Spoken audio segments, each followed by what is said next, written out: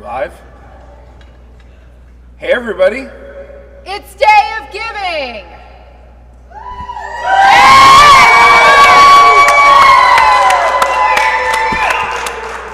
So welcome to Day of Giving 2025, 6th annual Day of Giving. I'm President Mike Davis, and I'm here with Ann Bolyard, President of the Fairmont State Foundation. Are you ready?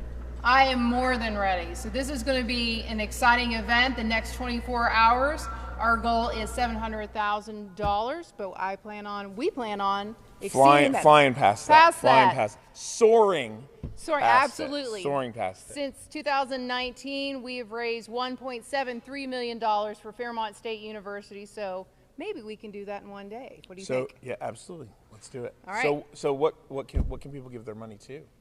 So whatever speaks to you. Everybody, Fairmont State University means something different to everybody. So whether it is a special program, academics, athletics, a student group, there's something for everybody and every affinity. So we look forward to seeing what everybody's interested in. So there's something for everybody. And we're going to be here for a 24-hour live stream. So this morning from now until 7 or so in the morning, you'll all be checking in periodically. Then we've got Good Morning Fairmont, and then programming all the way through until midnight. So when we pass when we're here in 24 hours. In 24 hours, and hopefully my voice holds up. I know it will. Yeah, absolutely. All right, so I think we're going to have our first guest come on up, and this will be somebody that everybody is familiar with. Who is it? Probably the biggest celebrity on campus. It is. The biggest celebrity on campus. Come on. Who is our celebrity reveal is? Come on up. Freddie. Freddie, are you ready for Day of Giving? Freddie, do you have a prediction of how much money we're going to make? All right. Okay. $1 million. Freddie said $1 million. So, Freddie, you've had a busy night. You were already at a basketball game, and now you're here, and you got 24 hours in you? Awesome. Great. All right. So this is our newly designed Freddie. We had a hatching earlier this year. And you can see this Freddie can change wardrobes wearing our Day of Giving shirt. Ready to go. Good choice, Freddie. Awesome. All right. Thanks, Freddie. We'll see you around. All right.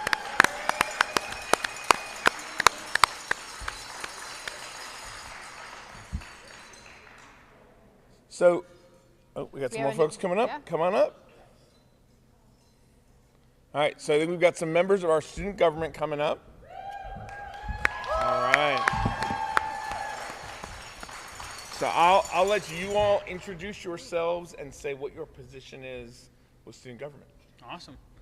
I'm Eli Dozer. I'm the president of student government. I'm Sophie Stewart. I'm the current vice president. I'm Emily Trivelette. I'm the current secretary. I'm Chelsea Burke. I'm the parliamentarian. And I'm Caitlin Vertz. I'm the treasurer. So student government has grown in the last year. It has. Talk about some of the things you've done to get students involved to help those numbers grow. Well, at the very beginning of the year, we try to put a big emphasis on recruiting. We tabled a lot, and we just try to put ourselves out there, have more of a face than we've had in the past few years. And it really worked. I think the very first semester, we had like 20 people join just like within the first like 5 weeks maybe, which is way more than we've ever got in like past 3-4 years. And they've stuck around.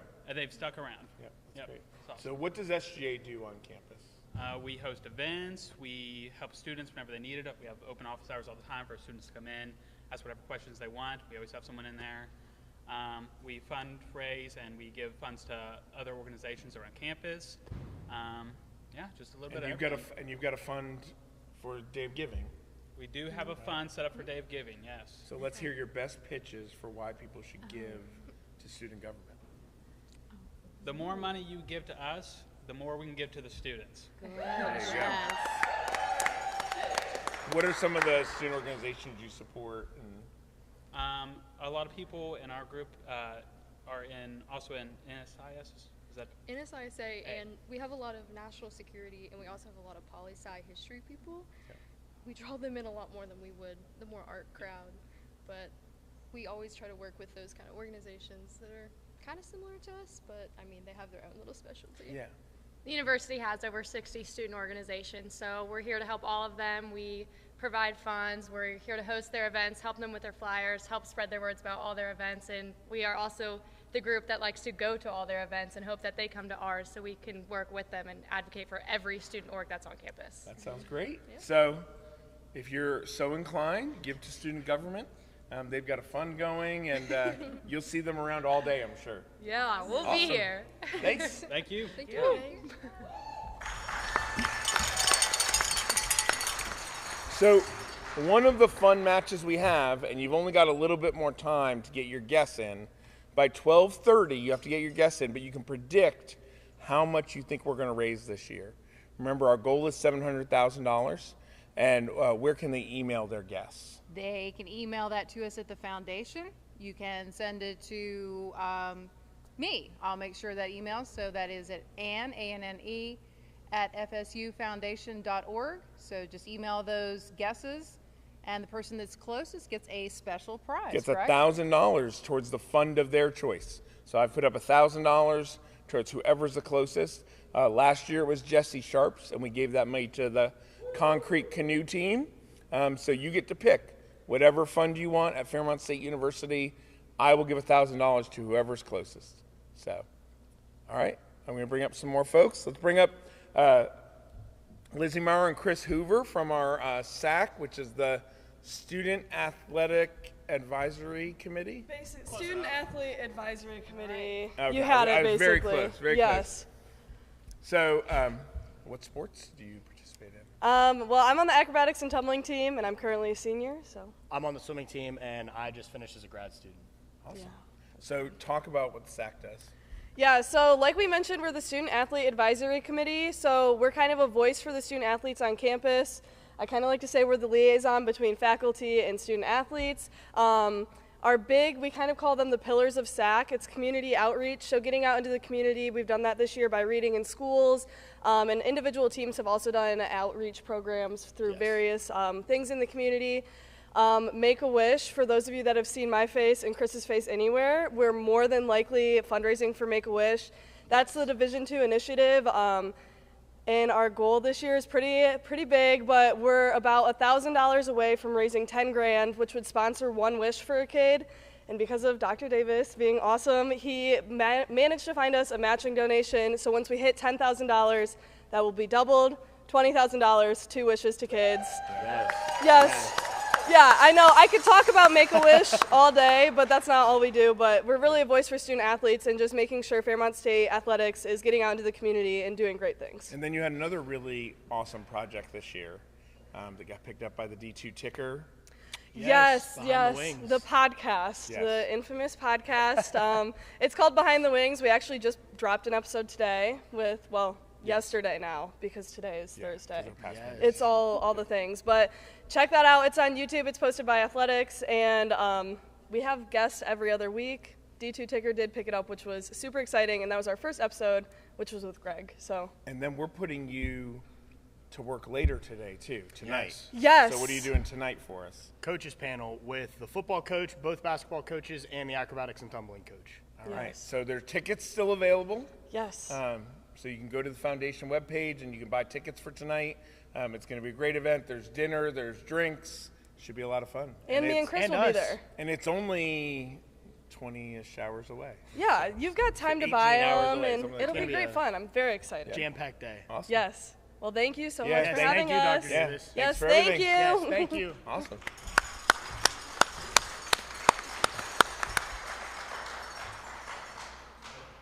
All right. So, can we see if we have donations coming in? Yes, we can. Probably what we should. Do you want a drum roll? Yeah, drum roll would be good. So we have already raised $50,593 from 220 donors. Yes. So we are off to a great start. Oh, and as I'm looking at it, it's going up. So is there a way to see? It shows on here who's been giving too. There right? we go.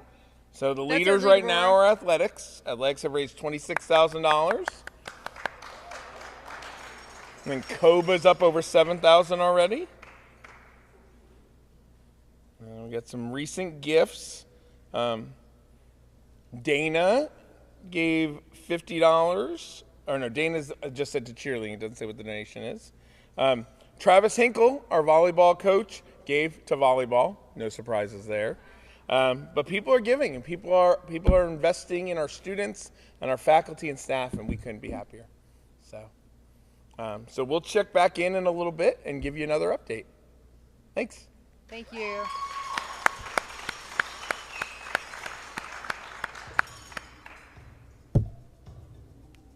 All right.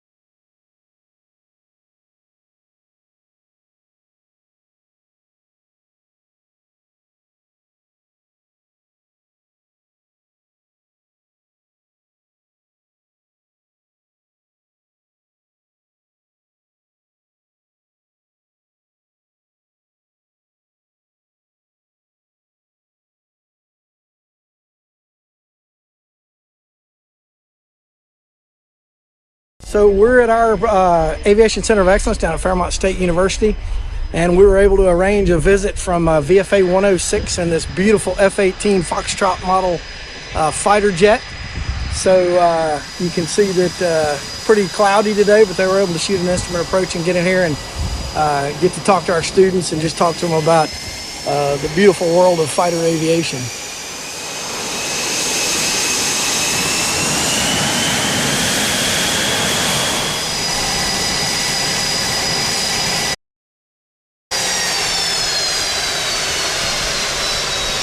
I'm Lieutenant Danny Hoagland. My call sign Shihadi.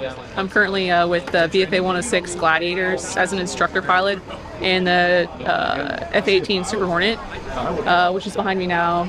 I joined the Navy in 2014, and like most people in my generation, I watched Top Gun when I was a kid. I thought that was pretty cool. So I thought planes were awesome, and I really wanted to fly one. I couldn't imagine if you talked to me in 2012 or when I was in college that the Navy would say that I could fly one of their airplanes. So I think it's really awesome what I do here. Obviously, I joined the Navy because that's what Tom Cruise said in the movie. That's why I wanted to be cool just like him. And obviously this isn't the only platform that the Navy flies, so it's pretty awesome that I get to fly off of aircraft carriers in a pointy-nosed gray airplane is something else, really. The way that I ended up choosing aviation, when I went to college I studied aerospace engineering. I didn't know what I wanted to do. I was 18 coming out of high school, and who knows, so I got the list from the guidance counselor for the local state universities on what I could study there, and I didn't know what to choose, so my technique was to look down the list and cross off anything that sounded boring.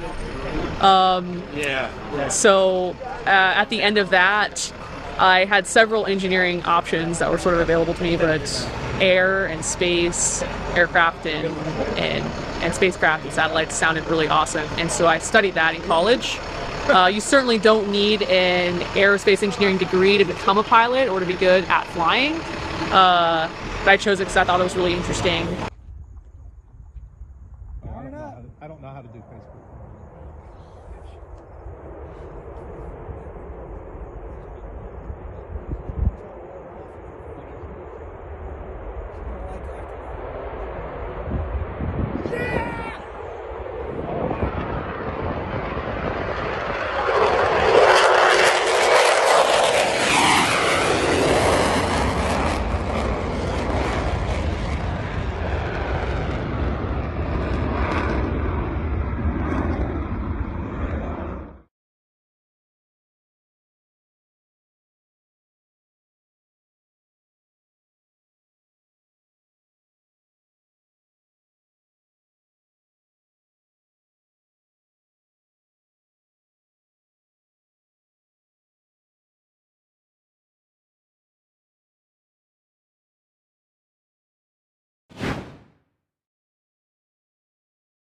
My father was a coal miner, and he was killed in the coal mines when I was 12 years old. My mother was a remarkable woman.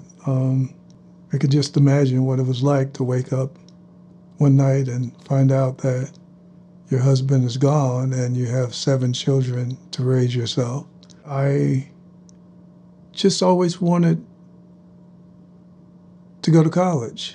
Not that anything was wrong with being a coal miner, but I think the traumatic loss of a father said, I really don't want to be a coal miner. I want to be something else. So I grew up really around the Ohio Valley that was filled with a lot of steel mill jobs. And that's what most of the families of the kids that I grew up with, their families worked in the steel mills. That was just our way of life. But I knew pretty early on that I wanted to go to college. My grandparents and my parents and everyone, they hadn't gone to university. No one had been to university in my family, but it was always sort of expected that I was going to be the first one to go to college. I remember coming home from school, and one of the first things in the evening, my grandma would sit down at the dinner table with me, and we would start doing flashcards for my homework, or spelling test the next day, or getting ready for chemistry and learning the periodic table. My dad owned a business, and my mother was a homemaker. And she was a good mom, but she knew nothing about education. And it was always a given that Rhonda was going to go to college. But no one could give Rhonda any direction about where to go or what to do, that kind of thing. I knew I wanted to go to college, and I knew my parents wanted me to go to college, and I wanted to go for them, and maybe a little more than I wanted to go for myself. As a first-generation college student, I had absolutely no idea what to expect. I just knew that I had some friends that were going to college here and that I was pretty much on my own. But I quickly found out that getting involved, and for me, that was in a sorority, right? And that was with playing sports, even through intramurals, that having that affinity group, having that support group, that was going to be my way to success. When I got here, I was frightened, felt overwhelmed. Did I do the right thing? And that first semester was scary. After that, I pledged a sorority. I became a cheerleader, and my world changed. I instantly got 60 sisters, and that were all there to help me. After my first year, then I became supportive for the group behind me. I was their support. It's kind of like a family here at Fairmont State. It's big enough that you can get a great education, but small enough that you don't get lost and overwhelmed by the experience of going to college. So Fairmont State was the right choice for me, as it had all the resources I needed, and it was so personalized. I never was in a classroom with more than a few dozen students. The professors knew your first name, and that was such a big difference. The opportunities that Fairmont State provides isn't confined to the small town, the local town. It provides a worldwide of opportunities, but with a personalized education. And that was so important to me, and it made such a big impact in my life and career. If you're a first-generation college student, just like I was, I can guarantee you that there are current students and future students, just like you, that are questioning their ability to go to Fairmont State or to go to any college. And I can guarantee you, if you choose Fairmont State, you're going to be surrounded by not just those current students and those future students that are just like you. You're going to be surrounded by past students just like me that overcame those barriers and called Fairmont State my home forever. For me, I can pitch it this way. Once I was finished, I was ready to start and do it all over again. It's the best it can be at Fairmont State. Hello, my name is Danielle Coutry, and I am the head acrobatics and tumbling coach here at Fairmont State University. We are really excited to celebrate the Day of Giving. We really use all of our donations that are given to us for travel, for team bonding, for scholarship purposes, as well as giving our student athletes the full experience of being a student athlete. So we just really appreciate any and every donation that's given to us. We have been able to purchase our brand new maroon mats within like the last 4 years due to donations from our donors and our sponsors, as well as our acro blocks and just new gear. Our athletes love gear. We're a Nike school, so they get really excited when we are able to purchase them some extras on the side. And it also has provided us numerous scholarship opportunities for our athletes. Being a D2 school, D2 program, we have to, fundraise, so it's been very beneficial to use the donors' donations to give scholarships. We have been able to, every time we go on a trip, we'll say spring break, to nationals, we try to include a really nice team bonding. Sometimes we go bowling, sometimes we go to a trampoline park. Any donation really is a huge contribution to our program, and we make sure that it's known that our donors are the reason why we can do those things. Hi, I'm Katie Cole. I'm a senior, and I'm a top and tumbler on the acrobatics and tumbling team. So I was a gymnast and cheerleader in high school, and I thought there weren't going to be a lot of opportunities for me outside of high school. And when I came here, it was so amazing because there's a group of girls who were in the same boat as me, and we all just work super hard and love what we do. And it's created such a good community for me throughout college. The Day of Giving is super important because it helps our team with travel, equipment, uniforms, that kind of stuff, which really benefits our program. I'm Lizzie Maurer. I'm a junior, and I'm a bass and tumbler. A&T has been a really big part of my life. I was a gymnast growing up, and A&T's really given me an opportunity to continue doing sports. It's just so amazing to see how this sport is growing and allowing women more opportunities throughout college, and specifically at Fairmont State. I'm from Michigan, so I never would have thought to come to West Virginia, and now that I'm here, I get to experience this beautiful school and this just area in general, and without acro, I wouldn't have been able to do that, so I'm just really thankful that acro's brought me here and brought me to Fairmont State, because my life would not be the same without it. Your donation can help us be able to travel. My freshman year, we were able to go to Oregon for nationals, and that was a really expensive trip, and without your guys' help, we wouldn't have been able to go, so we're really thankful for any donation at all, because it allows us to experience new things and grow our sport at Fairmont State. We truly can't thank our donors enough for what you have done for our program and continuously do for our program. It has helped pave the way for Fairmont State acrobatics and tumbling, and it will help us for the years to come. So thank you so much for all you do and continue to do to support our program as well as Fairmont State University. Thank you!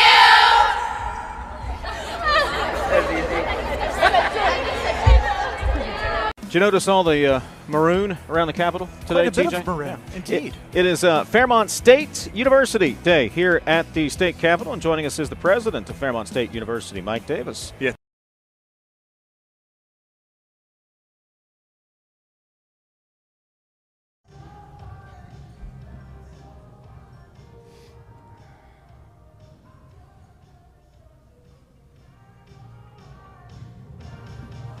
All right, we're back.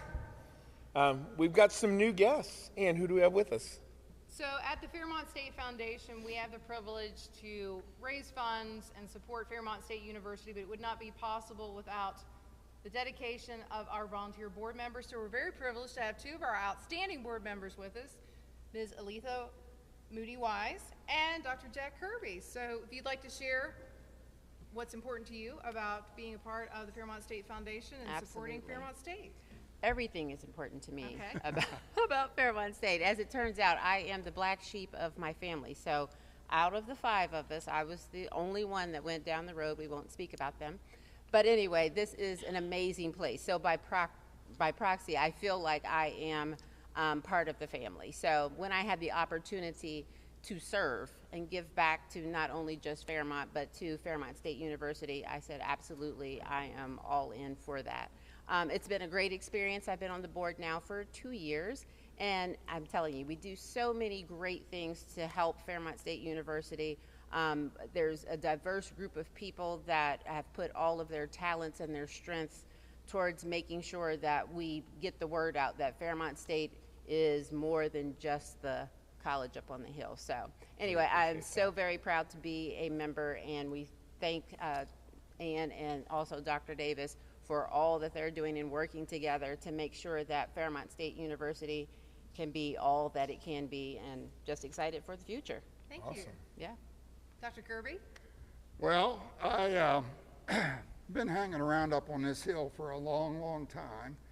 I am a retired faculty member and administrator here at the university. I retired in 2018. I guess retired is one word you can use for it. I like to remain active, and this is my first year with the foundation, and I'm so happy to be involved in trying to support this fine university. Got the wonderful faculty, wonderful athletic program, and students, just awesome student population, always has been. I enjoyed the face-to-face classes. I didn't enjoy the remote as much. I'm one of the face-to-face ones. I like to get to know my students, and it's wonderful when I speak to them again years later. And since I've been around for so long, I'm older than dirt. When did you arrive on campus? I don't remember. That's been 87, 90. I don't know. In the late 80s, early 90s. It's changed a little bit since, yeah, since it you got Oh, here. yeah. The campus, the whole structure of this building wasn't here. The dining hall was up on this little hillside, and you know, the nickel was down that way, and nothing compared to this wonderful facility that we have here. But you don't get facilities like this. Absolutely. You don't get the campus, you know, activities and buildings and structure without people supporting the institution. Absolutely. And so that's why I'm so glad to be a part of the foundation board, making donations and helping others discover how important it is to support this institution as well. So, yeah, I'm still hanging around.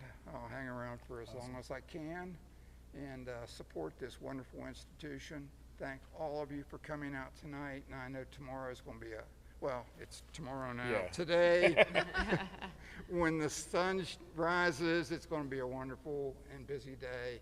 Absolutely. And I think we're going to exceed our goal. Fly past, soar past it. Soar past it. Thank you. Awesome. Yep, thank you. Thank you so much. You're welcome. Yep. Thank you. Thank you. All right. Awesome. I think now we're going to have the student workers from the Office of the President come on up. All right.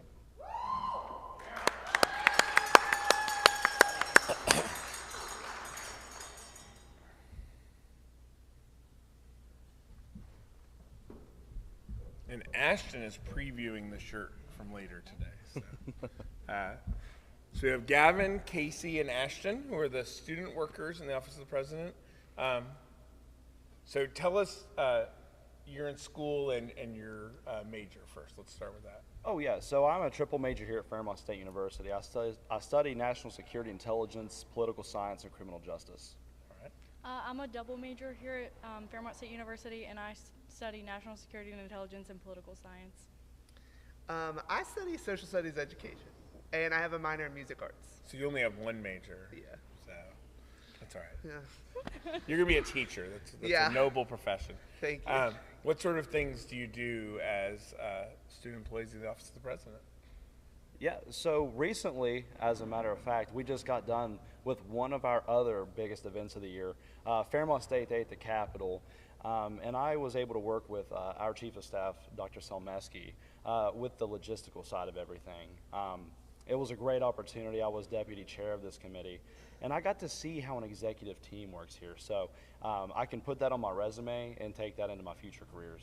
That's awesome. I can say here in the President's Office, we definitely all work as a team to collaborate with the community, to network with people in the state, and just on campus in general. We have a great time. We plan and execute all the events that come from President Mike Davis, and we all have a great time. We're like a big family here. So, I would say that a lot of it is, for us specifically, is promotion and like social media content creation, which is super fun. We have a lot of fun. You should go check us out. Our Instagram is FSU_President Davis, where all we do is promote things that are happening on campus, specifically out of our office. And then setting up for big things like this is probably the most fun that we get to have, is just getting the vision out there for you guys to see and to celebrate with us all of our accomplishments. And when this event ends at midnight, you don't get to rest because we have another event on Saturday. What's happening on Saturday? Oh my gosh, we're showing Wicked for free for the community. I love Wicked. We all love Wicked. So you should come. Cold Bake, 7 p.m. 7 p.m. Free popcorn, Saturday. cotton candy. Free popcorn, free cotton candy. Oh, yeah. It'll be a great time. It will. Awesome. Well, so what funds are you most interested in today? Ooh. So as a matter of fact, I'm the secretary of our National Security Intelligence Student Association. We love to bring in speakers from some of our federal agencies. And, you know, we love to feed students when they arrive, because, you know, someone like me showing up to an event with food, that really helps, you know. And it's extremely engaging, you know, whenever you are listening to a speaker and you have some food. So it's nice. So that's what we're looking to do with some of our funds, and do some fun giveaways. We're actually going to announce one very soon. Awesome. The fun that I'm most looking forward to is definitely the COLA fund, because I am an NSI and poli-sci major, and I just think it's a great program that needs to continue to build and grow here at Fairmont State University. Awesome. I am so excited to see what you, the viewers and donators, can do for the performing arts, specifically the marching band. I'm a member of the wind ensemble here. I play tenor sax, and I am also a member of the color guard. I was the co-captain for color guard this fall, so I'm really excited to see what you guys can do for us. We need new equipment, new instruments, all types of things to be successful and carry music through the community of Fairmont. Awesome. One last question. What makes Fairmont State great? Ooh, okay. So I've preached this, and I'll preach it again. Our size and our locations, those two things make us a great place. You know, we're located between two great cities, and we're the friendly city, so I'm a little biased there. So I love Fairmont, but also our classroom size. It is extremely engaging. You know, I can create relationships with a lot of our professors and our faculty and staff. You know, it's wonderful. It is, and it makes it a lot easier to learn in the classroom. Awesome. I want to stem directly off of Ashton and say that I just think we have a wonderful community. We partner a lot, as I said before, with state legislators, with people in our city, with students, faculty, staff, everybody, and I think just everything that brings us together really makes us a university, and yeah. Awesome. I think it is so awesome how advocated we as students are, like here by our faculty, by our staff. I've never seen a group of people who are educators and who make a university run care so much for their students and also for their community, the greater community of Fairmont. It is so awesome to see the advocacy that is poured into every single one of the students, no matter where they're from, who they are, what they've done, or what they're going to do. Every person on this campus cares for one another. Awesome. Well, thank you all very much, and thanks for everything you do for our office every day. I couldn't do it without you. So thanks. Thank you for having us. Awesome.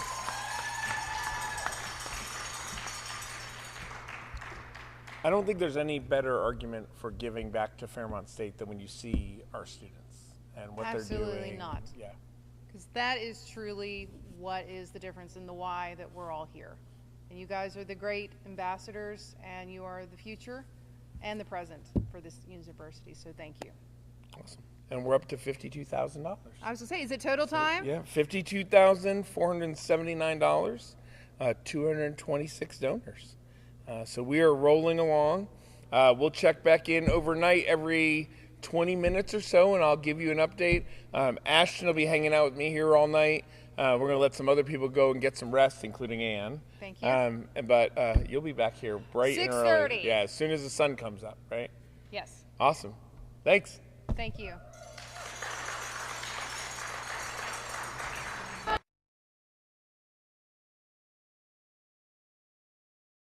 Did you notice all the maroon around the Capitol today, Quite a bit TJ? of maroon, indeed. It is Fairmont State University Day here at the State Capitol, and joining us is the president of Fairmont State University, Mike Davis. Yeah, thanks Mike, for having me on. I appreciate really appreciate stopping by. it. Having fun? Having a great time, yeah. Anytime I get to hang out with 160 of my closest friends, it's a good day.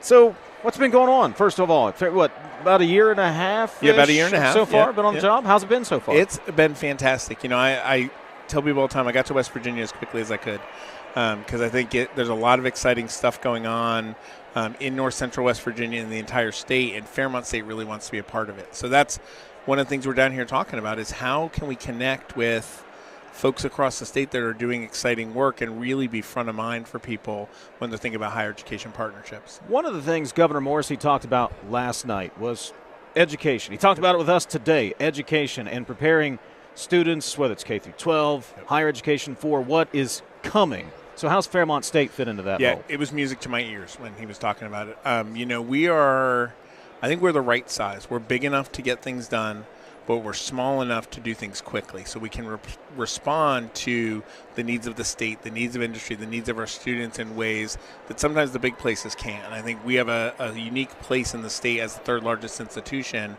where we can start to build some programs that really meet industry where they are and meet the state needs where they are. One of the things we're looking at is things like tourism programs and things like that where we know there's a need in the state and we can build those up pretty quickly. You're a state school, so you've got state school resources, but you've got a small environment, which I think students would like. Talk about that. Yeah, and our admissions team talks about this all the time. We're a public school, but we have a private school feel. Mm-hmm. With our facilities, with our programs, with the care that our faculty and staff have for our students, it doesn't feel like a big public. It feels like a private. It feels like a family. So our students really are cared for. They have lots of connection points. Which we talk about a lot, So I think that's hopefully how we attract those students. That type of culture, I would think, allows you to become part of the community. Absolutely. And I've said this from the day I interviewed. I didn't come to Fairmont State to be a president of a university. I came to help build a community. So it's not just the community on Fairmont State's campus, but it's the community in the city of Fairmont, Marion and Harrison counties, the entire state. We've got to start to build that community together because Fairmont State can't succeed unless all of the community around it is successful, and I think vice versa. I think it's harder for those areas to succeed if Fairmont State's not contributing. Explain the Access Scholarship, because we're seeing more and more colleges take this approach. What's your version? Yep. So our cap is a little higher than other people, so we'll catch a broader range of students. So ours is $70,000 total family income, and you live in the state of West Virginia, and you get no tuition. And we were able to do it mostly using existing scholarship resources. We had to kick in a little bit more, but it was mostly moving around some existing scholarship resources. I know there's a conversation nationally that not everyone needs to go to college, and I don't disagree with that, but I think no one should be denied access to college because they can't afford it. So changing this or adding this Access Scholarship means that nobody can say, I can't afford to go to school, and that's why I'm not going. And you hear that. You hear that maybe it's an excuse, maybe it's not, but you hear that in West Virginia. Well, yeah. I can't afford And you've taken steps, WVU, Marshall have taken steps that's not a barrier or should not be a barrier. And I'll say part of the problem is the way the national media covers higher education. Because if you look at the New York Times, Washington Post, these big places, they talk all the time about $400,000 degrees. You could come to Fairmont State for the rest of your life for $400,000, right? Don't tempt me. Right? Come on. The average Fairmont State student graduates with minimal debt. Right, and then the difference between a high school diploma and a college degree in the state of West Virginia is $1.8 million over the course of your career. So if you graduate with $8,000 in debt, that's an easy investment you should be willing to make in yourself. I look across the way, I see Middle College. Yep. That's our foster program. So we just launched Middle College 2.0, which will start next fall. And what that's doing is there'll be some students who are in a residential facility run by KVC, which is our foster education partner. And then we're actually expanding it to be available to anybody who's currently in the foster system, who's a junior or senior in high school. They come to Fairmont State at no cost. And they get their high school equivalency and their associate's degree at the same time in 2 years, and then hopefully continue on to get a 4-year degree with us. What a great program, because 6,000 kids, a little more than 6,000 kids, I think is the count. It fluctuates in foster care. We talk about the chance that we owe them, and we do. We have to take care of them. What a great program to do that. I think the statistic is the average student who graduates who was in foster care, and a lot of them don't graduate from high school, but the average one who graduates goes to like 17 schools. Right? 17 schools in 13 years of school is unsustainable. And anybody who's ever started a new school knows how hard it is to start each time. So we're at least going to give them that stability for their last 2 years and help them get through. And because they're doing that on a college campus, when it's time for them to go on and finish their degree, they already know they can do it. They've already been taking college classes. The graduation rate from college for kids who've been in foster care is criminally low, and we have to fix that. But you think about the ripples, and you think about a life-changing legacy. You capture that one, and then how many more do you capture? Yeah, That's awesome. It's social mobility. It's fighting the opioid crisis, right? Exactly. And we know that each time you attain higher levels of education, it decreases the chances that you're going to have those sort of experiences, right? You're going to get a good job, and you're going to pass that on to your children. It's awesome.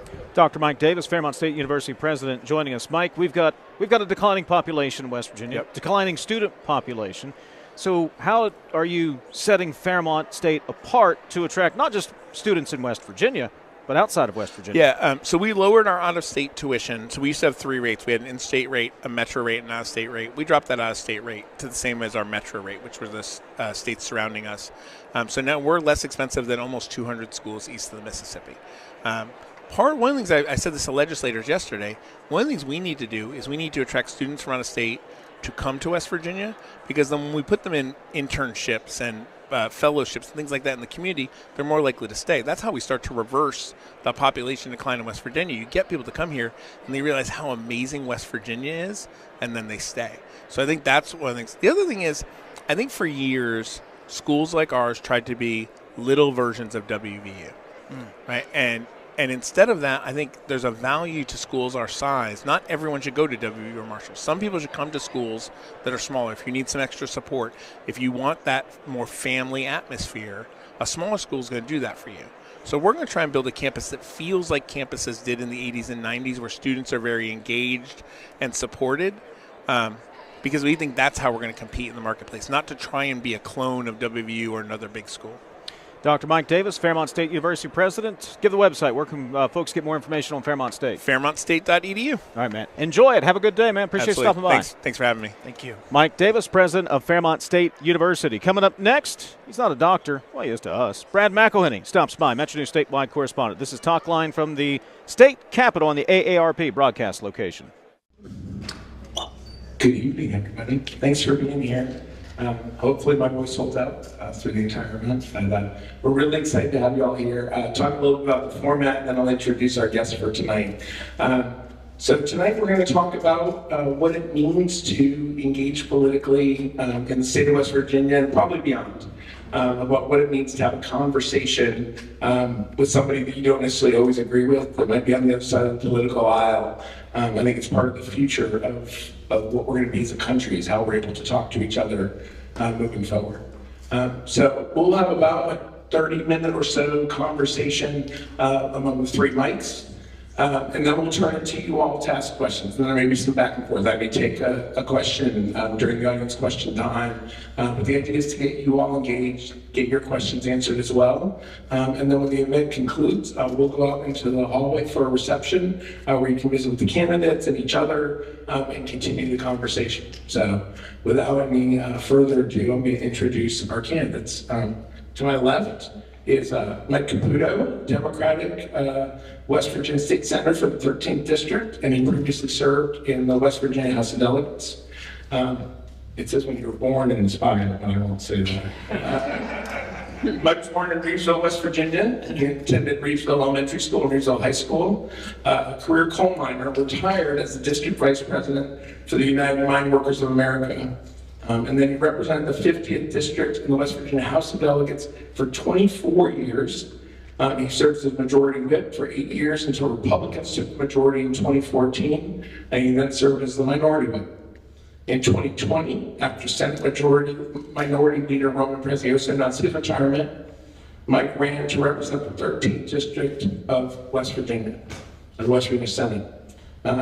He's done that until this year when he's announcing his retirement and stepping aside, and we'll talk a little bit about what Mike's going to do next to change West Virginia for the better. So, Mike, thanks for joining us. My pleasure.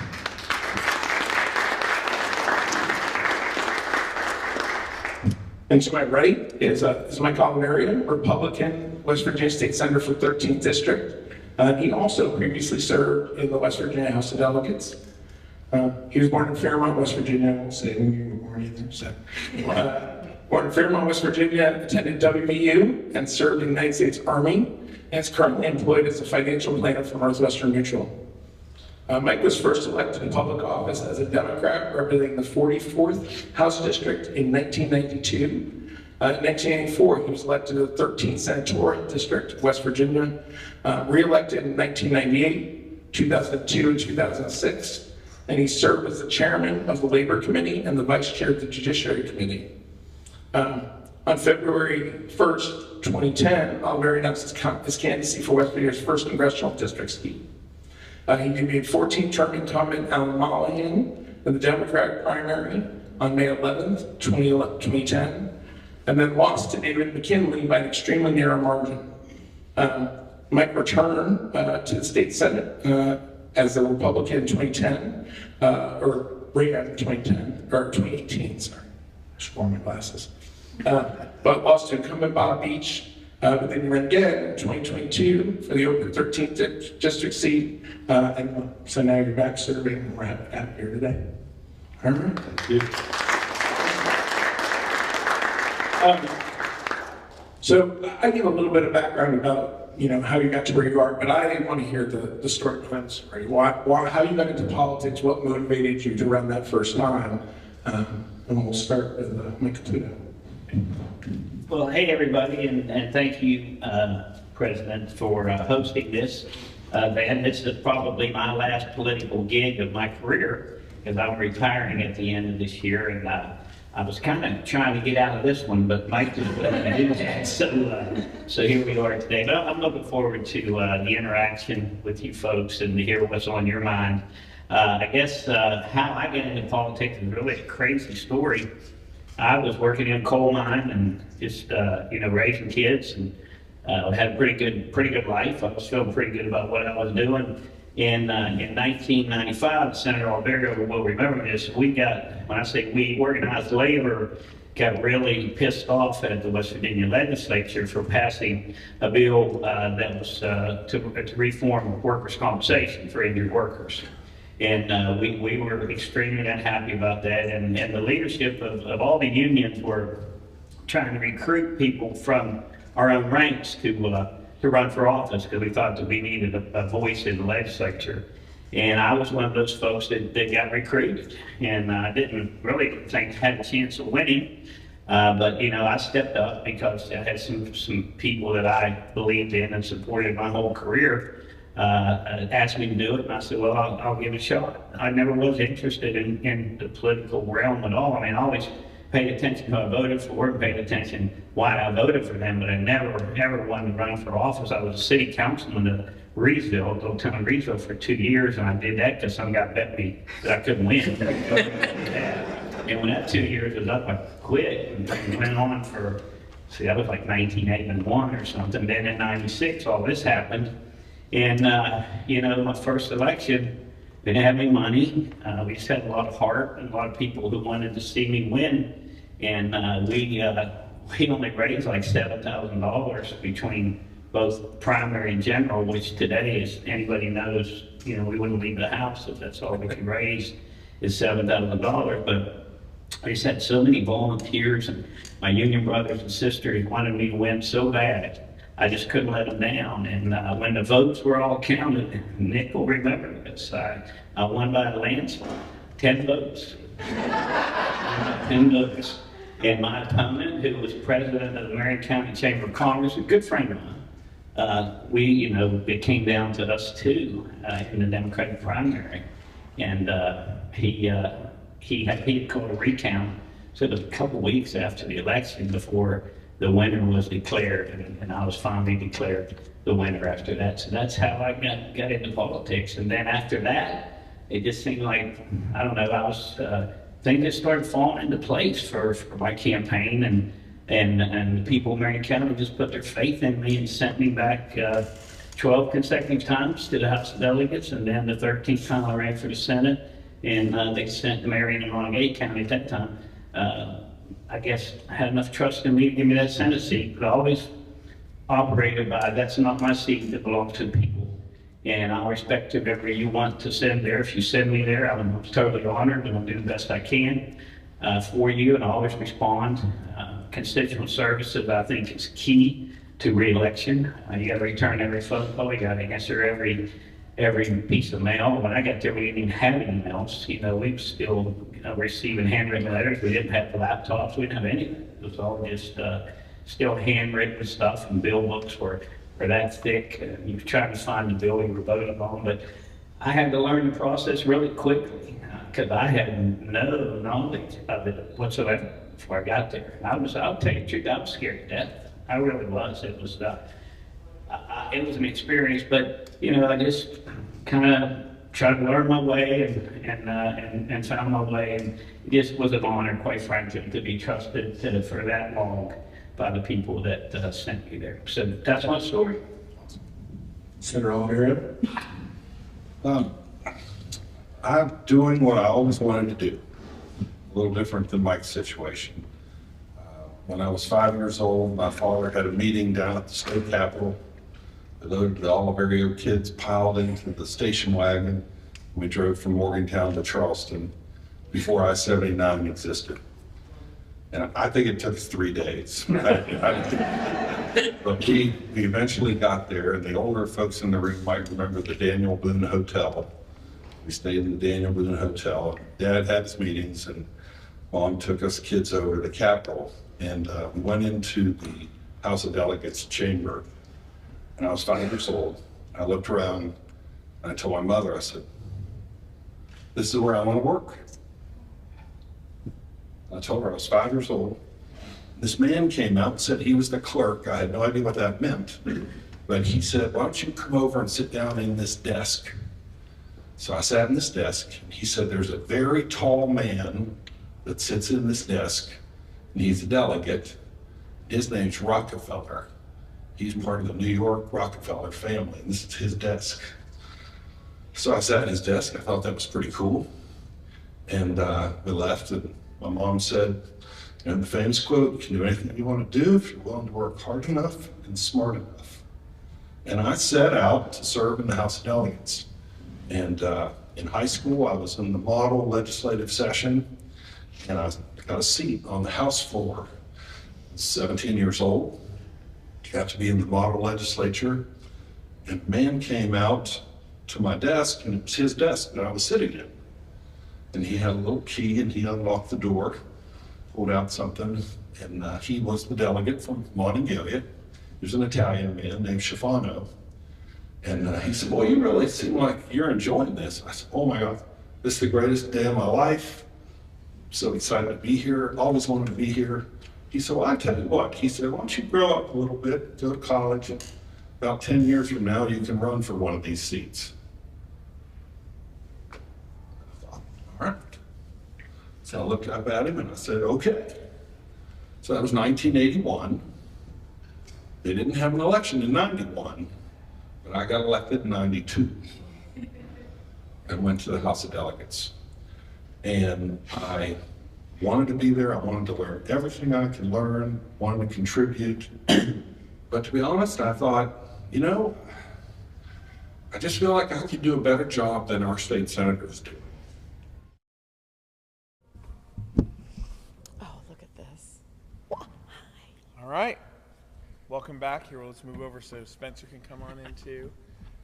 We got a lot of people here this time. So I'm joined by my friends from Student Affairs. Now, let's go through and introduce yourselves. Tell us who you are and what you do. All right. I'm Jana Bredesen. I'm the Vice President of Student Affairs. I'm Luke. I'm the Assistant Vice President for Housing and Student Wellness. I'm Spencer, and I'm the Assistant Vice President for Student Engagement and Activities. So for people who don't know, aren't familiar with the behind the scenes part of higher ed, how would you describe Student Affairs? What does Student Affairs do? I would describe Student Affairs as almost everything outside of the classroom to support the students inside the classroom. Would really be a simplified version of it. What would you guys say? Yeah, it's just that wraparound service, kind of gets you the experience, that student life, that campus life, just trying to make a different experience outside the classroom. I think it's one of the best kept secrets in higher ed too. None of us went to school to be a student affairs professional, but we all landed here because student affairs affected our lives. So now we're here so we can try and help, our students in the same way that someone else helped us. That's exactly right. So Luke, you're relatively new. Yep, 3 weeks-ish. You make Jana look like she's been here for a while. Jana's also relatively new. So you oversee residence life, and the Student Health Center, a few other things too. How did you get involved in that area? It started out just when I was a student myself. I was part of the campus activities board and then became part of an RA. And then kind of a GA, graduate assistant position opened up in student affairs, and I took it and kind of got hooked on it. And 10 some years later, I'm still here. And here you are. And Spencer, you've been at Fairmont State for a while. A little bit, Yep. So talk about your path. So Spencer, you oversee student engagement, campus recreation, university unions, and a few other things too, career center. But talk about your career path? Yeah, so I actually ended up, I always say that Fairmont kind of saved my college career. I ended up here as a non-traditional, because I was a college dropout at one point. And I was one of those students that I could not work a full-time job and go to class. I could not handle it. And I think that's a thing that some people deal with. So what I did was I applied for a job actually in this building as in the campus rec department. I was a group fitness instructor. It was my first gig. And I loved it so much I just never left. I was a student employee here for several years, and then eventually when I finally graduated years later, I got my first full-time job here in the rec center, and just sort of the rest is history. And now we couldn't get rid of you if we tried. Yeah. And what's really exciting is later on today, Spencer's going to lead us in a group exercise. He is? Sure. Why out about not? Did you know that? 3 seconds ago. I did find out about 5 seconds ago. All right. We got to fill 24 hours of content. Right. So if you have an area of expertise, yeah, we're going to do some of this. A yoga class? Is that what you do, yoga? Yeah, absolutely. Yeah.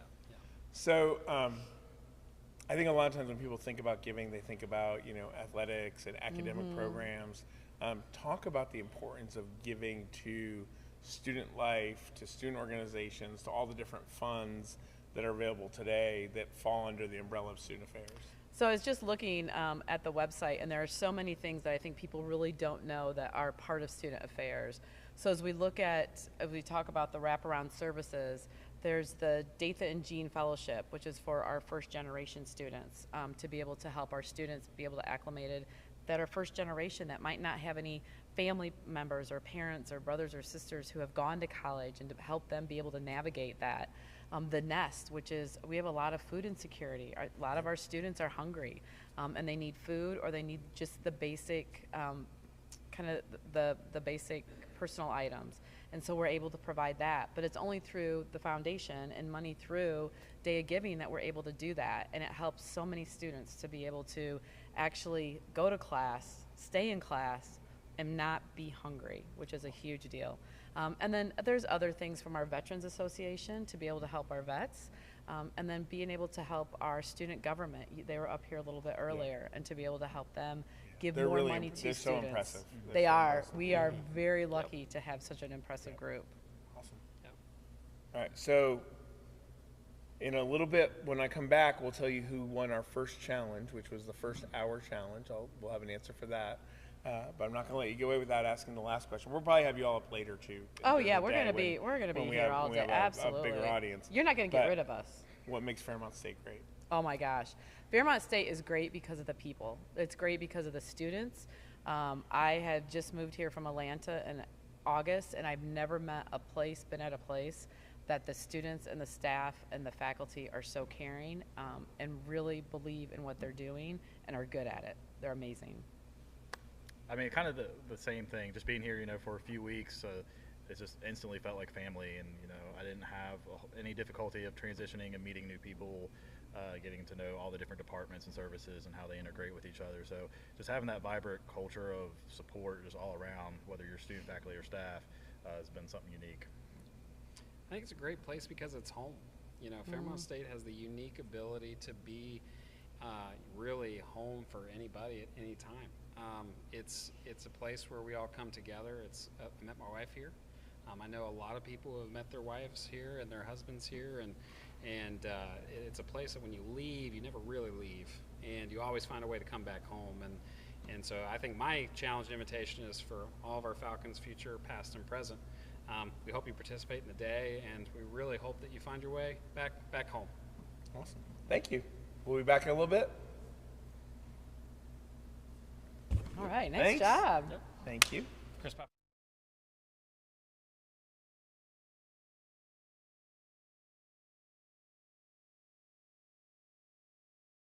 Tough race. I was a kid still. He was a grown man. I always say he was a husband, a father, and a grandfather. And I was a guy living in an apartment in Star City. But we won that race. And people trusted me, and I worked hard. And 4 years later, I came up for re-election, and I looked around, and there were no candidates, the primary or the general. It was people said, "You're doing a good job. We should keep you there." And so I served 16 years in the Senate. I got to the point where when people would come up to me to say hello, during their first sentence, I knew what they were coming to tell me. But I would be respectful, and I would listen, and I would explain to them why they wanted to happen, couldn't happen, or whatever. But I was just becoming a little bit bored with the service. I needed to do something more. I needed to do something different. And so I ran for Congress. And again, I felt like our congressman was doing some things well, but not doing some other things well that needed to be done. I felt like our congressman held a very influential place in the United States Congress, but I didn't feel like the money was coming for our roads and projects, things that we needed here. So I ran against a 28-year incumbent congressman. His father had served 20 years before him.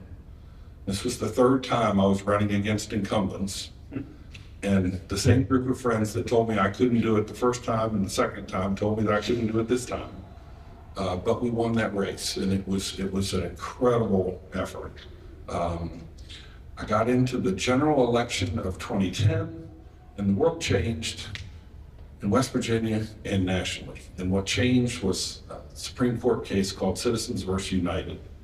And it opened up an enormous amount of campaign funding that poured into small rural districts like our district and played a big part in my race. And as a congressional Democratic candidate, 2010 became the worst year for congressional Democratic candidates in 90 years. And there I was, Democratic congressional candidate. And I got 49.6% of the vote. So it was close, but it was a tough defeat. And I stepped back from it. I I really believed in the end that God had a plan and God wanted me doing something else, and was really able to focus more as a father, help raise my kids more, be home more. I was worried about having to be away a lot in Washington if I had been elected. And with that time, got to coach my kids' teams and dance recitals and pageants and activities, and got to pick them up after school. And so in the end, I think I was a much better dad than I probably would have been had I been so far away. But when COVID hit, I wanted to get back into politics. So I ran in 2022. My first thing I thought I would do would run the senior center. Someone begged me to do that. So I was running a senior center as a board chair. We won the award for getting folks vaccinated and take home health issue stuff. We won some awards. We got some money from the governor's office. And I thought, well, I'll do something else. And I coached high school basketball for a year, and that was fun. But it was really missing politics, and that's what prompted me to run again in 22. And like Senator Caputo, I won that election in 2022 by a landslide. I think it's 153 votes in a district of 110,000 people. But it was enough, and went back to work and have thoroughly enjoyed being back in the Senate. It's an interesting perspective of having served as a 31-year-old in the state Senate and now serving as a 61-year-old. It's a different perspective, different place in your life.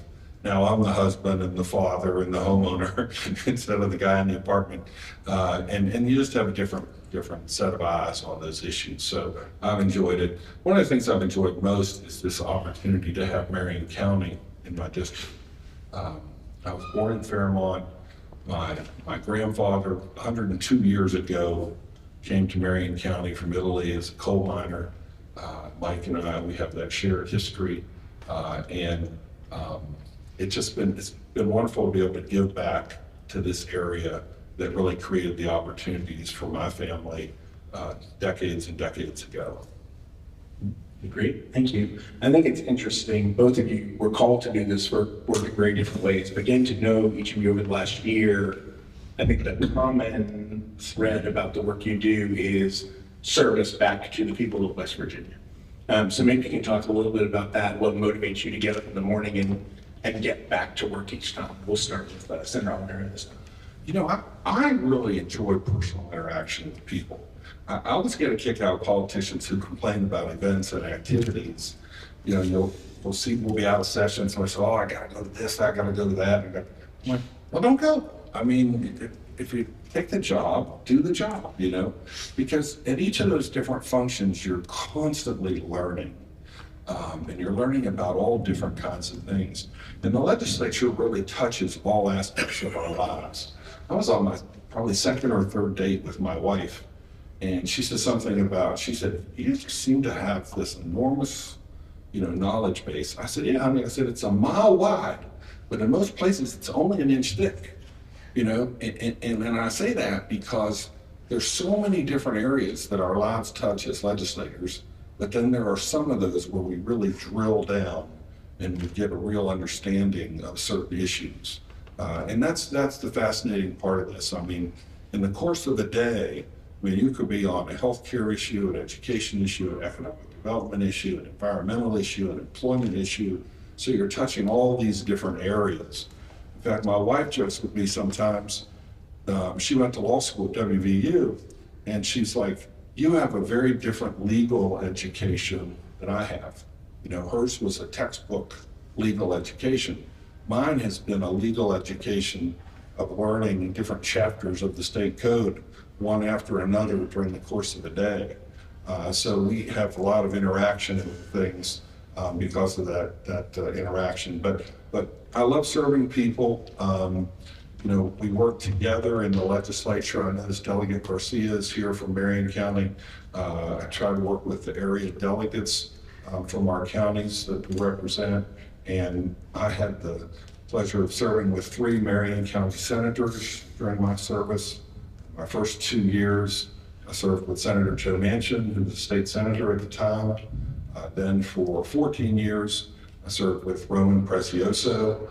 Roman and I had a great relationship. We would talk a lot about the bills. we really made an effort, when we could, we made an effort to vote the same way on each bill, because we really felt like to do otherwise, we were canceling out Marion County and Montague County's voice. So we thought, can we both vote together on this bill? Is this a bill that we think is bad enough for our area that we both should vote no on it? And we tried to educate each other. The other thing we tried to do was there were 13 committees in the Senate, and we would take turns. One of us would take 7 committees, the other one would take 6. And so between us, we were on every committee. So when we would come to a community event like this, if you stood up and had a question about a bill, one of us was on the committee that was dealing with that bill. So that was really neat. And then when I returned to the Senate, Senator Caputo was there in his final 2 years, and we got a chance to serve together, and we have enjoyed working together. He's been good to point out to me projects in Marion County that have been important to the people and needed help, because I was out of politics for 12 years. He's been good to point those things out, and we've been able to work together on a variety of projects. Great. Senator Caputo. Okay, I just want to begin by saying Mike and I do have a great working relationship. I've truly enjoyed the last 2 years serving with Mike, and his political career is so intriguing, and where he, how he got into politics versus how I got into politics. But, the one regret that I have is that I didn't run for state senate way before I did. Mike may not want to hear that, because I would have had to run against Senator Prezioso, who that's the reason I didn't run. I just didn't feel like I wanted to run against him as an incumbent. I thought about it one time. I even polled it and did very well in the poll, but then I just backed off at the last minute. I wish I could have served the people of Marion Montague County in the Senate for 12 years rather than just 4 years or something. But that's why road and bridge and life goes on. But I just think that it was kind of a calling for me, for lack of a better term. I was always, I don't have any higher education whatsoever. I went into the coal mine shortly out of high school, and I'm proud of that. I graduated from the School of Hard Knocks, as people say, and I just had a passion for people. I served on the grievance committee at the coal mine and handled grievances for people, and stood up for safety concerns, and stood up to management when others just really didn't have the courage to do so, quite frankly. So I moved up through the ranks at my union, and took a job with the International Union, and retired as one of the international vice presidents from the mine workers. So it just always was about serving people for me. I just like to help people. Legislation comes and goes all the time, and we do battle. It seems like it might be a bloodbath on the floor. Yeah, that's good stuff, and we're setting policy, but I really like when someone calls me up with a state problem, and I can find a way to help them through that. That's always been the greatest feeling for me, when someone is hit a wall in state government and couldn't get anywhere, and needed some help through something. And as you're there a long time, and Senator Oliveira will attest to this, you meet more people when you make more connections in those agencies. And you can get a lot of things done that way. So for me, it's just always been passion, and that's what I talked about earlier, was constituent services. I always like to think it was maybe my good looks that got me elected for 13 straight elections, but the truth of the matter is I really believe it was my constituent services that got me re-elected every time, because I return every phone call, I answer every email, I talk to people on the streets, I attend every function that I'm invited to. And the hardest thing to do, if you've ever served in one of these positions, I know Delegate Garcia and Senator Oliveira can attest to this, is to call someone up when you disagree with them.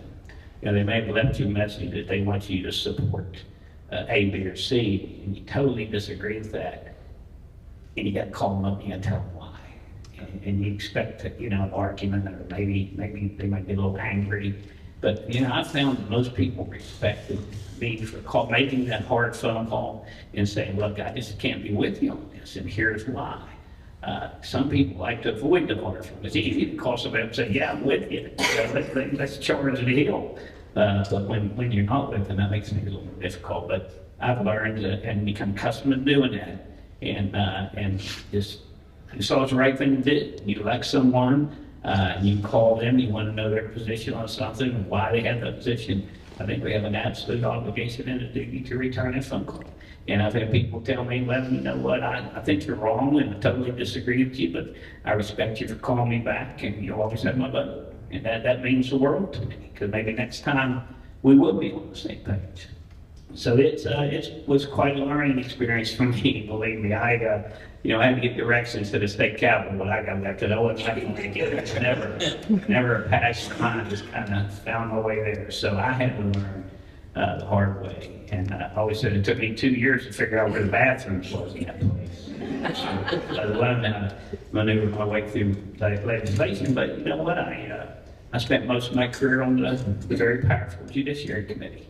And I always pride myself with arguing with the attorneys on the committee and try to hold my own with those guys and gals, because that's where everything happened. It was the Finance Committee or the Judiciary Committee. And most of my career was in the House of Delegates. And then when I went to the Senate, I was fortunate enough to be put on the Judiciary Committee and served my entire 4 years on the Judiciary Committee. So it's a passion for people. That's great. And you mentioned going to battle. Right, I think what we see a lot of times, certainly in national politics, but also at the state level, is it feels like a war, right? It feels like Democrats or Republicans aren't supposed to talk to each other, aren't supposed to get along. You two can be in the same room with each other. You can talk to each other. You are friends. I think you describe yourselves that way. How does that happen in a world where I don't feel like that's rewarded politically? Well, you got to have the will to do it. Mike and I aren't afraid to have a conversation and try to figure out where we need to be for an issue. And we don't vote alike all the time. I mean, there's a lot of times we part ways, but we have that discussion and it's civil. And we just move on and move to the next agenda item. And that's the way I was raised in the legislature. That's the way I wish the legislature was today. I don't think it's that way anymore. I kind of describe it as the junior high dance. If you go to a bar, the Republicans are on one side and the Democrats are on the other side. Nobody wants to go ask the other person to dance. Everybody's scared to death. And it was never like that, but it's becoming more and more divisive and extreme on both sides, to be fair. On both sides, to be fair. And I just wish we would come more to the middle. That's one of the reasons I'm kind of ending my career, to be honest with you. I just feel like we're just not doing what we need to do and getting in the room and trying to the art of compromise, especially when you work for a labor union. You better learn how to compromise, because you're not going to get everything you want. If you have to negotiate a contract, you better learn how to compromise. If you have to settle a grievance, you better learn how to compromise. If not, you're going to be on the losing end of that almost every time. And I just feel like a lot of that has left the body that I serve in now. But when you have a super majority, as the Republicans have now, I get how that happens. I really do. I mean, there's only 10 Democrats in the House of Delegates and 90 Republicans. They really don't need to talk to Democrats and find compromise. They have 90 members.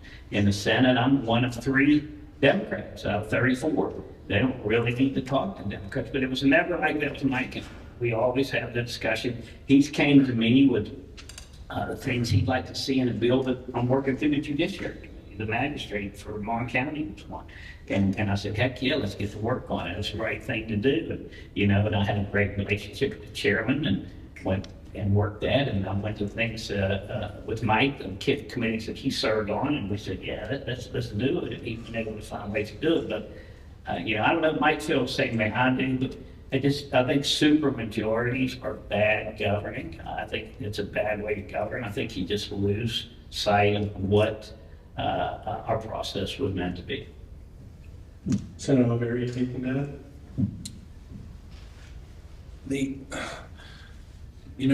The legislature changed a lot from when we were first elected to now. And a lot of those changes occurred while I was out. And what I mean by that is, when the legislature overnight reached a point where the Senate was 18 to 16, that triggers a lot of new issues. When it's 20 to 14 or 22 to 12, you know, that the partisan politics is not as strict. When it's 18 to 16, if that majority, whoever it be, Democrats or Republicans, wants to get anything done, they've got to hold on to every one of those 18 votes. And I think that makes for a difficult process. Most of the time that I served in the legislature from 1993 to 2011, I could probably count on both hands the number of partisan votes that occurred. And what I mean by that is the number of votes in which every Democrat voted one way and every Republican voted the other. It just really didn't occur that often. There were some folks maybe to the left of the Democrats, some on the far right of the Republicans, but there was this big group of people in the middle that really governed. And when they would drift over toward the Democratic idea, that would prevail, and they might drift over toward the Republican idea, and that would prevail. And then what eventually changed was these very close margins, and obviously the majority party, albeit very small majority, trying to hold on. And then it just snowballed. The Republican Party just picked up more and more seats. And one of the things that I sometimes mention is we have in West Virginia, and most states in the country have what's referred to as open meeting laws, okay, where meetings have to be open. You have to be able to see what's going on, see what their elected official or even appointed official, what they said. And you have to be able to see the minutes from the meeting. And one of the exceptions that exists in open meetings law is political party caucuses. And they don't meet that requirement. So, imagine yourself sitting in the legislature and somebody says, we probably ought to have an exception for party caucuses where those Democrats ought to be able to get in that room and talk, kind of come up with a plan without, a required transparency of an actual meeting. Same is true with the Republicans. But my guess is when legislators voted to give closed door, no transparency rules for party caucuses, they probably never envisioned that there would be 31 of the 34 members in one party. No one probably ever really thought that. Well, what if everybody in the legislature was of one party and they could get in the room and close the door, And so that is what has made this unique, a little bit different, obviously. And I think, not violating any rules, they're not doing anything wrong, but it has created a different aspect of the process, because when you get 31 people out of 34 in the room and you make a decision to do something, the other 3 people really are spectators at best. They can stand up and make a little bit of noise. But the plan, speaking as a military person, that you have mustered the forces. And the only thing the 3 can do is they can create bluster. So it's muster versus bluster. And with the numbers of 31, you can do anything you want to do on the floor. So you can suspend the Senate rules, you can suspend the Constitution, you can do anything, because those thresholds that were built into the rules were high levels, thinking you gotta have this many people to be able to suspend a constitutional rule. Well, all of a sudden you have that many people in that caucus. So it creates a unique situation. If it's used properly and effectively, maybe you can get some good things done. But it does, I think, create some questions for the public as to, hey, where's my senator? What are they really advocating for or against, and how's this process working? So it's a unique situation. And again, I'm not accusing anybody of wrongdoing. The rules are what they are. The law is what it is. But I often wonder if any one of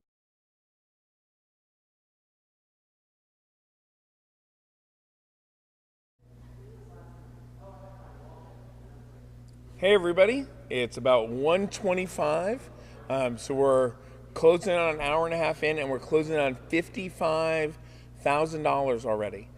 So one of the things you've been watching in the pre-recorded video is an event from our presidential speaker series. So when you support the Falcon Fund, which is one of the funds we have today, that supports things like the presidential speaker series. We got one coming up on April 3rd. That'll focus on the arts in West Virginia. And then at the end of April, beginning of May, we'll have an illusionist here as part of the Presidential Speaker Series. So when you give to the Falcon Fund, you support those kind of events. And the really exciting part is there's actually a match for the Falcon Fund. When we hit 20 donors to the Falcon Fund, there's a $2,000 match, and we're already 9 donors in. So 11 more donors, and we get that $2,000 to support awesome programming. So there's lots of matches out there. Please check out those matches, and I'll be back in a half hour or so to give you another update. Thanks. The rules are what they are. The law is what it is. But I often wonder if any one of us were sitting in the legislature when someone said that, if you ever in your mind thought 31 out of 34 would be of one party. That makes a lot of sense. So I've got one more question, then we'll let the audience ask some questions. I remember, I voted my first presidential election in 1992. I remember I was really excited to be voting in that election. When you look at surveys of people 18 to 25 now, they're not excited about politics. They're not excited to go vote for the first time. A lot of them don't want to get into politics, the stories you tell, or they don't want to get into public service.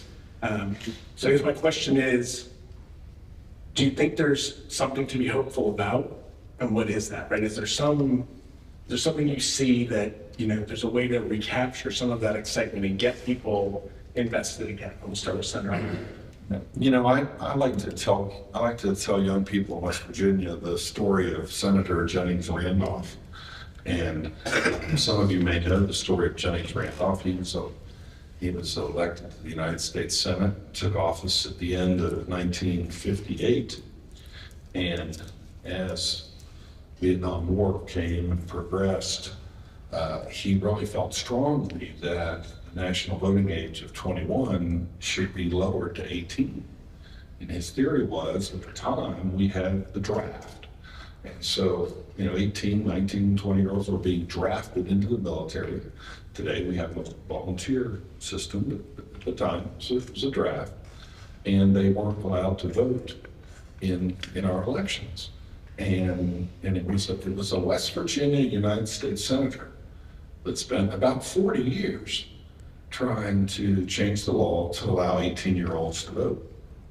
And I was telling the president earlier, one of his greatest disappointments in his life, in his later days, was that 18 and 19-year-olds had not gone to vote.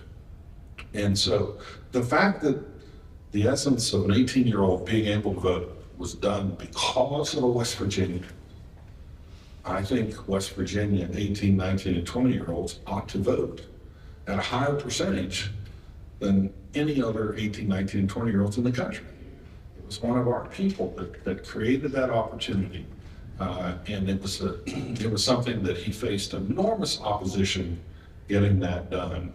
And so, I encourage people to vote. I was excited the first time I had an opportunity to vote.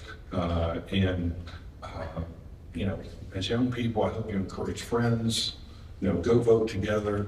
A couple of things I did to try to encourage young people to vote.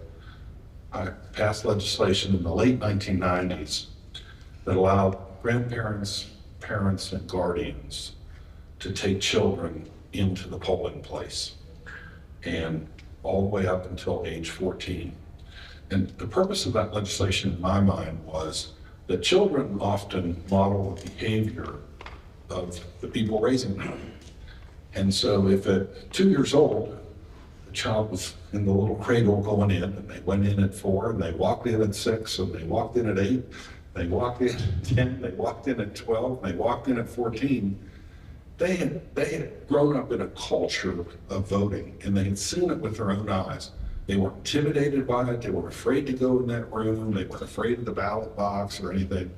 And so I sponsored that legislation to try to get young people to be exposed to the process. If you're a parent or grandparent or guardian, I hope you'll take a child with you. That's the whole purpose.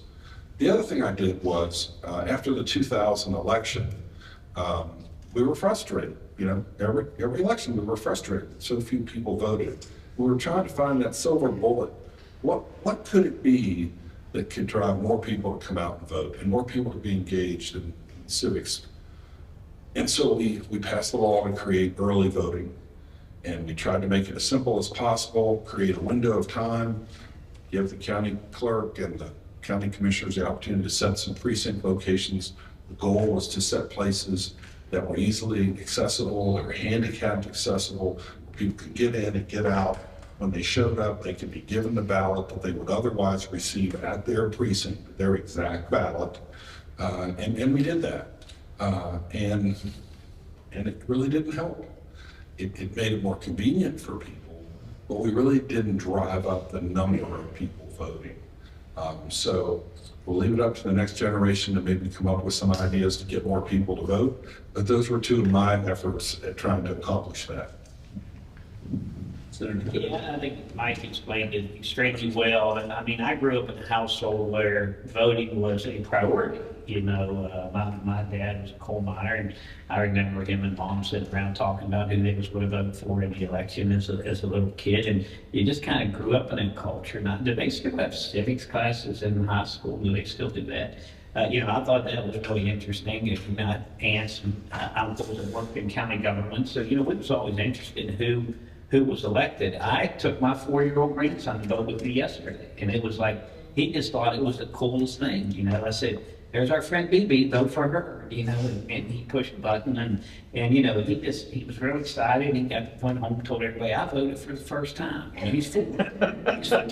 And so, you know, you gotta instill that in our youth, and you gotta make them excited about voting. You know, it's because it is, when, you know, if we get a 45 or 50% voter turnout, we're ready to do backflips through town.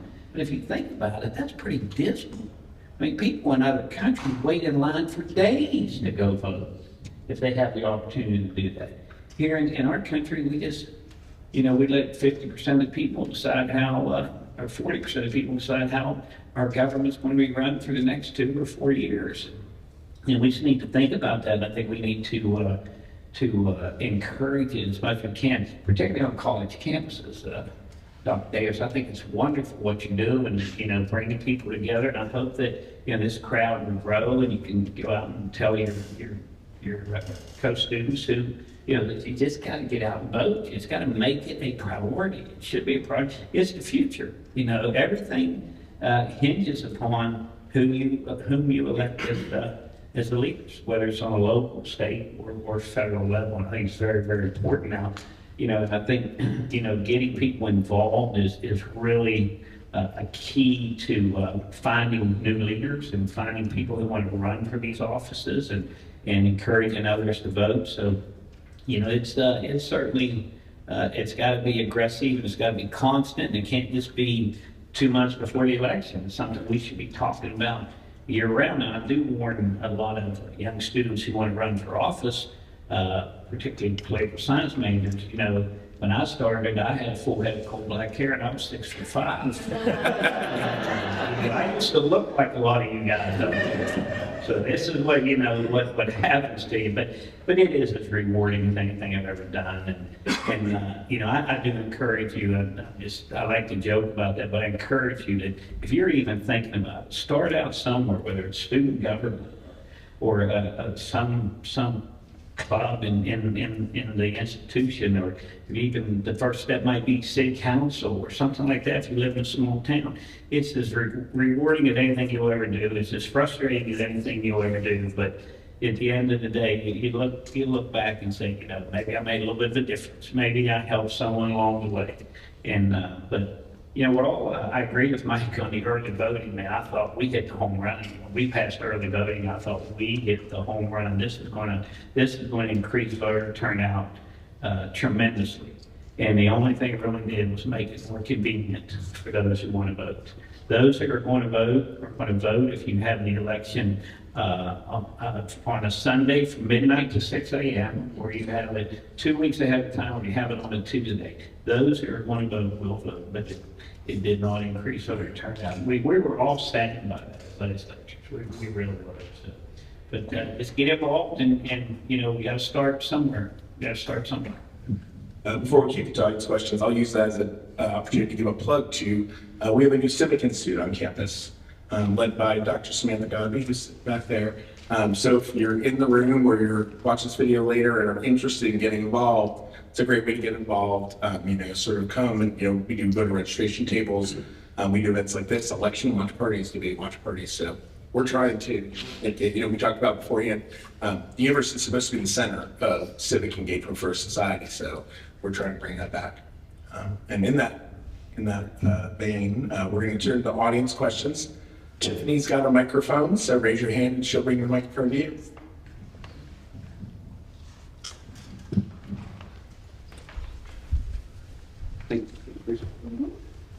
So, Dr. Davidson, you said our university should be the civic centers of our societies, and you know, Mike number one over here, little Mike. You know, you were talking about passing the early voting and being a great thing. It makes it more convenient for those who are going to vote.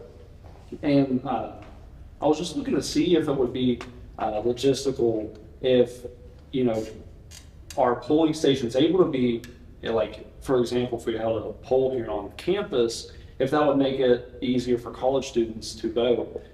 So for me, I'm going home directly after this to go vote in the morning, to go early vote. And I live a couple hours away, so it's kind of out of the way, and I'm having to miss some classes for this. So do you think that it would ever be possible to bring those here to our institute so college students, it's easier for us to vote? Well, if I remember correctly, and Mike could maybe help me out, I think the county clerk has a lot of flexibility. Does he live outside the county? What was that? Oh, are you talking about for you to vote? Even though you don't live in this county, is that what Yeah, I don't live in Marion County. I'm originally from Nicholas County. Okay, yeah, I don't know how, you know, how you could work through that. That would be very, very difficult. I'm not saying that something could be done, but I thought you were saying, like, could you have an early voting a precinct here on campus for those who live in Marion County so they can vote here? If that was the question, then the answer to that is I believe the county clerk could have the flexibility to look and do something like that. But as far as from another county, I don't know how you could set up, you know, voting machines that would represent 55 counties in one location. Yeah. I'm not saying it couldn't be done, but, you know, quickly thinking that would be. Yeah, no, it was just a logistical question. If it could ever be, you know. And that would be great. Yeah. Now, you could vote absentee in your home county, and you simply request a ballot. They mail a ballot to you, you vote that ballot, you put it in an envelope, and then that envelope goes into another envelope. And on the outside envelope, this is very important, very important. The outside envelope has the markings of your name and information and everything. So you mail that back to Nicholas County, they receive it, they look at the outside envelope, have the information on there that they need. Then they tear that open and they take the inside envelope that has no markings on it and they put it in the ballot box. And they are not allowed to open that envelope until there are 10 or more ballots in that box.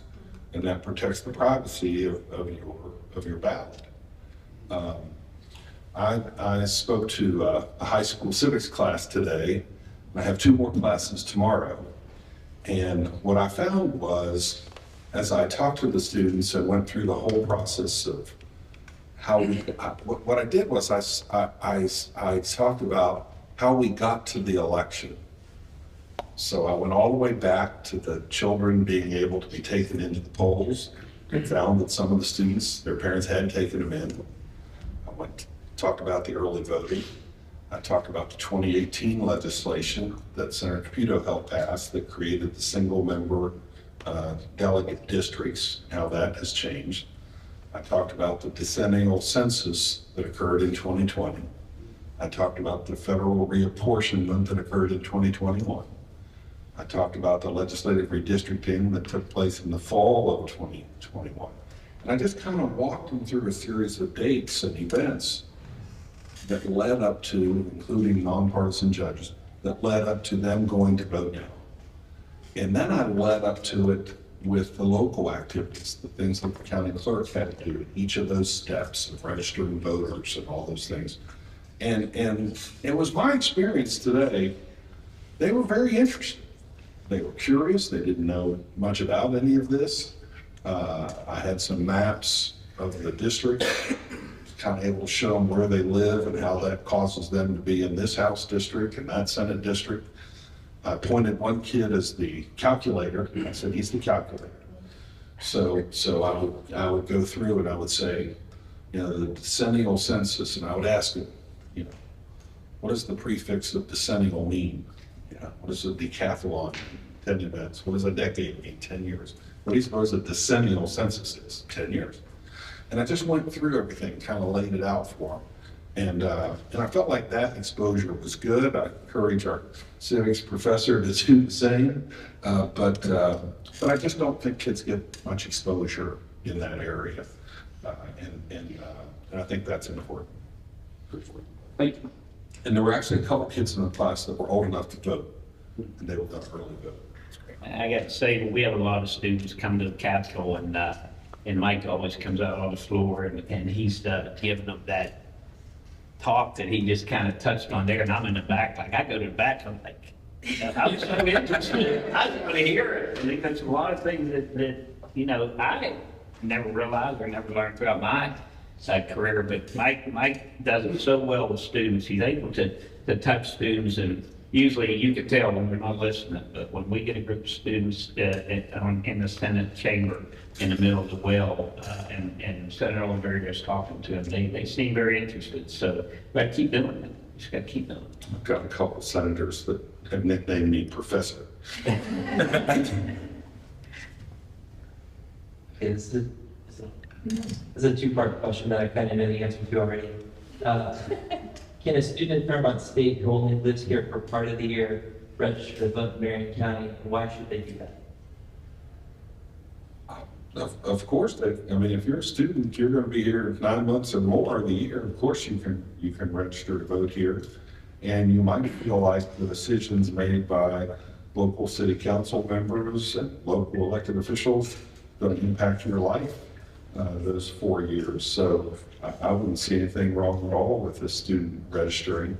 There have been a couple of times where some students have been cautioned not to do it in some cases where they were receiving financial aid from other states, and they were wanting to make sure that everything was checked off to kind of maintain their residency in Pennsylvania or everything. So there were a few times where some students were saying, hey, maybe you better not do that based on that particular grant program or something that you're involved with.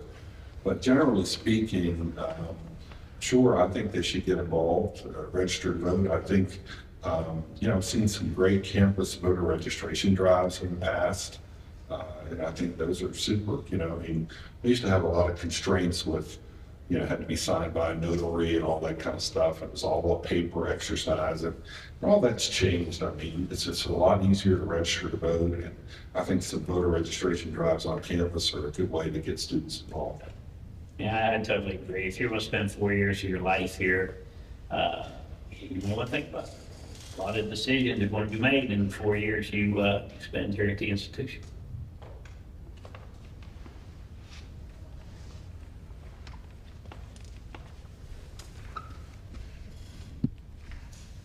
Gentlemen, thank you very much for speaking to the campus tonight.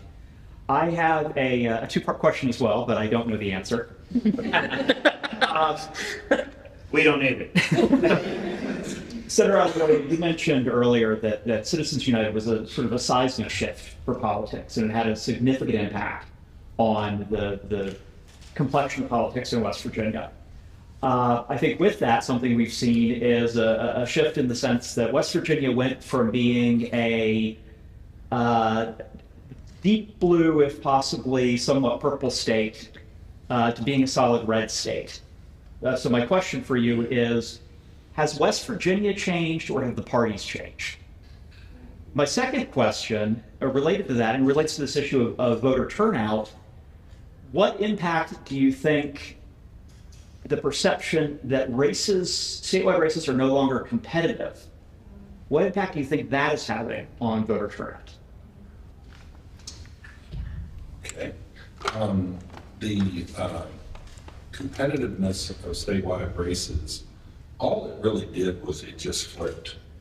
I mean, there were very competitive Democratic primaries for decades and decades in this state. And then that just in a period of a few elections just flipped, and all the competition then occurred in the Republican primary. You know, we really didn't have a lot of competitive Democrat versus Republican races in a lot of seats. Sometimes you'd have it in governor, but really in your Board of Public Works, your statewide offices, when the Democrats had the voter registration numbers, it was very rare that someone would break through. I remember Khalif Benedict one year broke through as agriculture commissioner, things like that. I mean, it was pretty rare. So really what has simply changed is our competitive races are occurring in the Republican primary now, as opposed to having previously occurred in the Democratic primary. And as to whether or not the state has changed or the parties have changed, I think both have changed to some degree, but I think the parties have changed much greater. And I'd ask you this, and we don't need necessarily, you know, let's just call it a blue party and a red party. Forget Democrat and Republican for a second with this analogy I want to offer. Let's just say that the blue party was in charge, and they looked at Florida and they said, you know what we should do down there? And the blue party was in charge in Washington and in Florida. You know what we should do down there? We should outlaw the growing of orange trees. We should outlaw the picking of oranges off the trees, and we should outlaw the sale of oranges. I don't know how long that leadership in that Florida state would stay the same color as the national. I think they would say, wait a minute, that's our biggest cash crop. That's who we identify with. That's how we fund our state. I think they might say, well, this doesn't make sense. And they might go the other direction. And I think in part that is some of what's happened here. I think our National Democratic Party has, you know, in the way that they have handled fossil fuels, both coal, natural gas, I think that has caused a lot of folks in West Virginia to say, hey, that's not us. And so that's part of that change, I think. But I offer the Florida example to just give some perspective of a different thought. Thanks. I think Citizens United was the worst thing that ever could have happened to politics. When corporations and unions, quite frankly, to be fair, the unions just don't have the money the corporation have, but can spend unlimited funds for a candidate or an issue, whatever the case may be, and don't even have to report where it came from, who the donors were, and can take corporate profits and do that. They can brand a state, or brand a party, I should say. And I think that's exactly what happened in West Virginia. And my take on this is when President Obama won in 2008, they found a way to brand the Democratic Party in West Virginia to be perceived as all being anti-fossil fuel. They ran ads against me, who was a coal miner his whole life. That's all I've ever known. That's how I fed my family, that I wanted to outlaw coal mining in West Virginia. Now that's absurd, but when you have enough money and you can brand someone, or you know, if you tell someone the same lie over and over, sooner or later they're going to start believing it. And I think that was when the Democratic Party took it down to a slide in West Virginia. I remember some billboards being put up right after President Obama won, who I supported, by the way. I'm not ashamed of that at all. I think we could always work together and find common ground. It was called Faces of Coal. And they sucked a lot of Democrats into that too, to say, like, you know, this administration is going to outlaw coal mining. They want to do away with your job. They want to depress West Virginia, where in fact, I think it was a long-term plan to paint all Democrats to be perceived as that. That's just my take, and I may be wrong about that. It's just my take. And it chipped away, chipped away, chipped away. Now because of those efforts, and it was a very masterful campaign. I mean, it sucks when you're on my side, but it was a masterful campaign. And now you see the majority says have done a total flip. Look, I served 28 years in the legislature. I really don't know one person I served with. I can't think of one that wasn't supportive of coal miners and what they've done for a living. Not one, Democrat or Republican. Some may have been a little more environmentally friendly than others, but I don't know if one wanted to put a coal miner to work. Not one. I believe in being a coal miner sometimes. I face political headwinds for this. I think let's face the future. I think we have to find cleaner, greener ways to burn our product. If we keep sticking our head in the sand and thinking that coal's always going to be king and coal's always going to come back, we're doing a disservice to our state. I'm doing a disservice to the members I represented, and I'm doing a disservice to the pensioners who are relying on that pension check every month to come in. We've got to find cleaner, greener ways to burn that product, but we're going to be out of the job, and there's going to be nothing left in West Virginia. Now, we just had an announcement yesterday that the United Mine Works of America and a battery manufacturer called Sparks has teamed up, and they're coming to West Virginia. They're going to use dislocated coal miners. We're going to train those dislocated coal miners, and we're going to teach them how to build these batteries.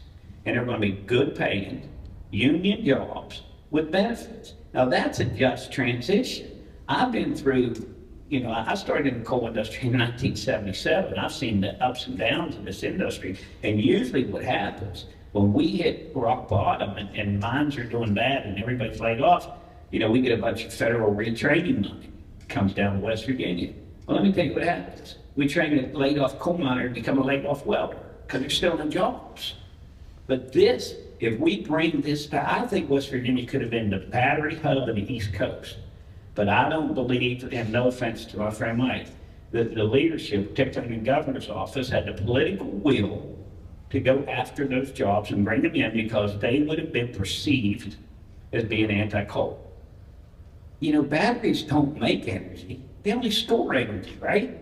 You got to get your head out of the sand and bring these jobs. I see my friend from the building trades back there, Morgan, he knows that if we bring these battery plants to West Virginia, his members will be building these plants. And our members will be working at it. Your sons and daughters will be working at it.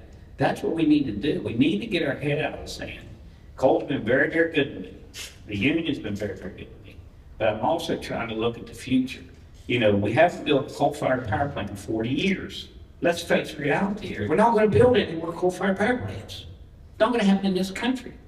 So we got to find a way to go to move forward with the and all of the above energy policy. I think coal will be a big part of that for a long, long time. I think we can maintain for a long, long time, but we got to get our heads out of the sand. And my members give me a lot of hell for taking that position because they paid my wages for a long, long time. But I can't be dishonest with you. I'm not going to sit here like some of the folks I serve with and stand on a mountaintop saying coal's going to come back someday. It's going to be stronger than ever. That's just reality of it. I just don't believe this way. I might have went a little too far with that. Yeah, one in the back.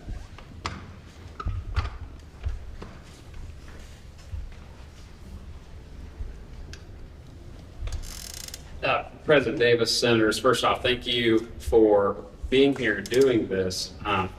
It feels that in a world where we have a hard time getting national candidates from across the aisle in the room together, we're doing it right here at Fairmont State. So great things are happening in Marion County, great things are happening in Fairmont State, so thank you both. I just have a question. Many young Americans feel that disagreements have become incredibly divisive. And this has led to personal attacks and isolation from those with differing views, especially when you're on one side versus the other. What message would you, Senators, convey to young voters who believe that disagreeing with someone implies that they're a bad person, rather than just having a difference of opinion? Thank you. start with that. And that's a great question because, you know, I've never hid my support for candidates and, you know, right now my support for Kamala. I catch a lot of hell on my Facebook page and things like that. But, you know, I just always come back to the real simple message. I respect your opinion. Why can't you respect mine? I mean, that's what this country's all about. You know, my dad fought in World War II. My uncles all fought in World War II. Folks fought in Vietnam and all across the seas to ensure us that's freedom. But if you disagree with someone, then you get combative about it. You know, one of my best friends in high school, I think I was sharing with Dr. Davis earlier. You know, I just posted a little thing about PEIA, and I thought that we didn't address it well enough in the legislature. And I wrote Republicans, elections have consequences. And that's all I said.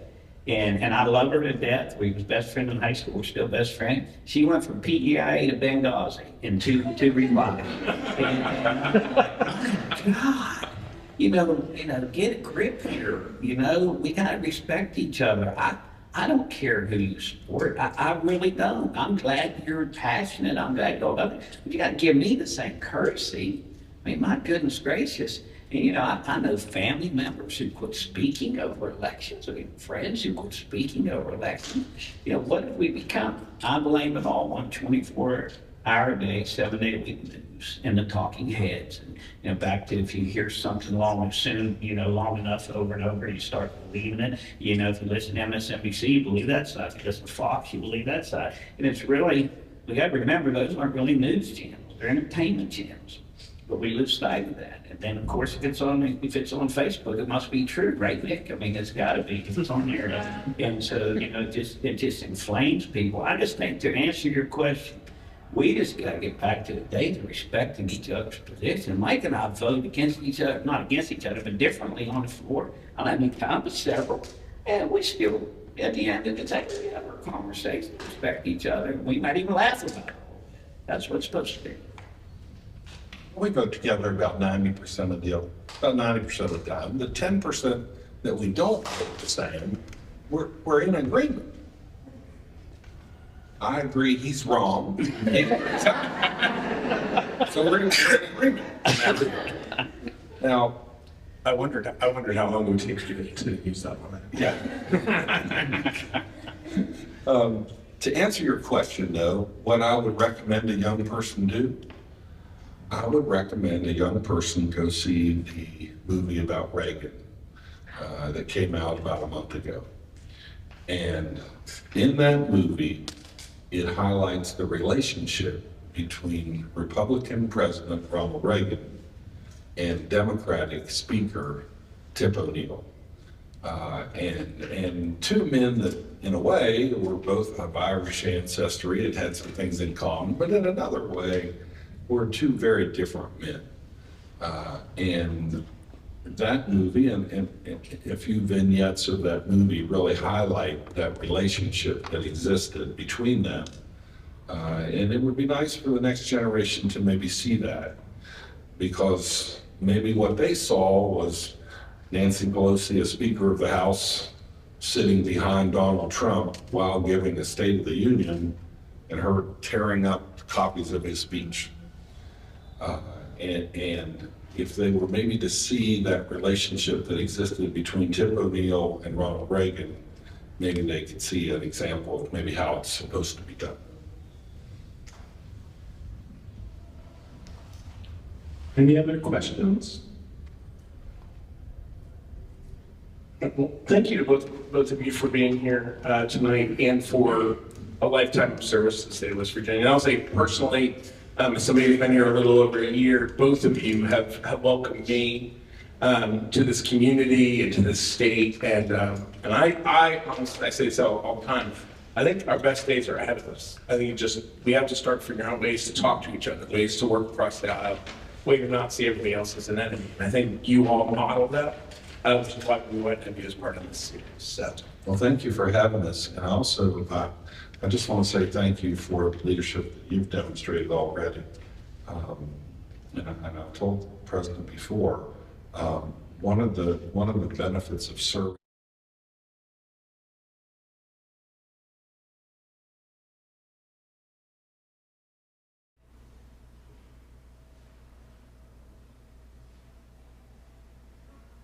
All right, it's 2 a.m. Hopefully there's still some of you out there following along. We're right up against $55,000, which means we're right on target for where we need to be.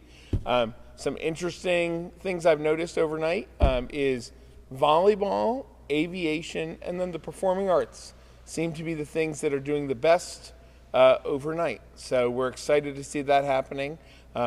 All of those have matches associated with them. So some of those matches have already been met. You can look online.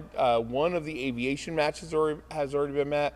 One of the athletics matches. So we're already starting to tick those off. It's really exciting. I'll be back in about a half hour to give you another update. Thanks.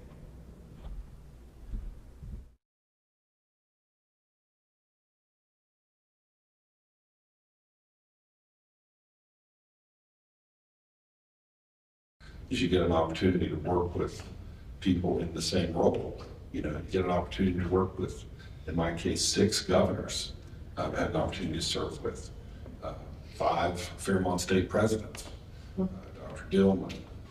Janet Didley-Eschbach, Dale Bradley, Tom Kreppel, you know, and just getting to see people come through these roles and trying to be that stabilizing force. You know, Nick Fantasia's here, and Nick served as mayor a long time. We joked that, you know, people were gonna come and go, we were gonna be here forever. And so we had to get along. We had to figure out how to solve problems. And with each new person that came in, they brought new ideas. And his new idea right out of the gate was the middle college, which I think is a fabulous idea. And President Brian came to the Capitol, said, hey, we need a little bit of money to make this thing work. And we met with the Senate President and the Senate leadership and said, we're for this. And even at the dedication, our Senate President came up from Charleston to be here. And so we're gonna be supportive. I wanna be that stabilizing force that can be relied upon day in and day out. Who can offer a perspective of the past, but hopefully a vision for the future. So I'm honored to be here tonight. Thank you. And I want to say thank you as well. I think the future of Fairmont State University is bright under your leadership and your leadership team. You are moving us forward, which is where we need to be. But most of all, I think our future is bright because of these young folks out here today. You guys came here because you're interested, obviously. Thought of a million other things you'd probably rather be doing, but you came here because you're interested. That means a lot. You know, let's plant the seed and let's try to grow this interest in public service and politics in our state to make it a big part of this campus. Let's start something here that, you know, maybe campuses all across the state will want to want you to be the model for. And I think that's something we can do. That's the goal. And I think it's something, regardless of what side of the political aisle, we can agree with. So this is my signing die of my political career, right? You might be able to find something for you to do. I'm not running for mayor of Reedsville, but my wife said no. All right, well, nobody leaves Fairmont State without some branded materials. So we've got some gifts for both of you. And then we invite everybody to join the senators and everybody else out in the lobby for reception. Thank you very much.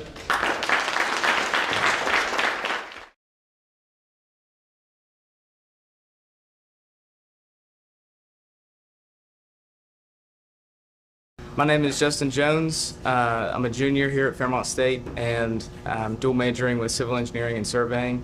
And my role in ASCE is president. ASCE is the American Society of Civil Engineers, and it's a professional society that allows colleges to have student chapters. Our main mission or goal, you could say, is to spread awareness and just kind of put civil engineering out there. And then for our concrete canoe team, I am the head of hull design, so I'm the one that designed the hull of the canoe and made the CAD file for it so that we could get the form correct and make our canoe. So yeah, we make a concrete canoe and it does float. We use very lightweight aggregates and we put a lot of styrofoam up in the caps to help it keep above the water. During competition, we have to do a swamp test is what it's called, and we will completely submerge the canoe underwater, and it has to breach the surface within 2 minutes. If it doesn't breach the surface, then it doesn't pass, and it's like disqualified. Yeah. So what we got here is our concrete canoe, and we do this on one day. We pour the whole canoe on one single day. It's all a continuous pour.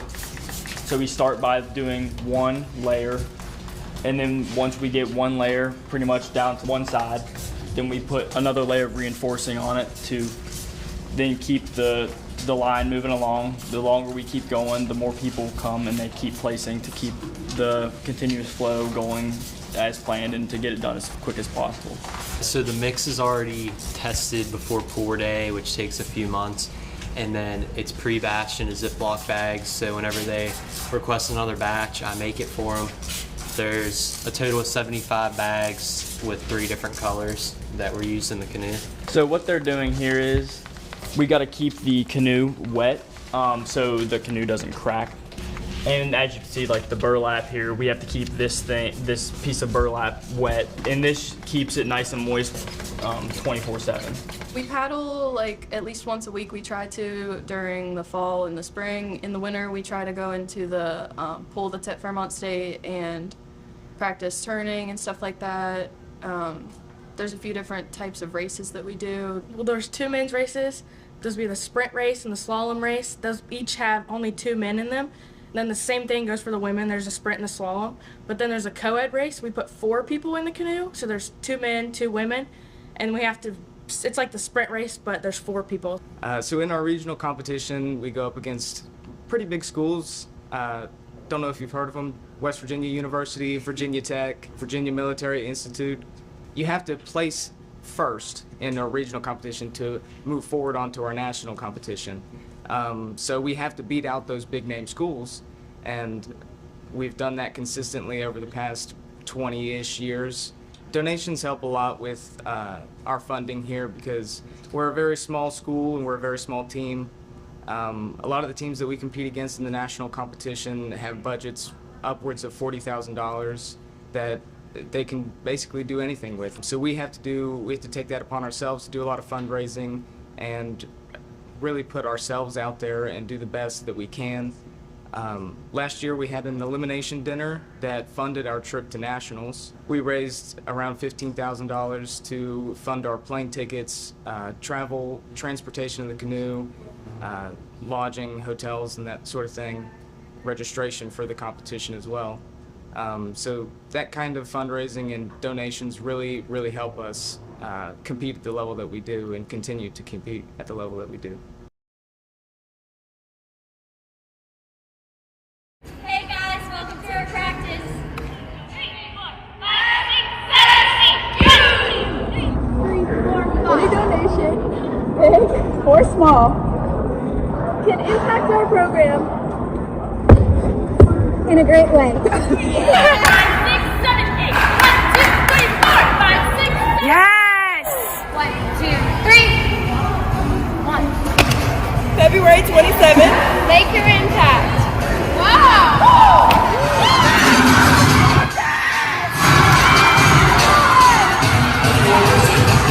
We appreciate your support. Go Falcons!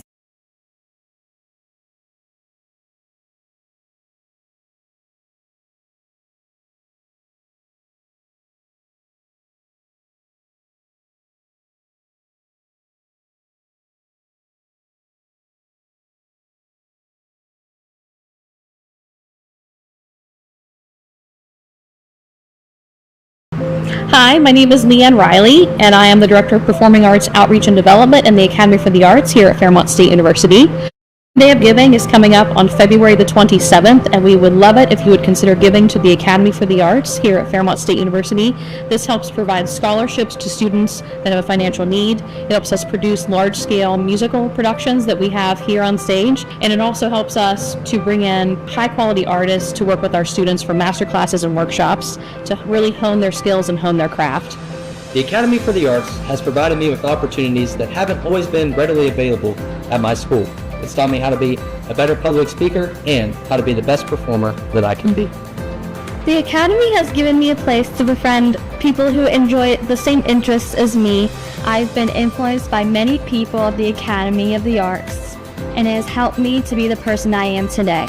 The Academy has been really great for me because I've had a ton of friendships that I will probably have forever. Taking voice lessons, guitar lessons, piano, dance classes here. It's just a lot of options. The arts means a lot to me because you get to freely express yourself and you don't get judged here. I'm so thankful for all the opportunities and friends I've made along the way with doing shows like Beauty and the Beast, Matilda, and The Sound of Music. The Academy for the Arts has allowed me to express myself in so many ways. It's allowed me to grow as a person. It has really shaped my personality and how bold I can be and being able to communicate with people better. I feel like I can take on more leadership roles now because I've gotten more confident with just talking to people. This has definitely helped me with social interactions. Please consider donating to help more kids like me learn in a helpful and supportive environment. Thank you. Thank you so much for considering the Academy for the Arts on Falcon Day of Giving. We greatly appreciate your gifts.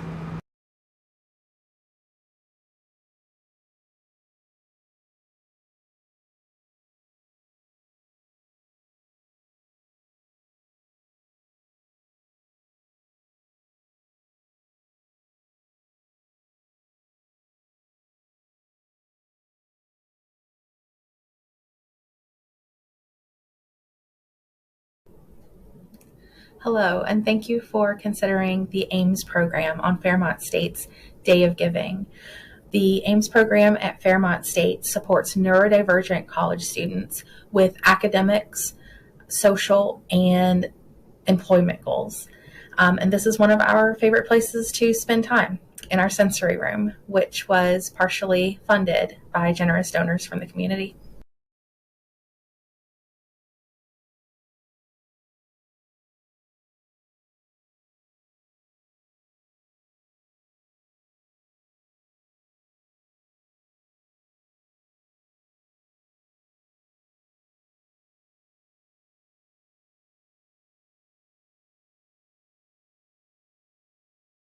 Falcon fans, this is Greg Vanberger, Athletic Director at Fairmont State.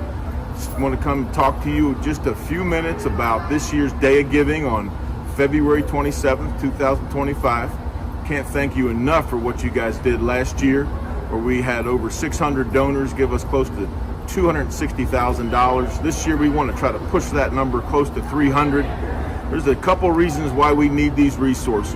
Number one, first and foremost, we need to do what we can to help our student athletes with athletic scholarships. This day and age in the NCAA, unfortunately, it's about paying your student athletes, and that's the way we can do it here at Fairmont State, is by helping them out with scholarships so they can extend their academic career and their athletic career. Extra resources allow us to do something special for our student athletes, whether it's a special trip or some special equipment that we just can't afford with our regular resources. It would be very, very helpful. So hopefully you show up on February 27th to help us with our Day of Giving. We're real excited about it, and thank you so much for all your support in the past and also in the future. Go Falcons!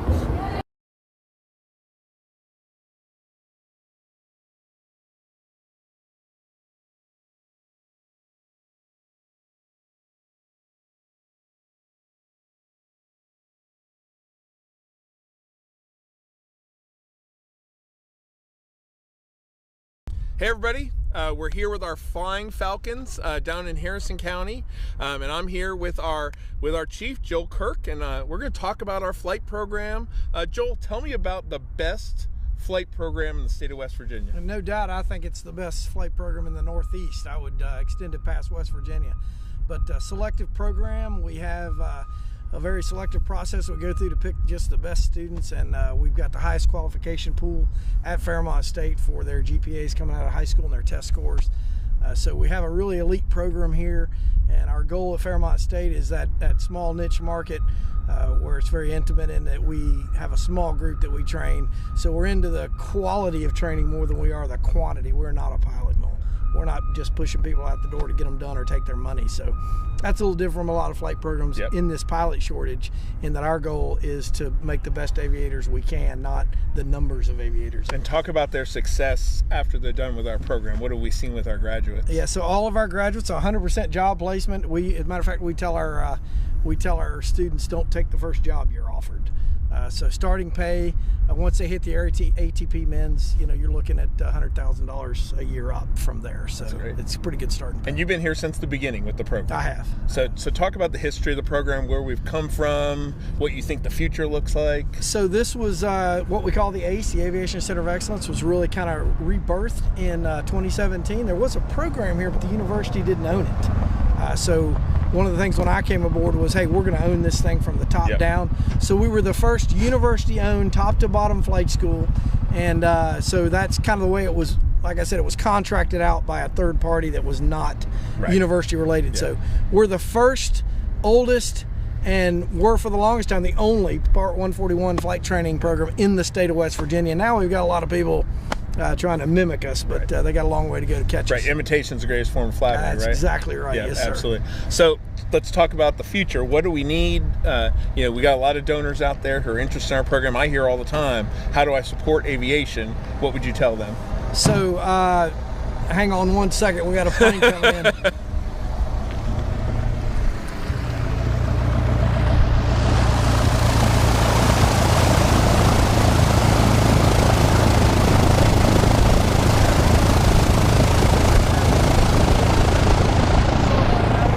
Taxiing right on by and knocked them off the camera, so they're not used to seeing video camera. I hope I didn't mess everything up. Hey, it's kind of cool, actually. Yeah. Okay. Bring it through. So I can hear you guys. Well, I'm gonna have her shut down there. Okay. I've already shut her down. Do you want me to ask that question again? Yeah, sure. So we have a lot of donors. We hear all the time, what can I do to support aviation? We love what Joel's doing. We love what that program's doing. We see the students. What can donors do to support Yeah, so the you? biggest thing, and this is hands down the biggest problem with infrastructure, obviously airplanes are always aging. That's our biggest concern right now. I ask people all the time if they'll buy us a plane. Yeah, right. We'll and see. that always helps because aviation moves at a very fast pace with avionics and technology, so it's constantly changing. We have an older fleet still serving us well, but obviously that'd be the first. And second only to that is, we've got these very highly qualified students that come in, they're selected for the program. Currently there's no help anywhere. There's no scholarships really or state funding that helps them get in the door to pay for those flight fees. We know they're going to be successful and make the money on the backside. It's getting that money up front to pay for their flight training, which is not cheap. And they can't use federal financial aid, I know, for the flight training. It has to come from private dollars. That's correct. So because that's really important. And there's a lot of programs out there for tuition. There's, the promise scholarships and things of that nature.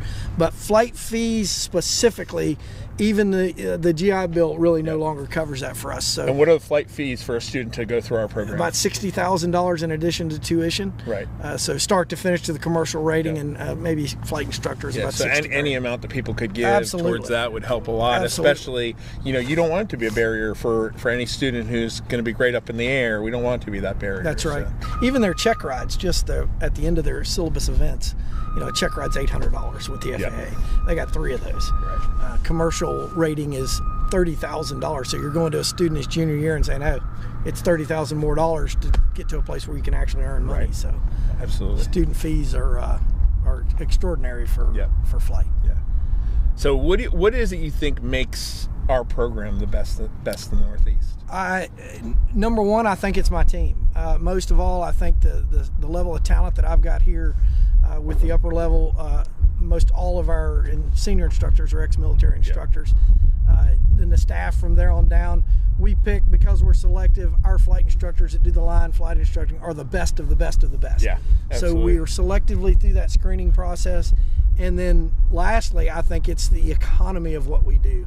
Because if you look at other flight schools that are available around the nation, as an example, the largest, Embry-Riddle, which is the go-to, talk about Embry-Riddle, it's $250,000 to get the same flight training that we can here for $60,000. Not to say that $60,000 is a lot of money, but why do I want to go pay $250,000 when I can get better training for $60,000, end up in the same seat, making the same money? Absolutely. So One of the things I think is really interesting about our program is that as students go through the program, they then become trainers. That's correct. So can you talk a little bit about how that works? Because I think that's one of the coolest parts about what we do. Yeah, so, and this is kind of modeled after my experience in the Navy and the Air Force. Both military programs have what they called a first assignment instructor pilot, or the Navy had something called a SIR-grad.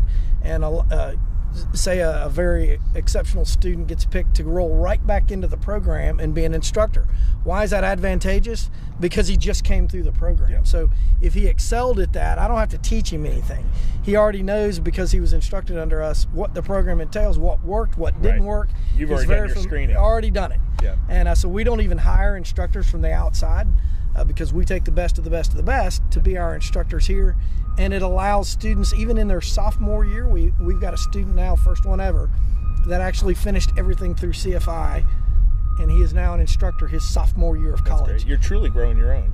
Absolutely, and he's earning a paycheck, $27 an hour while he's in college. It beats the Java juice, if you know what I mean. So, and it allows him 3 years in his career field, getting paid $27 an hour to just build hours, and he'll have an airline offer before he gets his degree. That's amazing. Yep. So you've heard it here.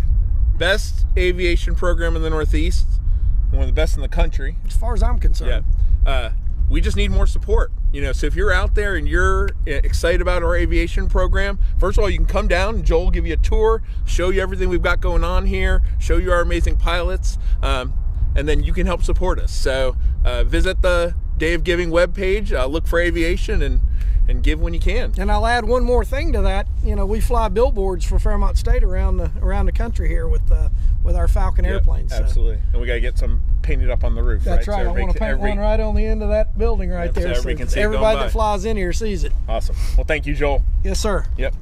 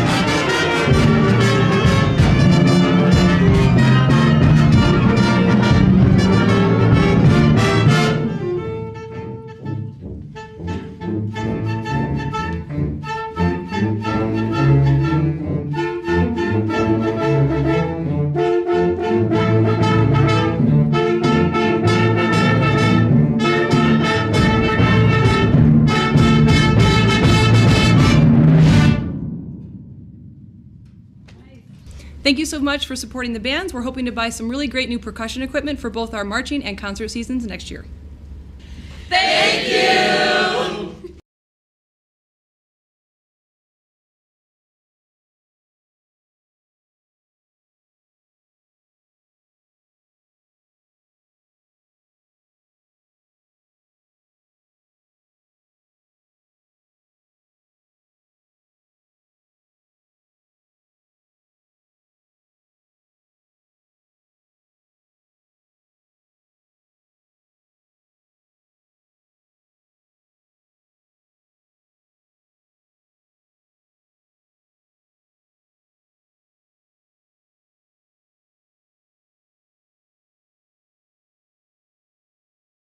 Good evening. Audience, there's going to be a lot of audience participation tonight. I'm going to warn you now. Thank you all for being here. This is the inaugural event of our presidential speaker series. I'll tell you a little about the series, and then I'll introduce tonight's speaker. So the goal of the speaker series is, I think a university should be the intellectual home of a community. Right? So part of that is inviting people to campus so our students, faculty, staff, and community members can come in here from a wide range of perspectives. So over the course of each year, we'll have 4 to 5 events that invite people to campus. So this year, in late October, we'll have 2 of our state senators here, one from each political party, to talk about working across the aisle. And then in the spring, in February, we'll have a talk on food as communication in Appalachia. And then we will host our artist in residence in March for a speaker series. And then we're working on a final one towards the end of April that we'll announce. But you can check those out on the President's Speaker Series website.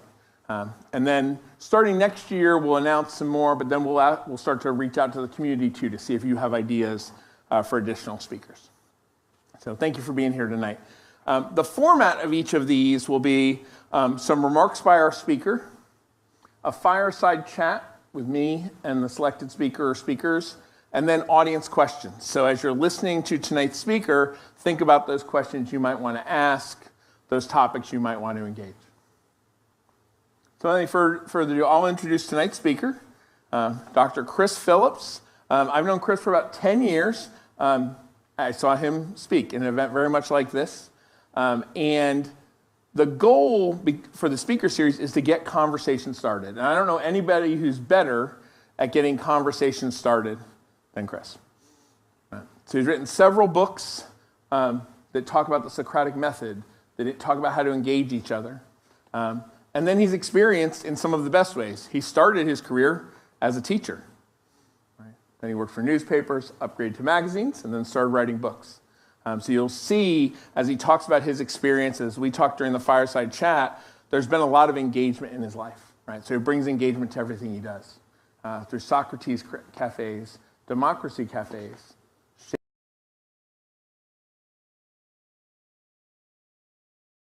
Shakespeare cafes.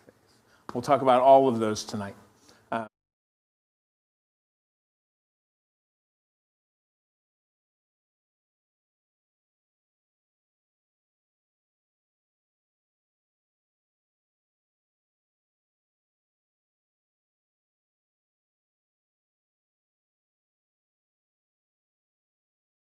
And it's not even 3 o'clock in the morning yet. So we'll check back in with you in a half hour. See ya.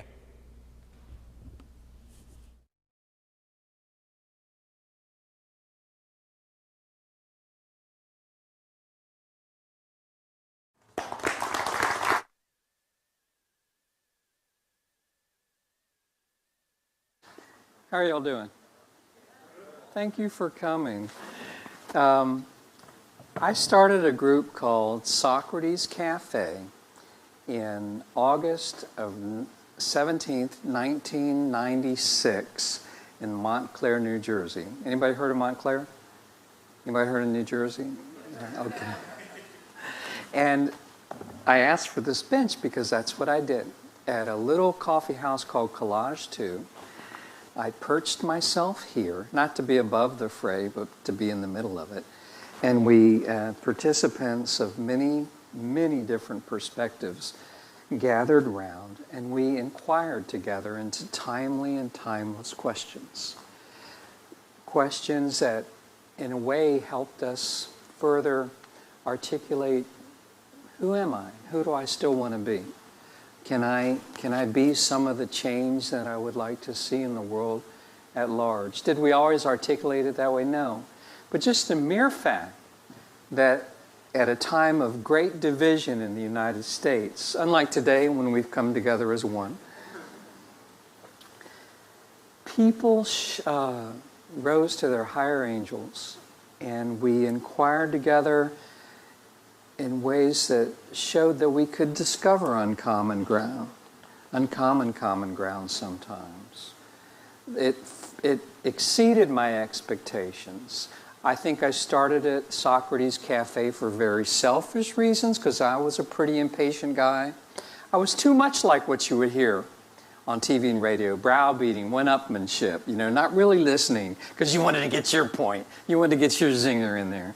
And Socrates Cafe gave me a chance to step back and to hark back to the lessons that I learned from my Greek grandmother, my yaya, who became, the first teacher, Greek language and culture, when they finally settled in the Tampa Bay region of Florida. All the lessons that had lain dormant with me suddenly gave me an opportunity to practice the very earthy version of the Socratic inquiry that she had taught me starting when I was very, very young. I didn't even know that I had retained it so well until America, my beloved democracy, had reached a point where there was so much finger pointing and not enough mirror looking, saying, well, what about me? What kind of problem am I causing, or at least not contributing to solving? And then I thought, well, maybe Socrates Cafe might in some way show us to ourselves that we can be thoughtful, we can make our points well, but still listen to others who see things quite differently than we do. Sometimes we'll fall flat on our faces, but at least we made the heartfelt attempt but most of all, to just listen to one another, to share our stories, to say not just what we think, but why we think what we think. And so it's all about tearing down walls. Now, I don't think all walls are bad. Sometimes you got to build walls, maybe. We've certainly talked a lot about walls in the context of immigration over the last years. Some walls you create them to protect yourself, and they end up doing you more harm than you thought. The Greeks of old created a wall that was supposed to protect them from the enemy, but then a plague came, and they ended up getting contagious virus, and it decimated them. So you just never know. It might not serve the purpose that you had originally intended. So my first book, which became an unexpected hit, was Socrates Cafe, based on my now 28 years worth of sojourns around the world. It had been very U.S.-centric for the first years. It never occurred to me that it would resonate with other people, but then maybe it should have, because Socrates claimed to be a citizen of the world, even if and as he stayed put in the Athenian palace. And even as he lost his life, he was convicted on trumped-up charges of impiety and corrupting the youth. Athens' oligarchs had effectively demonized him, and his actions at the moment didn't come out as one might have hoped. What happened with Socrates, as with so many others I admire so much, is their works transcended their mortal moment. It transcended culture, it transcended epoch. And so it came back and spoke to me in a way that I sort of channeled my grandmother, channeled Socrates as she taught his form of inquiry to me at a time when I felt that I had to do something to help my beloved democracy, when I felt it was basically on existential life support. Here we are 28 years later, and many people think the situation's even more dire. I have an 11-year-old and an 18-year-old, so I have to fight the good fight more than ever. I think that we have to have faith in one another. that we can engage with one another even as we deeply disagree. What's wrong with deeply disagreeing? Nothing patently is wrong with it. Where it becomes problematic is when we deliberately demonize one another, insult one another, and then there's other forces, countervailing forces that come. Disinformation now, misinformation that on social media in ways that weren't there when I started Socrates Cafe. And how do we even know what is misinformation and disinformation and what the bots are? It takes we can disagree on these things. And it's not just about agreeing to disagree. It's about agreeing to try to engage one another, to listen to one another with all our being. Most colleges offer courses on rhetoric, debate, forensics, persuasion. They're all vital, absolutely vital. But we also need to resuscitate the art and science of careful listening with everything we have. Because I think at our core, we're storytellers. Everybody wants to tell their story, but how many wants to really listen to other people's stories? And so for me, I think we use philosophical inquiry as ways that give us a chance to share our stories, but make others, it serves as an impetus where others want to listen as well. So Socrates, my latest book is called Soul of Goodness, and it shares the history of my grandparents' immigration from the tiny volcanic island of Nisyros in the South Aegean of Greece, that to this day, when it's not tourist season, is a population of less than 1,000. And how, they came to the United States. They initially were settled in Hopewell, Virginia. They faced a lot of racism, attacks by the KKK. My father was teased mercilessly for his thick Greek accent. So he had a lisp from the trauma of that to his dying day.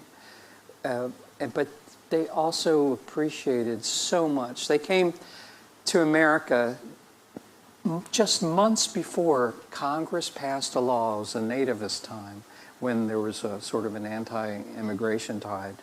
They didn't allow any further immigrants from southern Italy and southern Greece, which meant the poorer areas.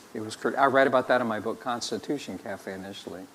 But I also write it for personal reasons. Because as much as I am good at communicating and having these dialogues with the public, part of it stemmed from a yearning from the family of my childhood and youth that never communicated well. There were moats between us.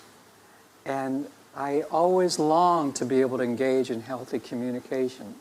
And it just wasn't happening in my family itself.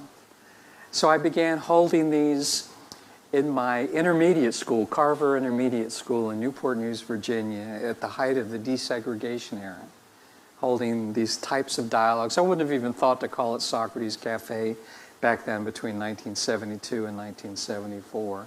But it brought black and white students together. Sometimes one of them didn't like what I did and poured a thing of milk on me.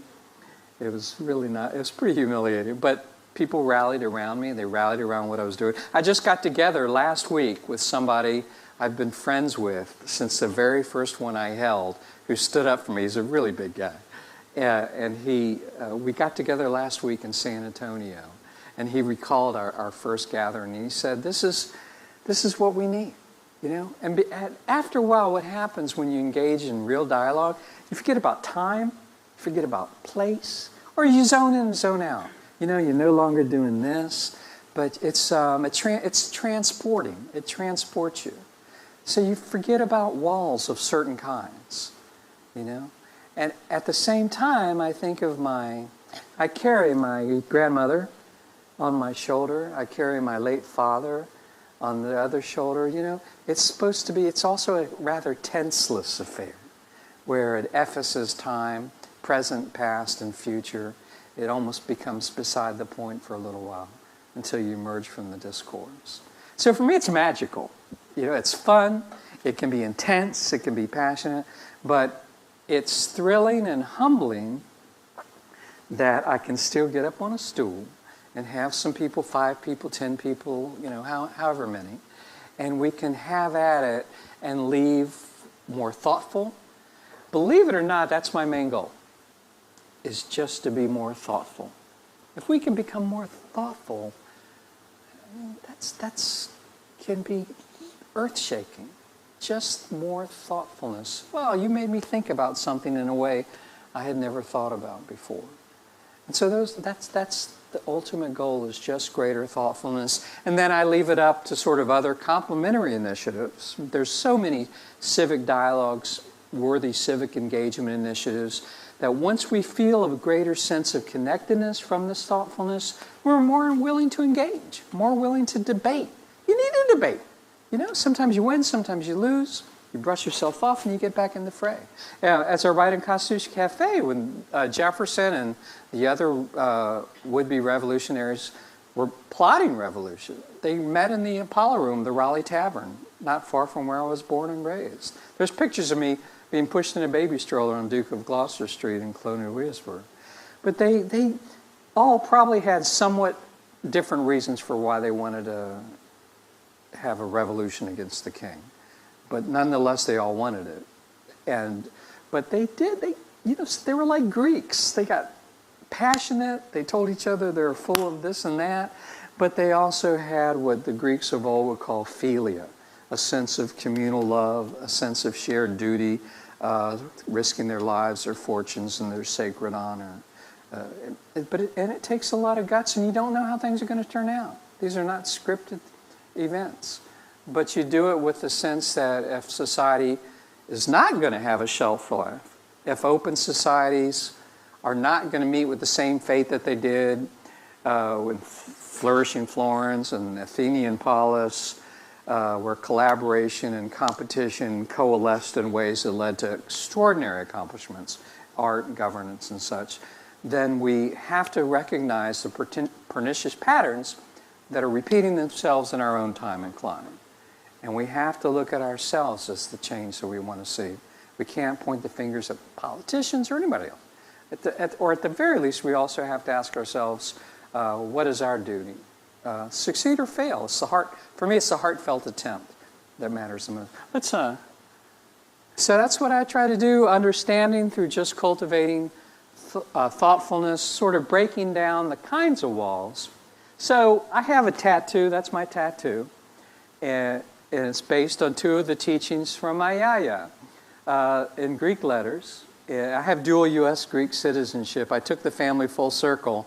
After my first book was published in Greek, my publisher sponsored my citizenship application. My dad was teary-eyed because he felt like this is what we need, is sort of this coalescing of American Greek culture in one person, his very perseverant son. So on the left-hand side it says meraki.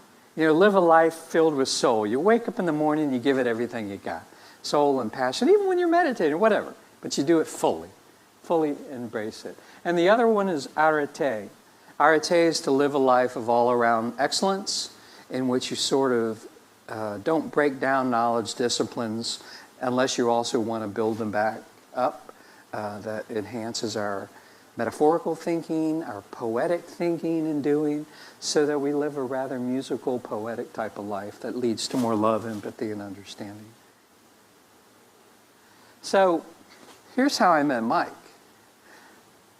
I went to a civic salon in Montpelier, Virginia, at the Center for the Constitution, and I sat at a table. I don't have a picture of him, unfortunately, with the late Justice Sandra Day O'Connor, a late Supreme Court Justice, and with John Alger, who had just become president of James Madison University. I almost fainted when she said she read my book. I almost fainted. And she said that the reason I wrote Constitution Cafe was because if they did a survey at the center.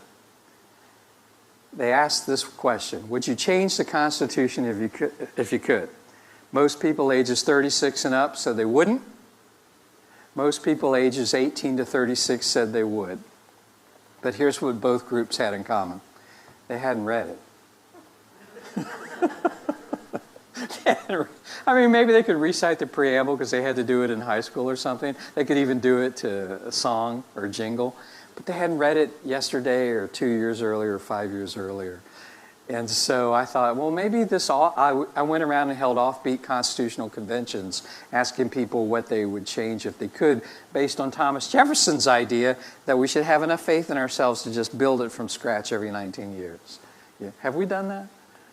No. But so ultimately, it made me more appreciative of the feat of our framers. They created an extraordinary document that a constitutional republic of a representative variety that ideally has the mechanisms in place that would allow us to have a flourishing, vibrant, open society over the long term if we all participate fully and freely. So that's, and then from there, I met John Alger, who's now just the recent president of American University, but I met this wonderful man who was really my host for that day. I had some great class engagements, gave some stilted, awkward speech otherwise, stood behind a podium, which is as anti-Chris Phillips as it gets. And this wonderful man, who was so beloved by his students, showed me a lot of what it can be to be a true educator, somebody who has humility, who has extraordinary knowledge and passion and curiosity that makes such a difference in students' lives. And so now, here I am as an inaugural speaker, thanks to Mike Davis. So let's give it up for Mike. Somebody I truly learned from. So I come from two strains. My mother was born and raised in a coal mining camp in Tams, West Virginia. Has anybody ever been to Tams or heard of Tams? You've been there. So this is Tams. It was they've torn everything down now, devastatingly to me, but it was a self-contained coal mining camp with a benevolent coal baron. And my great uncle Ira was a school principal, and he could recite prodigious passages of Shakespeare. But he was also this incredible Socratic inquirer and questioner. A little sardonic, according to my mother. She says, she showed me a picture of him. We look so much alike. It's breathtaking. But it had a church for blacks, a church for whites, had a library, had a canteen. But my mom was born there, and I used to go and sit on a dell and just wonder what it was like to live in a place where there's sorts of walls, where she couldn't really see the world beyond that. But thankfully, this benevolent coal baron had a very packed library, and she read voraciously. And eventually, she left members of her family and moved to Newport News, Virginia. She quit practicing the religious faith that they had of Jehovah's Witnesses, and she embarked admirably on a very different life and studied to become a nurse in Newport News, Virginia.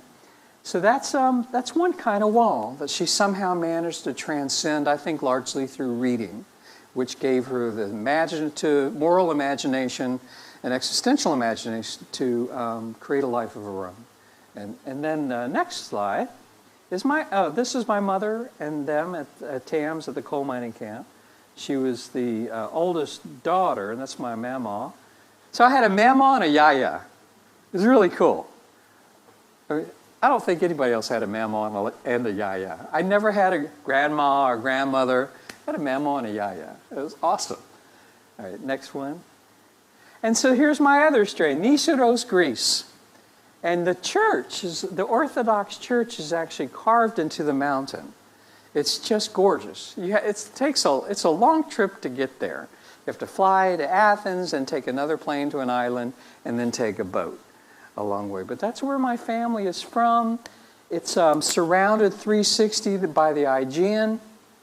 And I sort of feel close to the immensity there. To my father, who passed away under very tragic circumstances. I feel him there in a way I've never felt him anywhere else that I've ever been. So I try to go back there as often as I can. But there's a real culture and the same, honestly, among the people I've encountered in West Virginia. Renaissance thinkers. Very understated. They don't wear it on their sleeves pretentiously. But some of the most thoughtful people I've ever met in my life are in West Virginia and on this island of Green. Many of them, relatives of my mother and of my father. So it's been a real blessing for me to have such distinct cultures that I think have meeting points in terms of inquisitiveness, curiosity, and a desire to make something of one's life. Next slide. But here's the thing. You know, how many of you have had knockdown, drag-out arguments of late on political issues?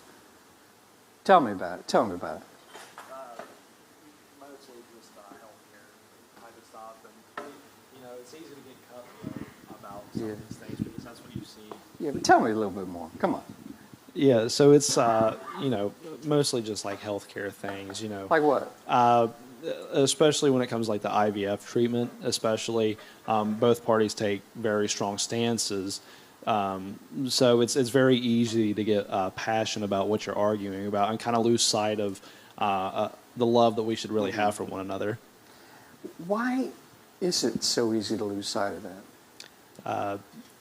Honestly, I'd say a little bit of selfishness, just to say that you were right and someone else was wrong, really, just to kind of put yourself up a little more. Have you ever changed anyone's mind on the issue? No, I really haven't. So what's the point then? Exactly. Yeah. Well, Yeah. what is it? Is it okay to just have at it, hammer and tongs, and just not change your mind, but just to get it out there? Yeah, to speak your mind is one thing for sure, and I think that everybody has a right to do so, for sure. But there is definitely a correct way to do it, and there's a harmful way to do it. What's the correct way? Honestly, not to infringe on someone else's feelings and emotions. Try not to, because at some point you're going to try to penetrate the other's emotions. That's the way that you're going to change their mind, because they're going to be emotional about what their ideas are. Yeah. So talk about walls. Sometimes you traverse the wall and you invade their space in a way that makes them not happy. Exactly. Yeah. So sometimes walls are maybe not so bad. You know, to feel like, you know, this is my space and this is my belief system, and let's respect that somewhat. Yeah. Okay. Thank you. Who else has been in one? I saw some other hands go up. But now that you know, I'm going to ask. Sorry. Who else? Come on. Who else has had a political exchange of late? A bunch of others. Come on. You? Tell me. Yeah. I thought I saw you raise your hand. Yeah, that's good. It's like, oh no, Chris is going to pick on me. I have probably a debate in my life like almost every day. I just can't stop. But with who? Almost anybody. I mean, do you put a sign, seat to all comers, or like how does it work? I think maybe I'm just very opinionated. Yeah, but and how very does it, wrong a lot of the time. I know, but how does that spring into a dialogue or a debate? Like, do you intentionally say something to see if it'll get a response from someone else, or how's Maybe I that just happen? have very firm beliefs, and if anybody wants to ask me about them, I'm more than willing. So, Okay. I don't know. All right, like on what? What are you talking about? God. Name a topic. Abortion. I'd say, yeah, I have an opinion. Have you talked about it then? Yeah. Not in this environment, Not in but this, yes. right. I have a very strict Catholic friend. Okay. So understandably, the topic comes up sometimes, and we have very different religious beliefs. Okay. So How about Second Amendment? I have an opinion. What's your opinion? I'd say I'm somewhat casually pro-gun, although I wouldn't say it's a fanatical opinion of mine. Okay. Great. But so, have you ever changed someone's mind? I think so. Like on what? Let me think. It's going to take a while. And I don't mean to put you on the spot. I think the question I'm asking is, does it matter whether you do or you don't? Is it okay to just have I it? think it's Yeah. I think it's fine that I don't always change somebody's mind or nobody changes my mind. Maybe I just I like to use conversations like that as a way to I guess test my own beliefs. Well, I think that's from, actually noble. learn how to express myself, and I think it helps other people. I don't try to be outwardly combative with the conversations that I have, but I just try to get to reach their understanding and hope that they can see mine as well. Well, that's awesome. I really applaud that. He's taught me things, and I'm his professor. Say that again? He's taught me things, and I'm his professor. Let's give it up. And that takes humility, you know, to say that. That's beautiful. It's absolutely. Oh, well, tell me. And I get interesting perspectives. I get interesting perspectives from him on a number of things that are very worthwhile talking about. So it never devolves into more shouty. Certainly not from my perspective. Not from your perspective. And maybe that's because he and I both, I feel, have the desire to gain perspective rather than to impose our viewpoint. See, how do you know what somebody's agenda is? Do you just sort of, like I've gone into classes today, and I think most of them could tell my only agenda was to engage in discourse, that I wasn't trying to lead them to any version of truth with a capital T. But it always is thrilling to me that people who don't know me from Adam will just suddenly start engaging with me. But so that's really wonderful that you can do that. Part of it is he knows about some things that I don't know much of anything about, too. That's wonderful. Of course, you could probably say that about nearly anybody, couldn't you? You could, but yet circumstances seem to be such that this kind of healthy give and take doesn't happen as much as at least I would like to see. That's great. Who else has had some interesting political exchanges of late? Have you? No? Oh, come on. Let's get down here. Come on. I'm going to quote that. I'm going to remember that. Thank you. Yeah, I mean, I speak about politics with my friends almost every day or every other day. Argue about politics with my brother, but I engage in respectful conversation with nearly everybody else I speak with. So give me an example of something y'all might have at it about. My brother and I? Yeah. Oh, well, I don't want to put him on the spot, but he's not here. Oh, is he here? Yeah, no, he's not here. Are his ears burning? We used to argue before he got educated about the issue about the Russo-Ukraine war, believe it or not.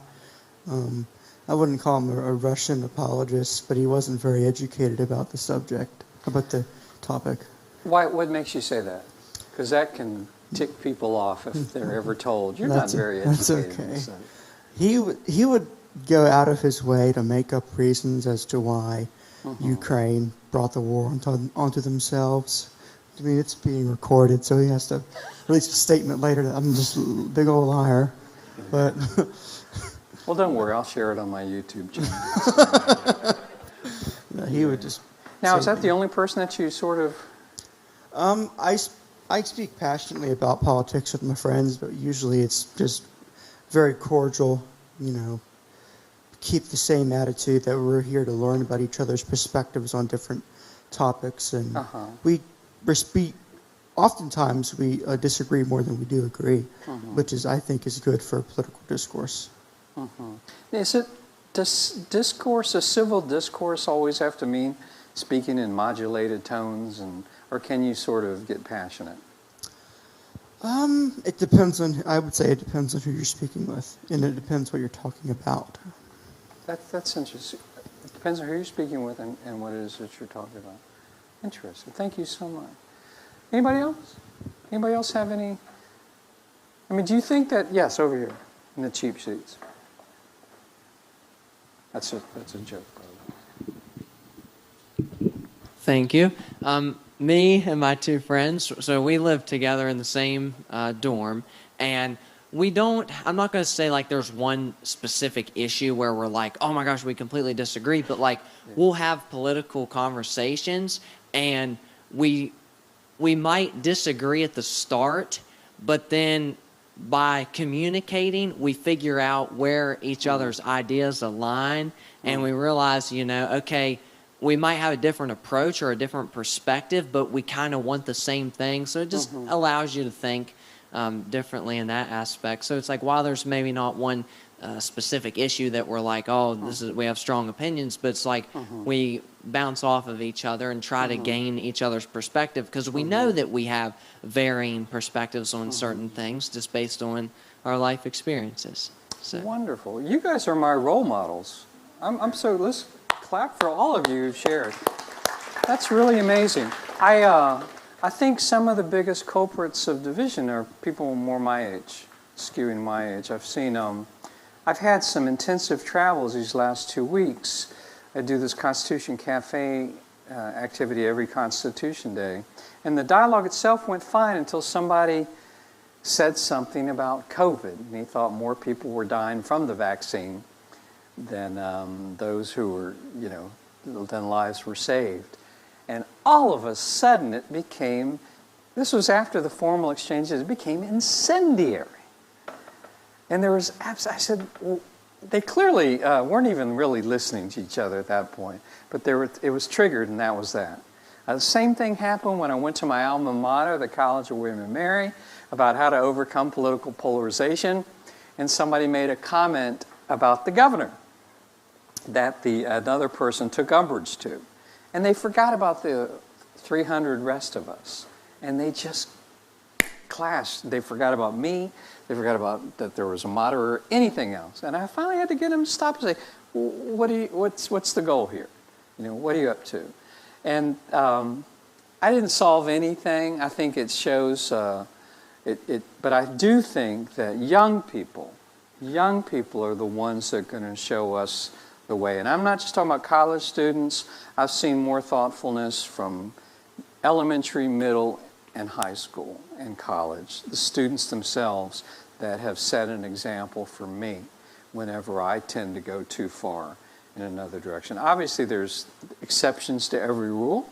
I know a lot of people say young people are too impressionable, this and that, but I have found them more often than not to be my role model in engaging in thoughtful inquiry. So that's why it's such a blessing for me to come to college campuses.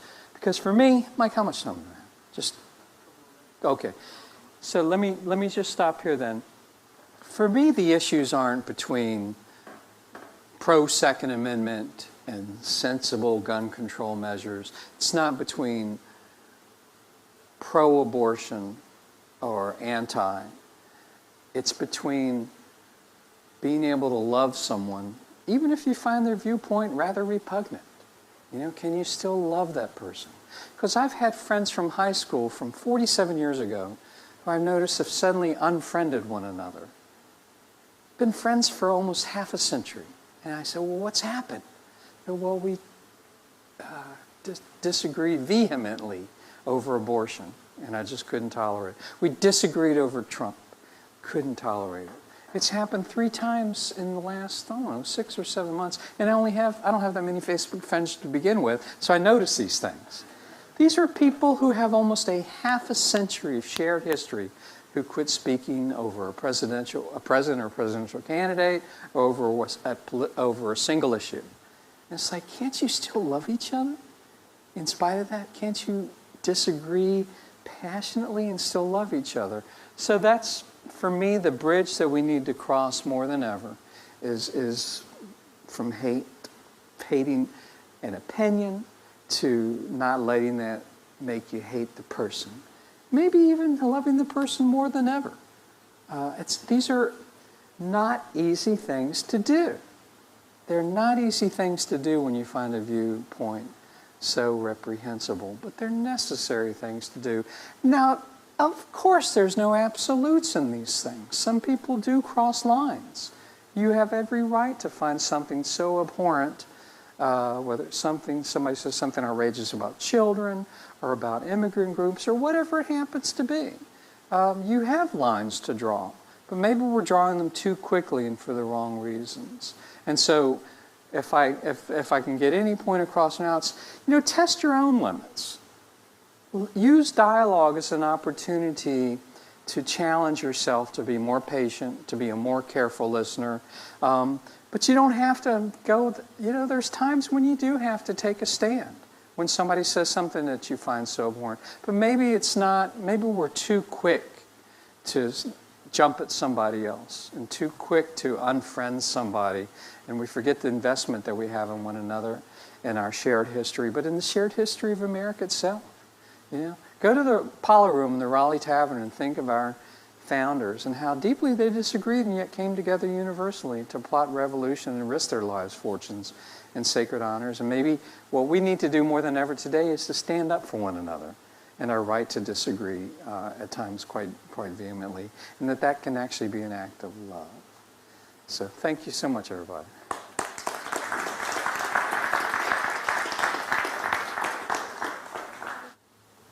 So I think you've given us a lot to think about, you know, and I know you've spent the day with some of our students and some of our faculty and staff. So I want to start sort of with a meta question about, you know, one of the goals of this series is not to just have somebody come in and give a lecture. I think you were a great example of that. But to demonstrate what talking to others, what listening to others looks like. How do we teach that? I think we can model it. I mean, there actually are some classroom modules on listening, you know, to how to learn how to listen better. It's not all the rage, but if you do a Google search, you'll actually see that within some course syllabi now, there are modules on how can I learn to listen better, what are my triggers, how can I, you know, learn to sit back and really keep my ears open and attend to what they have to say with all our being. These are learned things. So we can take our worst habits and if we care enough about modeling for what we hope for society at large, we can practice things that are really difficult. I don't know if did you ever do like peer review papers? Oh yeah. Yeah, it's always so easy to skewer other people, right. Show them where they went wrong. But to turn the tables, you know, what? I've never said a racist thing. What? No, I'm as open-minded as they come. What are you talking about? Oh no, this is... Suddenly when the tables are turned, it's much more challenging. And so I think that the best inquiries are ones in which people serve as kind of gentle mirrors into our own souls, and that we learn on our own more about our foibles and flaws and blind spots. But again, these are habits that have to be cultivated regularly. So that's why Socrates Cafe isn't a one-time show. Right. It's once a week, once a month, whatever's convenient to everybody. And maybe the same people don't come. But it's got to be the habits of getting together, maybe in many different kinds of settings, more formal institutional ones and very informal ones at the same time. Sometimes you invite people from the community. Sometimes it's just your classroom community or campus staff. A number of our universities that I visit, I'll do an inaugural thing, and then they'll have they'll commit to a monthly Socrates Cafe in a campus center, and the professors, staff, and students all take turns facilitating, and it tends to enrich relationships. That's great. I like the fact that you said habit, right? Because I think that's a big part of it, right? Part of the reason you're good at this now is because you've been doing it for 25, 30 years, right? Yeah, I'm sure when you started out, you had to figure it all out, right? I'm still figuring. Yeah, right. And you'll be better 5 years from now than you are today. Yeah, these are. I think I learned more from the handful of failures than I have from the ones that operate on all pistons. Yeah. But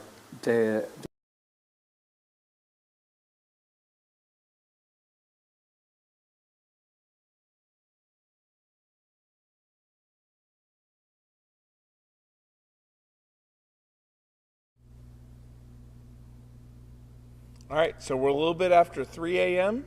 We're over $55,000, and donations are still trickling in. So if you're up in the middle of the night trying to find something to do, you know, check out all of our matches, the different funds you can give to. You were just watching me and my conversation with Chris Phillips, who was here as our first edition of our Presidential Speaker Series, talking about the value of being able to communicate with each other and being able to reach across the aisle. So you'll see those sort of things. We're doing that a lot on campus, right? So I talked earlier about you can give to the Falcon Fund if you're interested in our Presidential Speaker Series. But you can also give to the Fairmont State debate team. The debate team is back at Fairmont State after a absence for almost a decade. Now it's back, and it's one of the funds you can give to today. So hopefully you look at that. We're about 4 hours from Good Morning Fairmont. So looking forward to hosting that, and I'll check in with you in a little bit.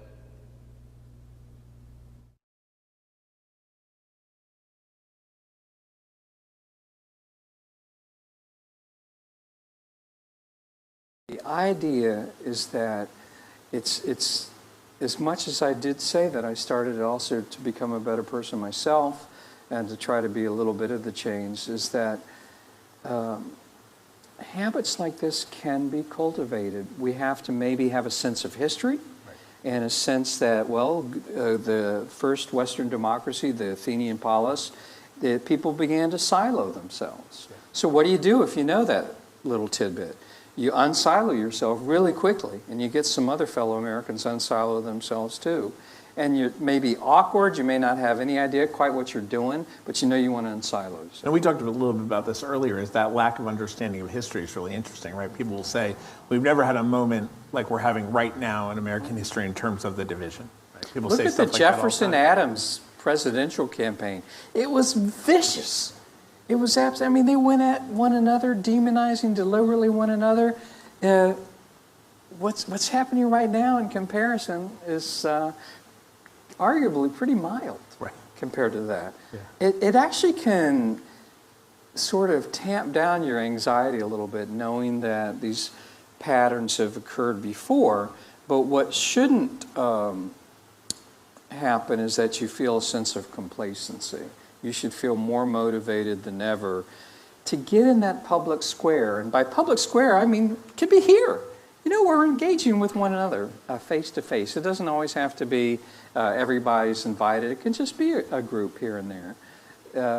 But I think colleges, university communities are our great hope for salvation right now. I truly think that with all my heart. And I'm thrilled. I can already envision Fairmont University being at the vortex of this. I appreciate that. Yeah. No, it's true. You know, I often say, you know, the good conversations often start with good questions, right? And in your book, 6 Questions of Socrates, right? You talk about the idea of virtue, right? The debate about where Socrates says, what is virtue? And then they don't answer the question, right? And what you say is actually the value is not in answering the question. The value is asking the question and then what happens after that. So can you talk a little bit about that value of questioning and how we interrogate questions? You know, to me, I think one of the reasons I like doing this after 28 years is the unexpected. So I ask, what is virtue? And somebody says, there's no such thing as virtue anymore. We've quit practicing the virtues. Typically, the people who say that are older people who skew my age. And what's the problem? Who's not practicing the virtues? Can you guess? Young people. They're not practicing the virtues and values according to them. And so, you know, and then what do? Well, you bring in some young people and engage as equals. You know, communicate on equal pathways for a while. Is it right in every setting? Of course not. But sometimes to engage in an egalitarian way can transform the way that we look at each other, consider one another. I mean, I've been doing a lot of dialogues lately that are intergenerational. It's magic. When people with maybe multiple PhDs engage with a kid who's in 8th grade and they forget all about the shield of degrees and pedigrees they cloak themselves, and they just begin talking about, should the voting age be age 18? Or should we lower it, raise it? And they're suddenly, they're just fellow human beings, perplexed with their very strong points of view, but willing to listen to what others have to say. It's interesting sometimes to see how often people come in with one perspective if the setting is right, and they do change their perspective, not just because it's a situation where they don't feel like they have to. They don't. But also because they just hear a thoughtful other person and they consider it in a way that actually makes it feel like a safe place to alter or amend one's point of view. I've got a lot more questions, but I'll ask you one more, and then we'll let the audience, we may come back to some of mine, but I'll ask you more. So how do you have these debates and discussions with people who refuse to abide by any sort of rules of engagement? Because I think that's the hard part, is I think there are people who genuinely want to engage, and then when they do, sometimes the political climate is so fraught with peril that they don't want to risk that. Yeah, how do you? Is there a way? I'm asking you. That's why I brought you here. You like that? You see that? This is called the Chris Socratic Phillips method. turning the table method. No, I don't think you can. Yeah. I think or that, on those things you think are non-negotiable. I mean, those two things. I've had a number of dialogues where they will not even meet me halfway. They've come as griefers, as derailers. That's why they've come. And so what do? All I can do is it keeps all the other thoughtful souls from participating. And I actually have had to read the riot act. And here's the problem. I've had, in Madison, Wisconsin, we had a group for 15 years. And then some guy came deliberately to push buttons and to destroy the group. And the thoughtful souls quit coming. You know, he found out they started meeting somewhere else, and he went there and did the same thing. In a situation like that, I mean, wouldn't it be an amazing world if that didn't happen? But it does. And the group has to mean enough to you that if there's an outlier who's just that determined to undermine thoughtful inquiry, as much as we want to include that person, they're not ready. I'll say things, and I don't mean it in a glib way. Why don't you start your own group? Because you obviously don't like it. Start the Greg show. Begin the Greg conversation, whatever. And they sometimes actually take me up on it, and it dissipates just like this. But if people aren't willing to at least adhere to a certain element of protocol, then what's that saying? They really want sort of to have a monologues that swirls around them. And that's not what this is all about. Would that it was for everybody, but it's not. I mean, some people just come with malintent. I've had it happen on my online dialogues. I told one class about one horrific thing that happened when somebody bombarded our online dialogue with kids, and I had to just shut it down. It was that horrific and pretty traumatic. So I had to suddenly create an obstacle where they had to write to me. So I sent them the passcode to know exactly who it was who was participating. But if they have to be willing to meet you, maybe not halfway, but at least part of the way, because otherwise the group disappears. It dissipates. Absolutely. Well, let's open it up to others to ask some questions. Like I said, I've got more if we need them, Okay. but we'll open it up and see if the audience has some questions. Okay. We've got two folks around with microphones.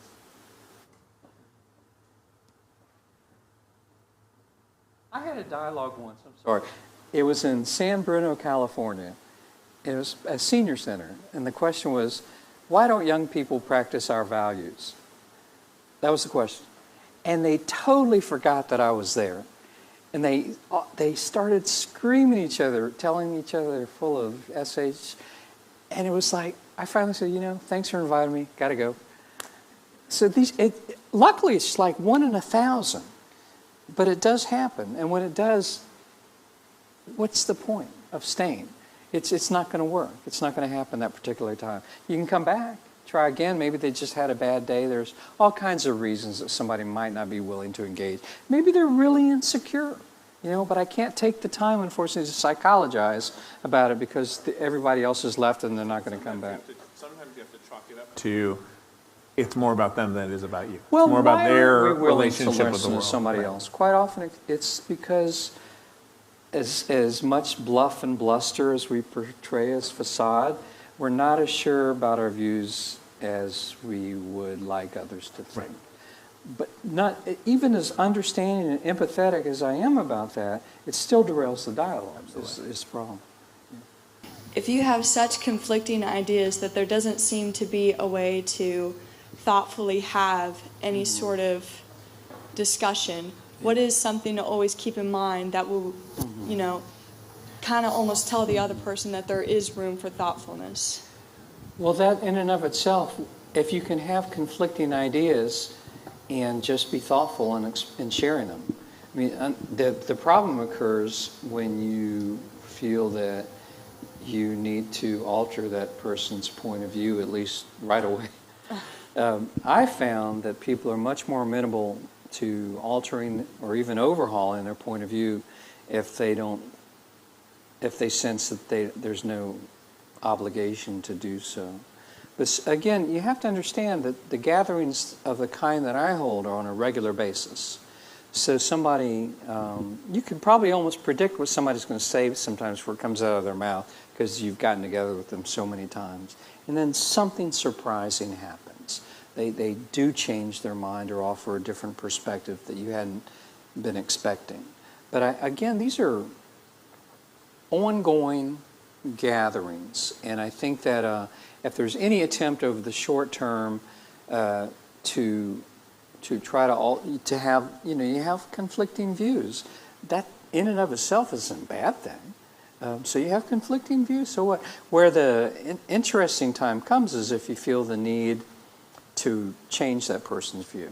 And sometimes you justifiably have a great need to want to change that person's view. It may be a view that you just find abhorrent, but I think that you gotta be willing to get together with folks who don't see eye to eye with you on a regular basis, that they know that you're not going anywhere, they're not going anywhere, and the mere fact that you engage with one another, if you can manage to do so in an impassioned and thoughtful way, even if you are more entrenched in your own view week after week than ever, that to me is success and victory. Chris, there's a theory in persuasion called irritation of doubt. And it's the idea that if you have a strong held belief and we have an argument or a debate about it, you're not going to change your opinion in that first conversation. But you'll leave and you'll think about it, or you might do some more research. Well, that's and then right, thoughtfulness. and then you come back and you say, well, did you think about this? And then we have that conversation again. So they describe it sort of like it gets worn down, right? Like erosion happens, and then you're open to ideas, right? Most of us don't have, if we have a long-seated belief, we don't change it overnight. It takes years. Well, here's the other thing, and this is one of the reasons why it's so important to get together on a regular basis. Things happen in the interim in people's lives. They might have a very humbling event that's happened that makes them look at something quite different. And I would rather not give specific examples, but things transpire in the interim in the spaces between one dialogue and another that suddenly might make it more conducive for you or the other person or both to be willing to hear one another out in a way you never would have before. And again, we've had groups now that have been gathering for 28 years, and there's been some unlikely sort of odd couple friendships that have been forged as a result of it. But I think that sometimes life experience itself will suddenly lend itself to somebody, including me, that you thought was intransigent, would never change their view. Suddenly they're more open to it. That's why it's important to get together, create that habit of getting together on a regular basis. Because things happen in our lives that might make us a little more empathetic, a little more humble. Might be tomorrow, might be 10 years from now. But that's why just having the place and space to get together and having some protocol, some guidelines, so that nobody steps beyond certain points and we feel that we're being invaded or attacked is very important. I wanted to follow up on that protocol statement. I was a policy debater. I'm looking over at Samantha. I coach debate. I've worked with debate across the curriculum to try to teach educators how to use debate in the classroom. And a lot of those conversations begin with, how do you engage in discourse with a person where you're expressing ideas that you might not necessarily hold to be true in your life? So sometimes it's easy to start with a person who's just out of the gate learning this by saying, let's have a debate about cats versus dogs or M&Ms versus Skittles, so that there's no there's no skin in the game there. No one has an opinion, or sometimes you'll role play, so you take an opinion that's not yours. So how do you account for, or in these groups, you mentioned protocol, like ground rules, or teaching people like how to even come together to talk in the first place? Because I feel like we've lost that in some ways. Yeah, I mean, it's really difficult. There's just no panacea to any of this.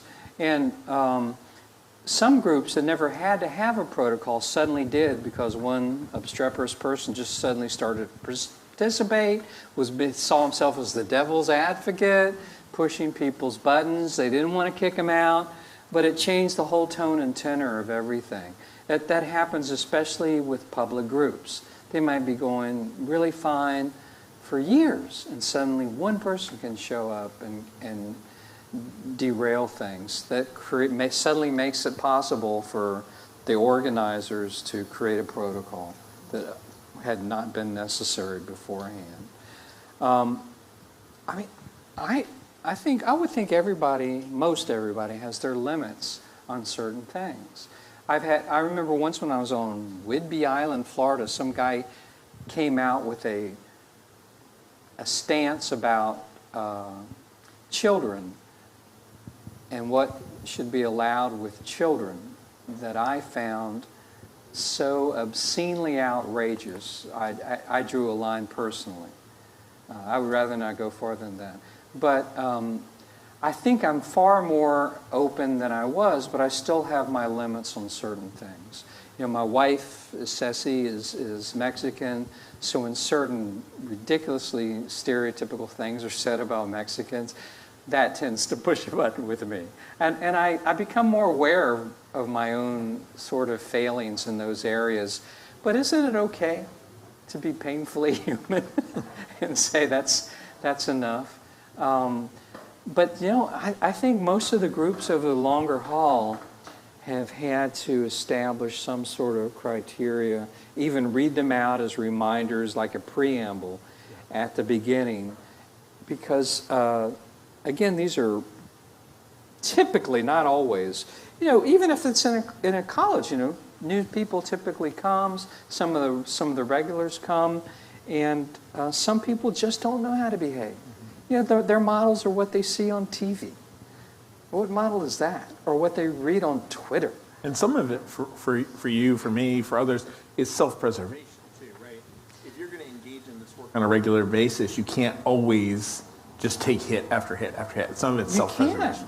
You can't. I mean, I'm not a potted plant. Right. I'm a human being, and I started it also to maybe test what my own limits were.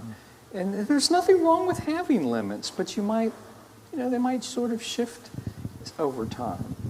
And sometimes it might depend on what kind of day you've had. What has happened to you on any particular day, and maybe you're less open on that particular day. Which is, again, I think that what matters most is to get back in there.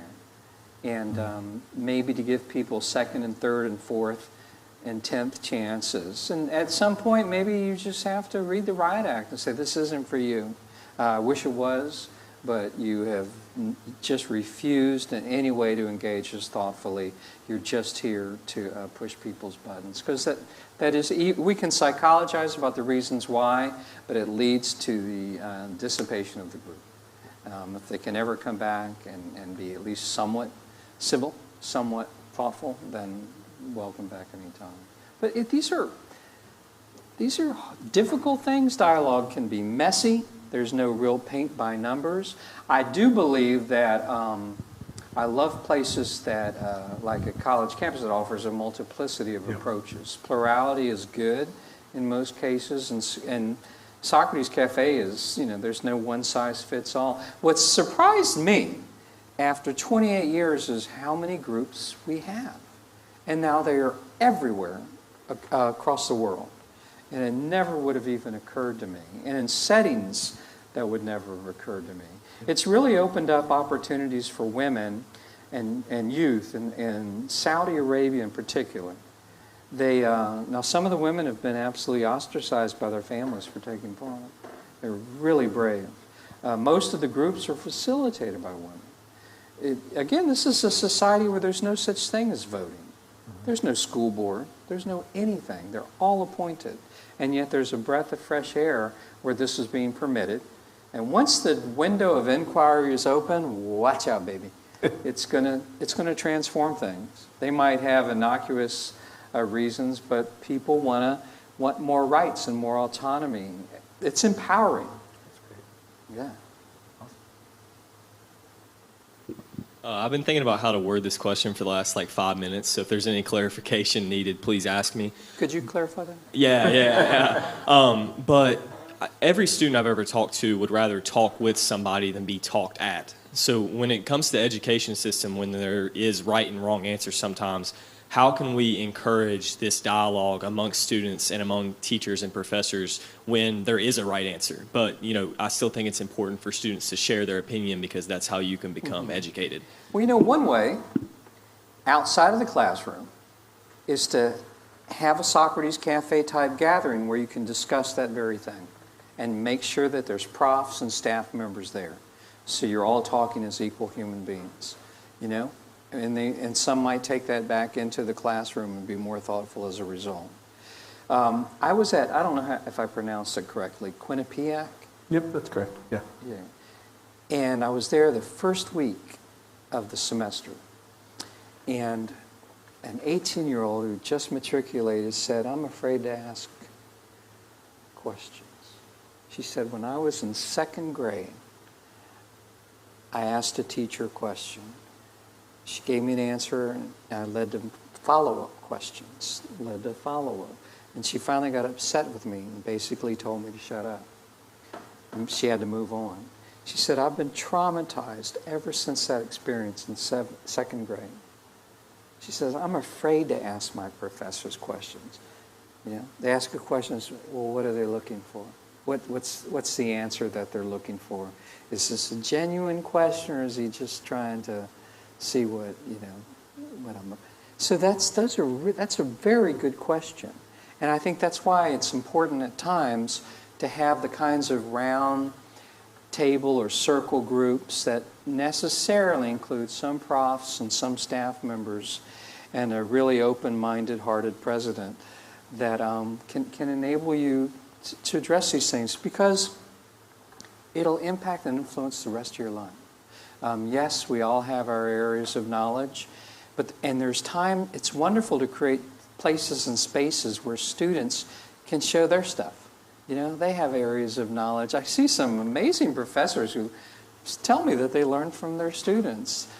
There's so many professors who wouldn't say that. It's a beautiful thing, because the whole idea for me is not to be a lifelong educator, but a lifelong learner, and to create, even as I impart my areas of knowledge. If I took I developed a class at Christopher Newport University in Socratic Inquiry, because that's my specialty. But the whole idea is also to have these moments that enable students to show their stuff, or other people to shine as well. Because we all have our expertises in different things. That's one of the things that I do when I'm giving at these Centers for Teaching workshops, is help them develop the art of framing questions in ways that have them and the students at times leaning in as fellow inquisitive human beings within their specialty area. It's actually possible to do, but it's something that we're quite often not used to doing.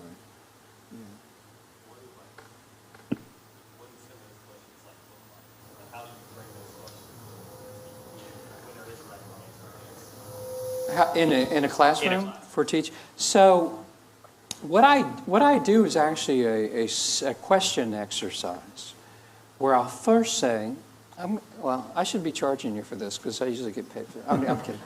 I think we're paying you. Yeah, but this is okay. So first I'll say something like, ask a question to others that you know the answer to in your specialty area. Let's say it's your academic specialty. Ask a question that you know the answer to, and you're asking it because you want to share the answer to. Okay? Now here's a more challenging one. ask a question in your specialty area that you feel like you don't know the answer to and that you think the students might be able to help you with.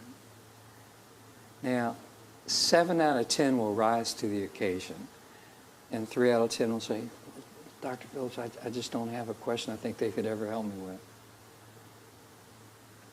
I just don't. But 7 out of 10 will come up with something. It's really cool. And they'll say, okay, well, ask a question outside of your professional specialty. It's a hobby or something that you think you know the answer to, but you can ask the question because you think they don't and you want to share your answer. And I'll say, okay, now ask a question in your hobby area that you don't know something about that you'd like to learn from others. And so then it's easier to come up with something, you know, because in a hobby you usually have some areas that you're not so expert about and you really want to learn something from others. And then suddenly, you know, you kind of see everybody who's taking part in this practice with me kind of leaning in, you know, because everybody's students are so beautiful. They want to help. So if they're asked a question in a way that an educator really is seeking their help or insights, they're just like, it's such a beautiful thing to watch as they really strive to help come up with some sort of insight. But these are, again, they're practices. To me, what's important is to emerge with a sense of humility and a sense of beautiful perplexity and curiosity, where we all have our different knowledge areas. You absolutely have knowledge areas that I could benefit from if we had opportunities to engage one another on a regular basis. But it's a process, and then there's this exercise to do on framing questions artfully, framing questions more artfully in ways that are much more conducive to having people lean in. These are learned things that we can do, including me, on the art and science of framing questions better, more effectively. So it's a good transition. I've got one last question for you. So after this, we'll have a reception up at the 3rd floor of the Falcon Center. Everybody's invited. There's free food and drink, so they can connect with you there. But if they want to connect with you after this event, how do they do that? Because I know you don't want this to be the end of the conversation. I don't. I just have to tell you how grateful I am to be part of this. It's you can connect with me in many ways. You can go to our Instagram at The Socrates Cafe. At Twitter, I'm at Christopher Cafe. We have a Socrates Cafe YouTube channel, which almost close to 1,000 subscribers now, and I'll upload some stuff from this very meaningful day I've had today. I had a few mini dialogues with people today, and they willingly let me record it. You also can find me on LinkedIn. Do y'all use LinkedIn at all?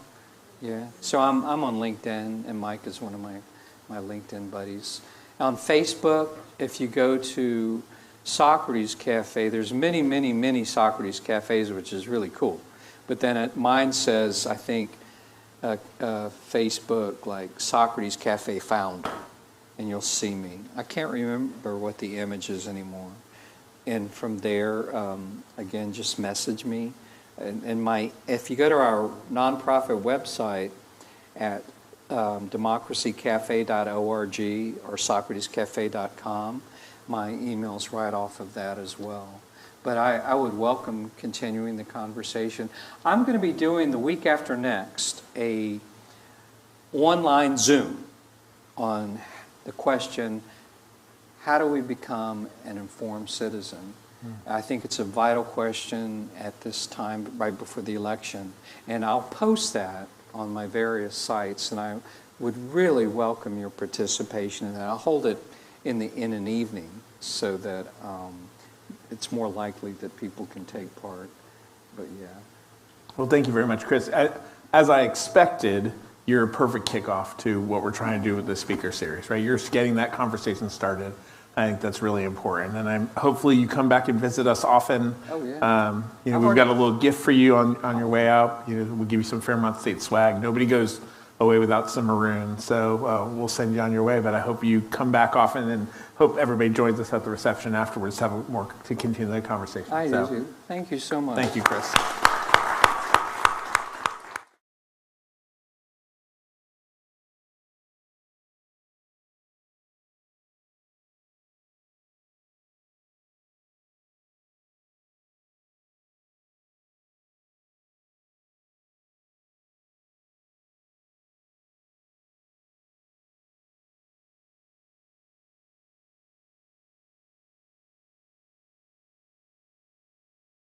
Good evening and welcome.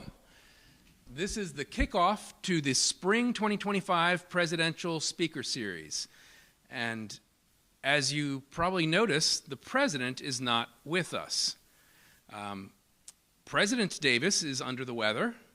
However, the First Lady joined us last night, and this morning we received a message that she too now is under the weather. So both of our speakers today are wearing Honorary President Mike stickers, and I thought, just to kick things off, I'd reprieve an oldie but a goodie.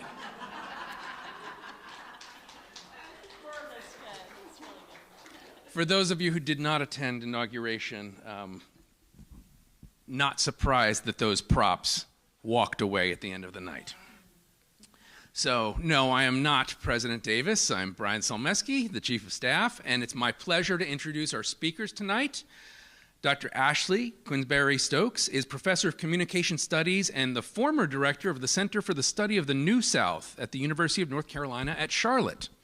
She earned her BA from Virginia Tech University, her MA from Wake Forest University, and her PhD from the University of Georgia. So pretty much a triple crown there of Southern universities. She teaches courses on Southern foodways, rhetoric, and public advocacy. Her areas of interest include rhetoric and public communication, Southern food and culture, food studies, identity and culture, and organizational rhetoric, corporate communication, and finally, social responsibility. Among her many publications are City Places, Country Spaces, Rhetorical Explorations of the Urban-Rural Divide, and Consuming Identity, the Role of Food in Redefining the South, both co-authored with our other panelist. And in 2020-21, she was a Fulbright Scholar, and she's also received funding for this research from the North Carolina Humanities Council, so pay attention, West Virginia. And as if that weren't enough, Dr. Stokes makes time to contribute to local and national media, such as the Smithsonian, Academic Minute, and National Public Radio. So, Dr. Stokes, welcome. Nope. Thanks so much for having us. Dr. Wendy Atkins-Sayre is professor and chair of the Department of Communication and Film at the University of Memphis. She earned her BA as well as her MA from Texas State University and her PhD from the University of Georgia. For those of you paying attention at home, guess where Dr. Davis earned his PhD? Dr. Atkins-Sayre studies rhetoric, focusing on the role that it plays in forming and reifying identity. Her latest book, Hungry Roots, How Food Communicates Appalachia's Search for Resilience, was, wait for it, co-authored with Dr. Stokes. And it investigates regional resilience using fieldwork and rhetorical readings of food. She has also co-edited 3 books, City Spaces, Country Places, again with Dr. Stokes, Communicating Advice, Peer Tutoring and Communication Practice, a little higher ed rhetoric, and Communication Centers and Oral Communication in Higher Education. So I'm sure the Student Affairs contingent will be mobbing you after this. Ladies and gentlemen, please welcome Dr. Wendy Atkins-Sayre. With that introduction and my holding up of the honorary presidential face mask, I believe my work here is complete. Until we begin the question and answer, I'll kick that off, but we'll have a little less fireside chat than we did last semester since, again, I'm not President Davis in case any of you were confused by my costume. So, colleagues, please take it away. I want to thank you all for having us and for welcoming us in such a fantastic way for the last evening and all throughout today.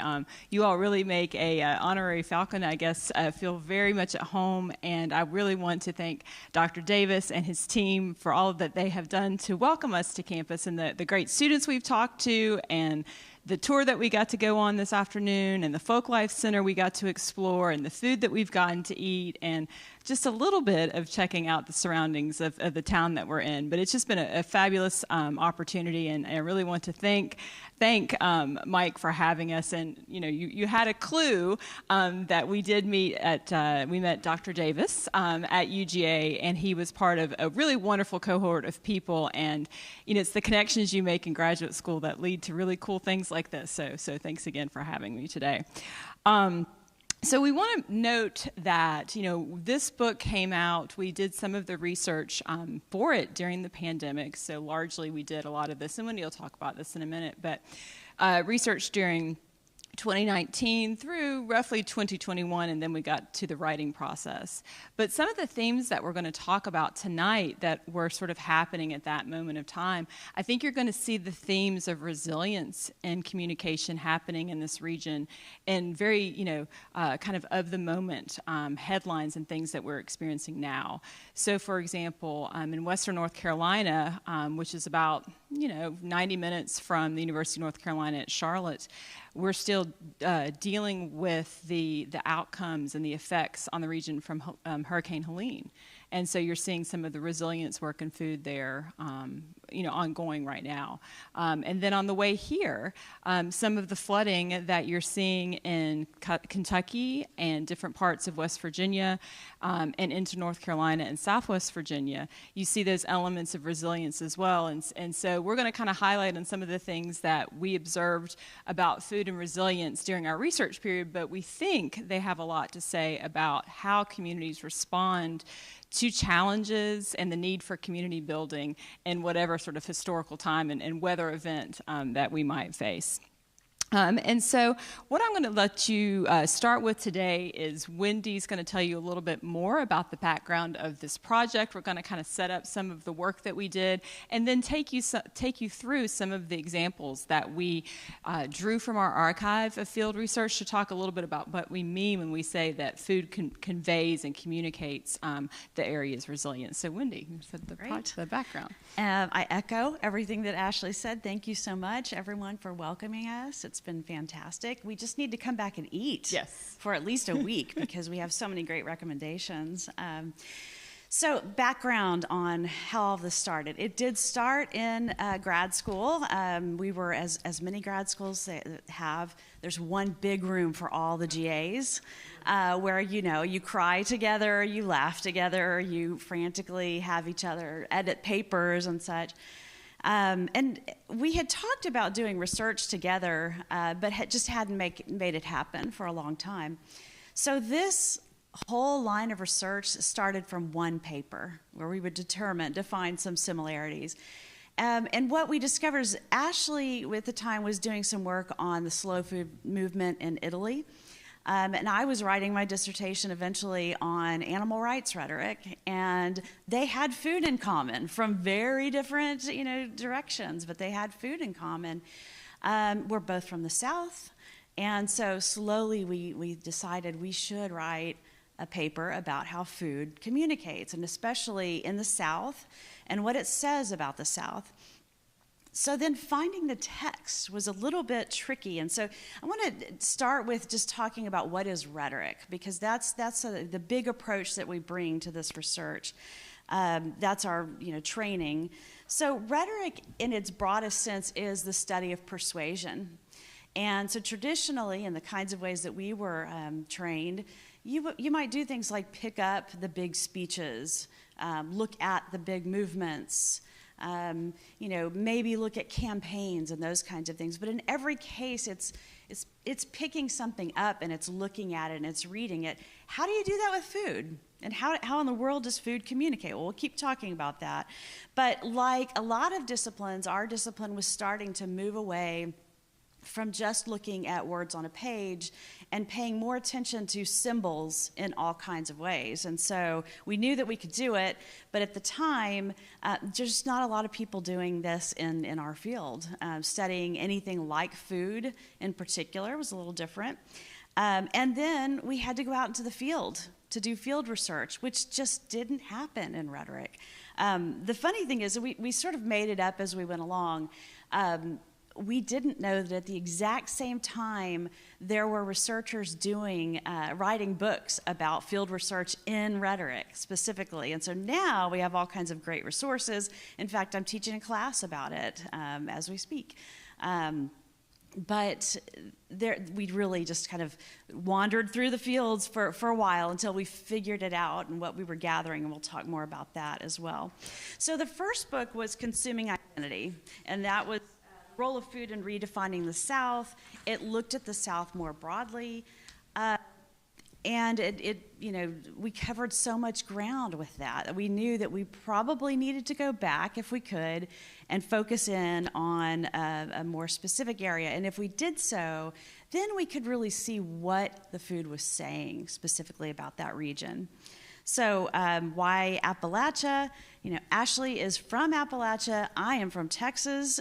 So there was some persuasion happening between us, but Ashley's going to explain a little more about why that region. Yes, and I think that one thing that will help is if we can get a picture of our map. Okay, I don't know if you all can see that, but I realize, and I think this is important for us to kind of kick off our talk this evening with this map and this discussion, that we're standing in a part of Appalachia right now. And so there are ways that you can talk about sort of geography of Appalachia. And so if you're talking about the mountain range, it can run all the way from Alabama up to New York State. You can talk about sociocultural perceptions about Appalachia and what do people mean when they say that region. You can talk about sort of insider knowledge about what one part of Appalachia might feel like than another. And so one of the things that I've learned today and yesterday, for example, is that some of the things that I grew up for part of my life in Blacksburg, Virginia, and Southwest Virginia, which is close to southern West Virginia and Beckley in that region. And so one of the things I've noticed is maybe the way that you talk about Appalachia in southern West Virginia might really differ from some of the things that I've seen here just in, 24 hours. So they don't have pepperoni rolls in Beckley, right? You don't have as much, at least visible sense of that Italian immigrant heritage in that part of Appalachia. So we decided, so Wendy's talking about how big the South is in our first project. We're trying to figure out, what does the South say about food in general if you were a visitor or if you're trying to market it. But then we first, kind of talked to some publishers. We want to write about Appalachia. We're like, well, no, we can't do that. It's hard for me to talk about this part because, I'd have to be up here a lot. I don't have a lot of connections to talk to people and do interviews. So we slowly got smaller and smaller with what we were trying to talk about in terms of our region for research. And so we're really talking about South Central Appalachia, which is the area in green that you see on the slide over there. And specifically, we were looking a lot about messages about Appalachia that you hear in the Blue Ridge Mountains part of the region. And we're looking about 100 miles, if you were to draw a circle around Asheville, North Carolina. Is the area that we're largely, with a couple kind of wiggle room kind of things, which we'll get to when we talk about. But one of the things that we felt was important in choosing this region is to make it smaller so that we could write and talk about it. And then also some of the stereotypes, which we'll talk about, and the perceptions about Appalachia as a whole, come from this sort of Blue Ridge Mountain pioneer Appalachia, the settlers who came to that region and then moved outward and all of these things. And so we decided to start there. But Dr. Mike has already written us today and saying that we need to come back to this part of Appalachia, and specifically West Virginia, and talk. And we could do a whole book about West Virginia food. So maybe we'll do like a version 2 or something. But that's what we're talking about today, because I think it's really interesting rhetorically for what Appalachia has to say. So, when we talk about Appalachia, if the South is sort of America's punching bag, I think that sometimes Appalachia, however you want to, carve it out, is sort of like the South. It's like the punching bag of the punching bag. And so one of the goals of this project is to kind of bring some new looks into our region, new conversations, some complexity, and some nuance. And so what we'll talk a little bit now is more about some of the stereotypes that you might hear about our region, broadly defined and in our specific area, and how food does anything with those and whether it does anything to those. So Wendy can talk a little bit about that. Yeah. So if you Google Appalachia, pretty quickly you're going to come up with some gorgeous images, which I don't even need to show you, but we also give this talk internationally, so sometimes people aren't familiar with it, which is fantastic, and there's a lot to celebrate. But you know what else is going to come up pretty quickly, and it's going to be things like this. With the messages saying that people who live in Appalachia, especially southern Appalachia, are poor, they're all uneducated, they're backwards, they're conservative, they're largely white, they're unhealthy.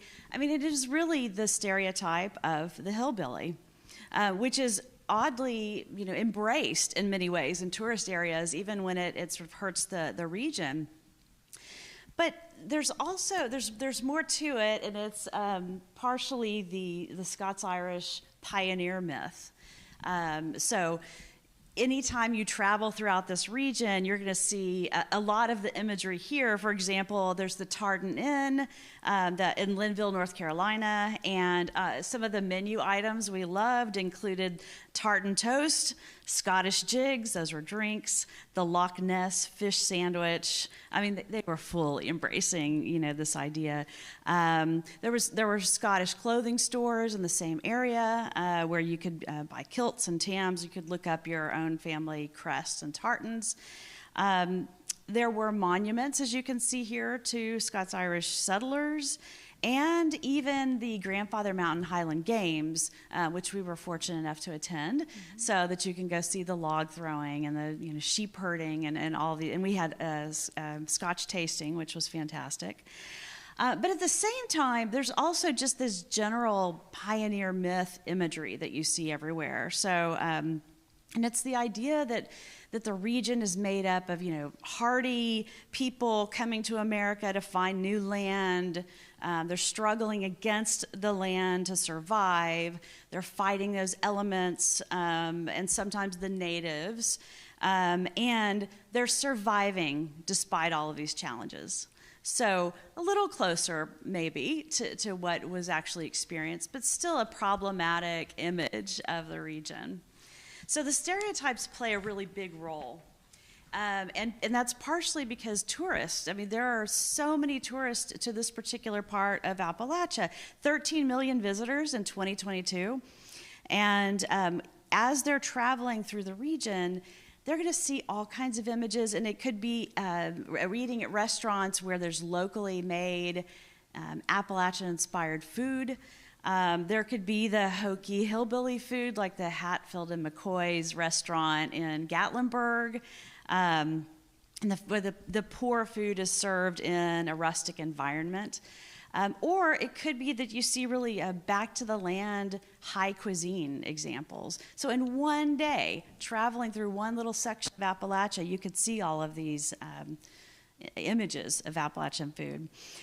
Those stereotypes not only harm the region for the reasons that come to mind initially, it really ignores the diversity of the region.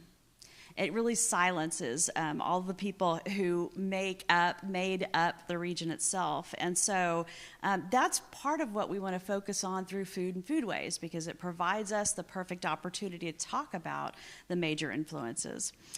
So that sets the stage for our larger project. And again, we should define what is Appalachian food. There's no one answer to that, but Ashley's going to explain that. And one thing I want to point out is some of the images, most of the images that you're seeing on the slide would be part of our research methodology. So the pictures of us at the Highland Games, the pictures of the Appalachian foods that we'll show throughout the rest of the presentation are ways that we were trying to sort of capture what we saw. So, you know, some of the things that we took pictures of, talking about sort of the mythology is, you know, you're in a moonshine gift shop that's modeled after a shack or a barn, and it looks like a porch, and it's got the jug band playing, and it's selling potted possum in a can. You know, you see the hillbilly back scratcher by the crackers, you know, on the, you know.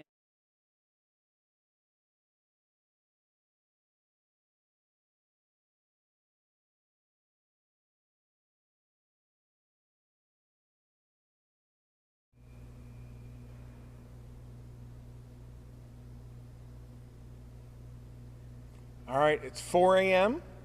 Means we're 3 hours from Good Morning Fairmont.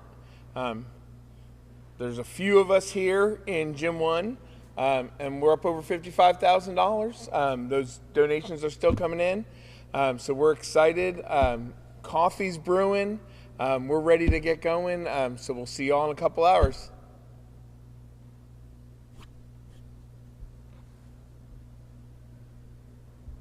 Food, heavy carb, heavy, you know, some of the stereotypes that Wendy was mentioning. And what we found when we started talking to people from all over the region, whether it be, you know, a gardener, we met 2 gardeners earlier today in a garden club, or if you talk to someone's relative, if you talk to a chef in the region, you start to sort of see beyond some of the kind of tourism-centric hillbilly stuff. And so, you know, we could talk all day about whose definition we want to use for what Appalachian food can be or is. But, you know, it can be a largely vegetable-driven cuisine that comes from a large garden in the area. That meat might be used more of as a condiment in a soup beans and cornbread dish, where there might be a little bit of bacon in there, but it's not the feature of the plate. It does include heartier meals sometimes, like soup beans and cornbread, and dishes that are made for comfort and to last all day because someone may be away from the home working all day and need the calories to do the types of work that they do. You know, things that come from the land that I've had conversations with some folks here today, things like ramps that grow in a particular region of the mountains. Venison and game might be part of that cuisine. Foods that are foraged, like mushrooms, could be another part of that. Grains that, you know, so like I said, it's sort of like a smaller subset of southern foods. So you're going to see a lot of corn products because corn grows easily in the south and in Appalachia as well.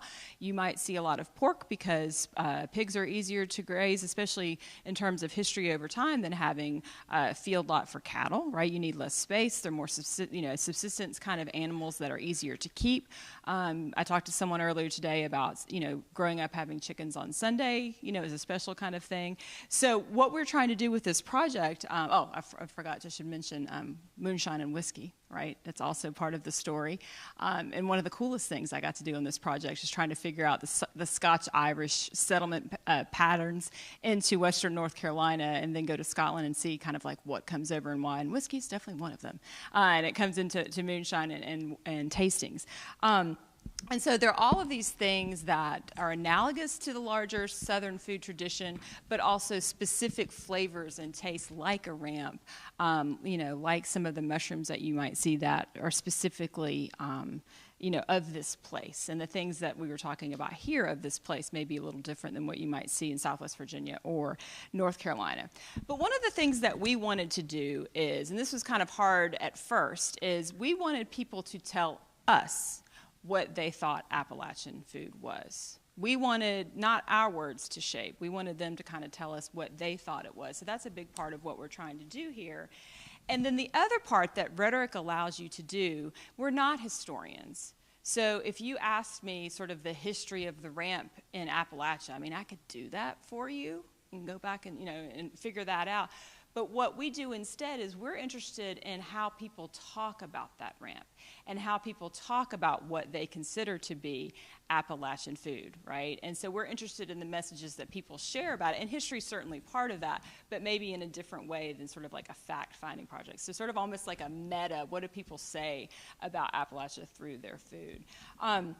So Wendy's going to talk a little bit more about our discipline, and then we'll get into some of our examples. So that brings us to the book, the newest book that came out April of 24. And so we do expand on the argument about food communicating and the rhetorical nature of food, but I want to stop there and explain a bit more about what do we mean by food and foodways. So Elizabeth Engelhardt defines foodways as why we eat, and what it means.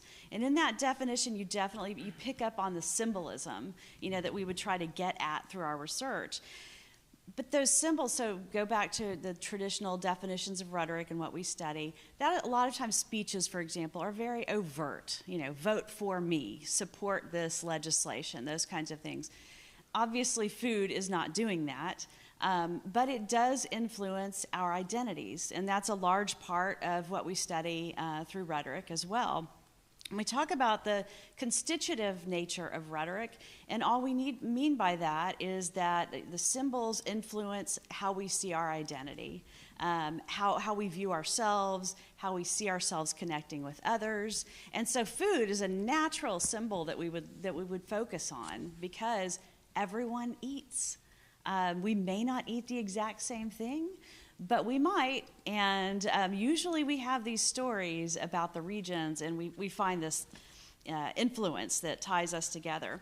So the other part of constitutive rhetoric and thinking about identity building is it's not just about influencing how you see yourself and others.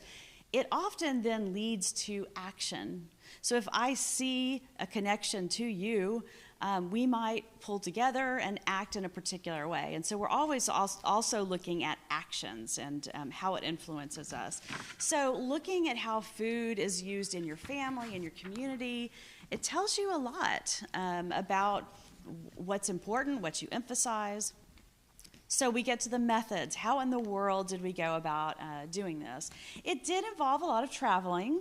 As Ashley said, 2019 to 2021 or 22, it's kind of hard to tell when it starts and when it stops.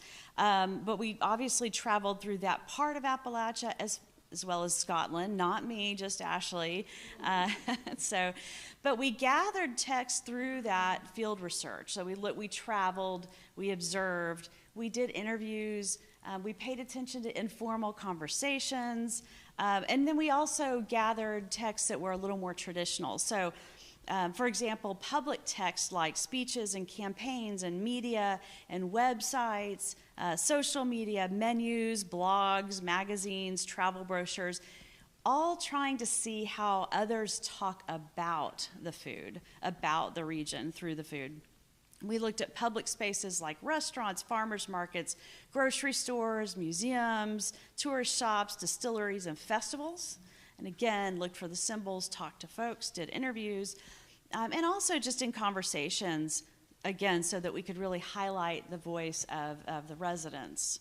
So once we had gathered so many of these texts, that's when we sat down and began to rhetorically analyze those texts, looking for themes that were emerging, and that's what led to our main argument. Yes. And so we are, communication studies, you might see elements of sociology in here and anthropology. We've had some conversations with Brian, who's been an excellent host as well. But what we started finding when we're looking at our research as a body is that people and our texts and all of the things that we collected started talking and showing to us that the ways that food helped these different communities and areas within Appalachia be resilient or to attempt to cultivate resilience. And so we decided over time, using our research notes in our archive, that this element of resilience we kept seeing in different places all over reflected back to us.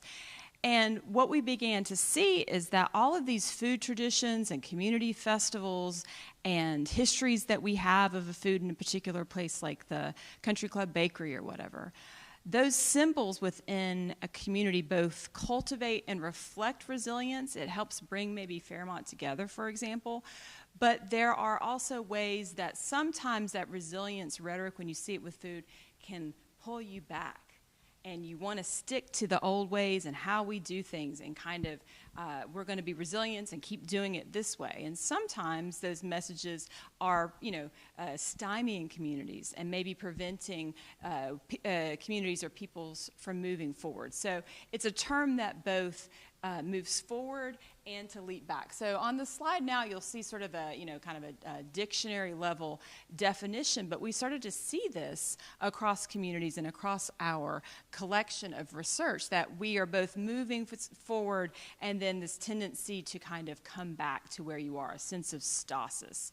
So, in a lot of Appalachian communities, you might see a sense of toughness, a sense maybe of stoicism in the face of a challenge or a crisis, a sense of coming together and building a community around each other through food or through lots of different community elements. So it can cultivate and it can move us forward, and it also can maybe keep us in place, maybe on a treadmill. You can maybe think of it that way.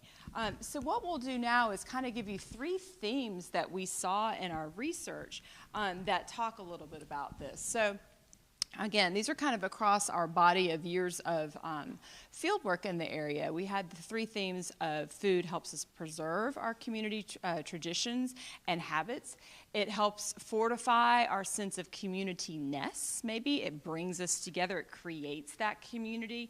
It helps us be who we are through the foods that we eat. And then also this element that we saw in the South Central Appalachian region of all of these really interesting ways that traditions were melding together and then reflecting a new and maybe different story and providing new directions to think about Appalachia as a region. So we'll give you some examples. Let's start with preserve, because that's definitely an image that you might imagine in this particular region. And again, we can look at the dictionary definition. Keeping alive, keeping in existence, protecting. But there's also the food element, where you're treating food in a particular way so that you're able to keep it for a much longer time. So think about the symbolism and the idea of preserving. There is some constitutive work that happens with that. Again, identity building work that happens with preserving, because when you say that you're preserving something, you're also indicating that it's worth preserving, that it is important. And so you have all kinds of examples that of food that people still use, that maybe they make, but maybe they purchase. Why? Well, sometimes it's out of necessity, not as often today, but certainly out of necessity. You have 1 million tomatoes coming in or whatever it is, and you need to keep it because down the road you will need it. Sometimes it's out of tradition or practice.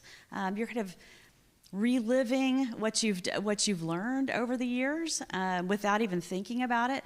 But sometimes it's even really intentional, where you're really trying to reenact some food preparation that you've seen, whether it's family or community or, even through media. If you wanted to feel closer to a region, you might think about preserving in this way.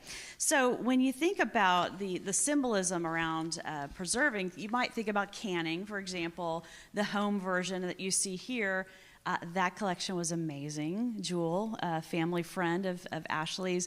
And of course, we left with jars because you can't, go for a visit and not walk away with jars, and it was fantastic.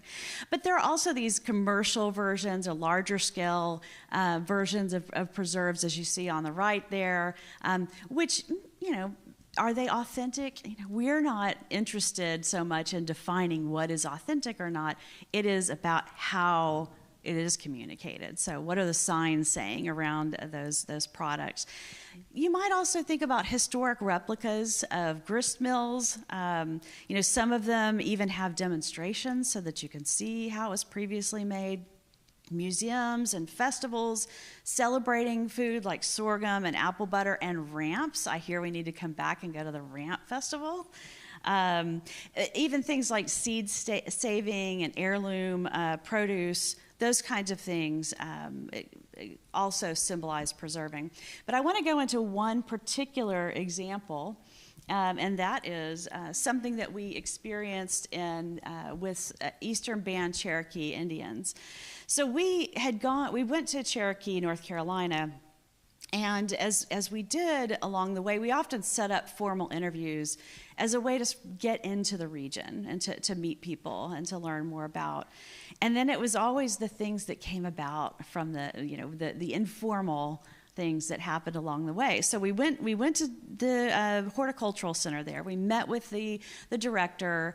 We told him we just wanted to hear more about what they were doing, and so he started explaining that. But along the way, he paused and he said, What are you doing? I mean, we introduced ourselves. What are communication professors doing out here asking me about this, about horticulture? And so we told him. And he immediately said, you have to meet my friend, who's a Cherokee food activist. And so, of course, what happened? We jumped into his truck, we drove across town, and we met Tyson.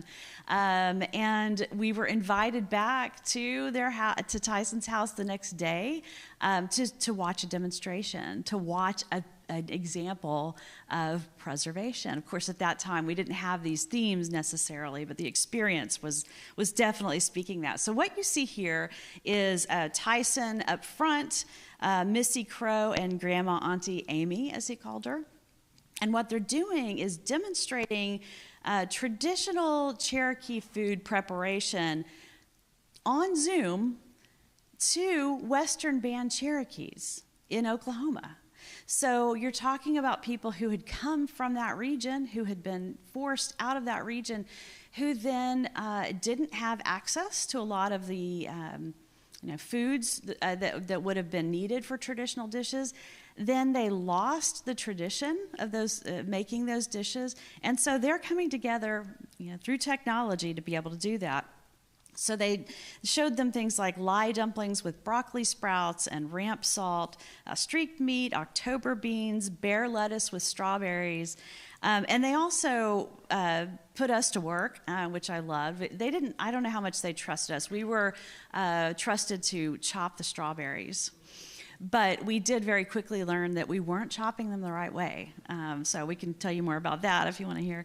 We then got to sit and watch the conversation, and even better, of course, at the end, we got to eat together and really talk about the food at that point. So they were really enacting preservation by growing and foraging this produce. They were native and traditional foods. They were buying foods from different vendors who were then able to make a living in some cases or supplement through that work.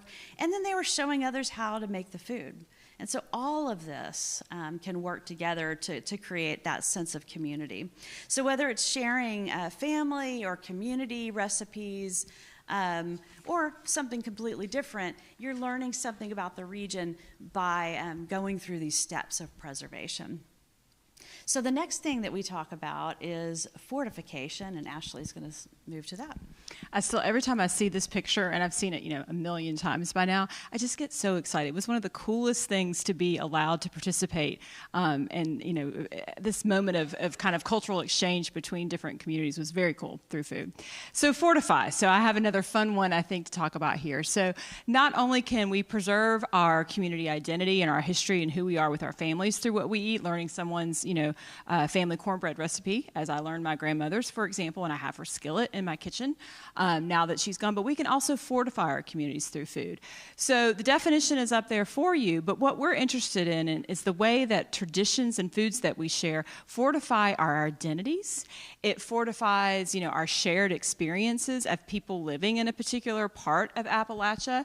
And so on the slide there, you'll see it says Hub City Urban Farm. That's from Spartanburg, South Carolina. It was kind of on the edge of our little radius of research, but they had these amazing community gardens that they had created in an area of town that was experiencing a lot of blight, had a lot of businesses move, and they created a new space, a new cafe, a community outreach center, a children's garden, all of these things to draw people back into this part of Spartanburg and to create industry there through, local honey, through local jam, through the veggies that they were selling. The farmers market image on my right, anyway, with the blue baskets is in Asheville, North Carolina. Carolina, an African American part of the city, and they had built a community garden kind of up a hillside in Asheville, and it was in a part of Asheville that had kind of been forgotten as they built the highway in. And so the Peace Garden was its name, and they had not only all these amazing, growing different crops, but how to cook with those crops. It was a pay-as-you-go donation garden. It had seeds that you could take. It had a lot of the community history that had been lost about Asheville. Asheville's a lot about breweries right now. You can't throw a rock without hitting another brewery. You can learn a whole lot about that, but that was kind of like the main story of Asheville. And so what this garden is doing is putting back in a different conversation about what it means to be kind of from Asheville, particularly from African Americans who've lived there a very long time. One of our favorite experiences too goes back to our experiences with the skinny, I guess, smaller communities of Appalachia. So the one that you're seeing on the slide now is from the National Cornbread Festival that we attended, and it is, part of sort of North Georgia. It's called Pittsburgh, Tennessee, right over the border into Georgia. And this is a festival that is sponsored also by Lodge Cast Iron, which is located in the town, and you can tour that. But they have an amazing festival every year. It's a small community, again, that a lot of industry had left. They start the Cornbread Festival, and it's like the whole town comes alive, so that you can walk down Cornbread Alley and taste cornbread dishes from people all over the community. They have a very well-regarded national cornbread cooking competition with sort of like Top Chef style from people all over, and they're using cornbread in very interesting and kind of creative ways.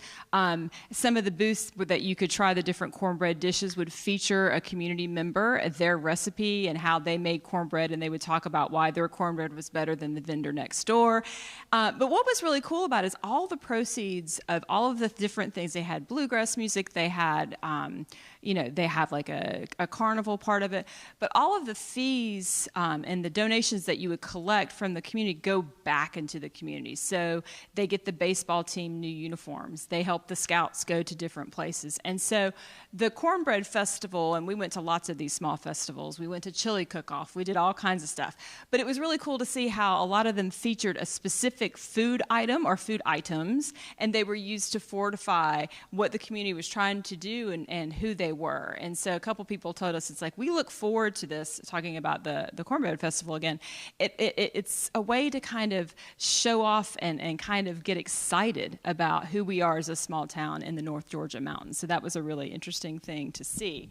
And then the last one that we'll talk about is fortification and preserving, in terms of rhetorical action that Wendy was talking about, often act really internally to a community. So you're fortifying the community internally, you are preserving histories internally to these small places or larger places. But then the last one kind of has more of an outward-facing focus in that you're melding different traditions together to maybe get people to think about Appalachia in new or more nuanced ways. Yeah, so earlier I said something about the stereotypes really erasing some histories. If the region is largely seen as white, as, grandma's cornbread, those kinds of things, what's being left out is indigenous contributions with things like corn and bean-based dishes and greens, African influences from those who were enslaved, then leading to Black Appalachian or sometimes Afro-Latin roots, a term that was new to us. And then other European, as we're talking about this region being different, we don't hear those stories quite as much, and that's what melding is about. So if you think about the general definition, merging and blending, but then there's the food element, where it's the physical act of cutting or blending that generates taste and smells that weren't there before. And I love that part of the definition when you think about food and what it does to community. As Ashley said, the preserving and the fortifying, mainly internal, melding is digging into the true history of the region and telling the larger history there. So think about also the representation that happens on the streets through various restaurants and grocery stores that really are more produce and items in the grocery stores that aren't traditional as we would see in the stereotypes, but in fact are becoming more common because population is changing in Appalachia. There are also chefs like Ashley Shanti in the middle there with the hat on the right. I should say the middle picture on the right. And she has been an amazing Asheville chef who originally worked at a place called Bene on Eagle. That restaurant, everywhere you looked, it was everything from the food on the menu to the pictures on the wall to the music playing. The African influences on Appalachian food was really apparent there. She no longer works at that restaurant, although it's still there and it's fantastic. But this is her latest endeavor, and that's called Good Hot Fish, which I do understand was affected by the floods, but my understanding it's already come back, and she's already back out there doing it. So the other thing that you might think about is like Nikki's fry bread. Even though fry bread is a little controversial in Cherokee and other populations, but they are bringing these flavors to Appalachian festivals, for example, and pushing the boundaries of what it is. Or you might think about the whiskey moonshine story itself, and we're back to the hillbilly imagery. Except, let's go to this example. Are there any whiskey fans out in the audience? All right, so maybe you've heard, maybe you have not heard that if you're not. But Uncle Nearest is one of the biggest stories that we're talking about now from Tennessee. So the story is, and it's still relatively new history that we're digging up, and by we I don't mean really we, but New York Times articles, for example, in 2019 started appearing. But Nathan Nearest Green is how he was known, was formerly enslaved, and he was known as the first master distiller, right? Which goes against the Jack Daniel story that you hear from Tennessee. The story is that Uncle Nearest Green, actually taught Jack Daniel how to make whiskey. And Jack Daniel actually started embracing that story in 2016.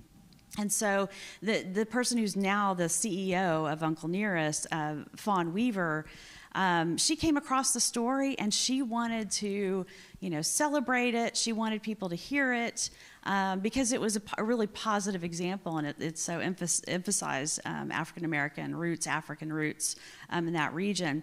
So now they have this hugely successful Black-owned, women-led business, and it's really making waves in the industry. They're winning awards. They're being talked about all over.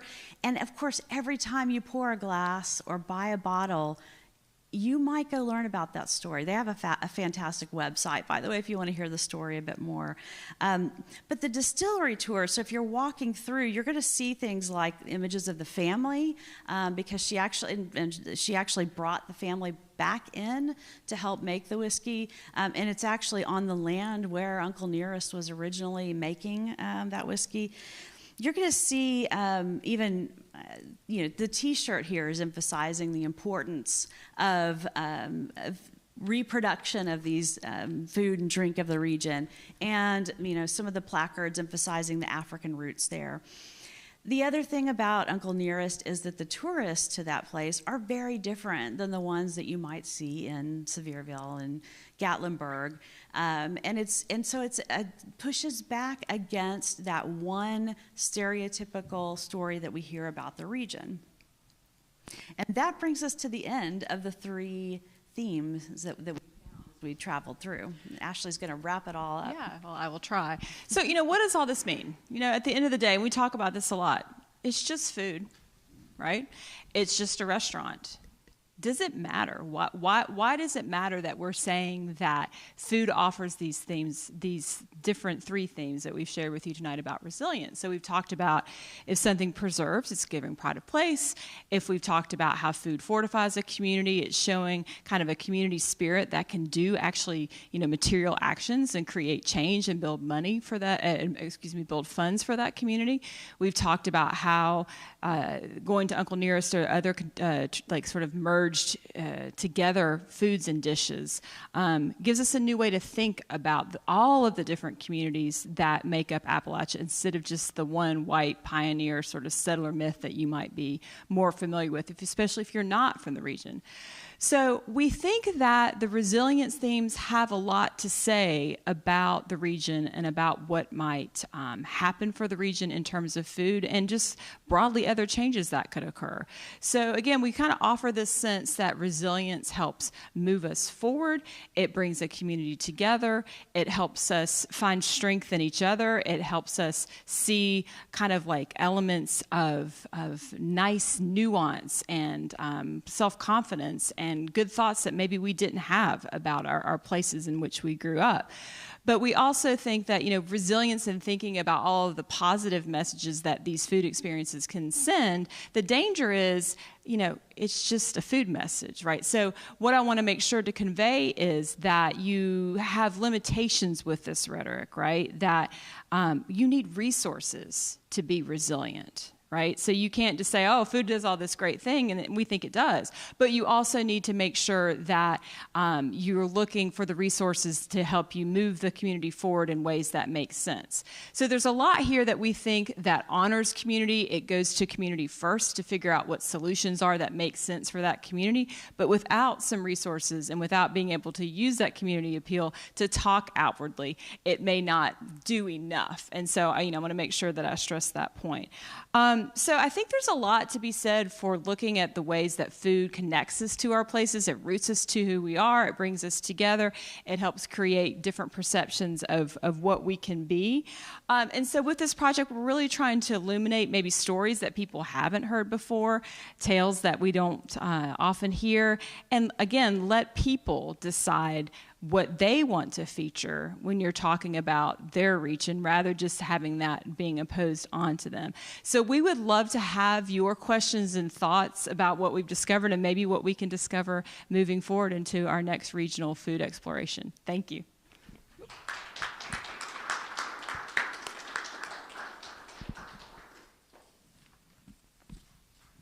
Thank you both. If you're like me, you looked at the pictures and you listened to the words and you sort of took a little trip. So as much as I would like to start with the whiskey, let me start the Q&A by asking you a little bit about your methodology. It sounds to me like it was very much participant observation, which is, I suppose, a gift from anthropology to other disciplines. But I think at the beginning you described it as sort of making it up as we went.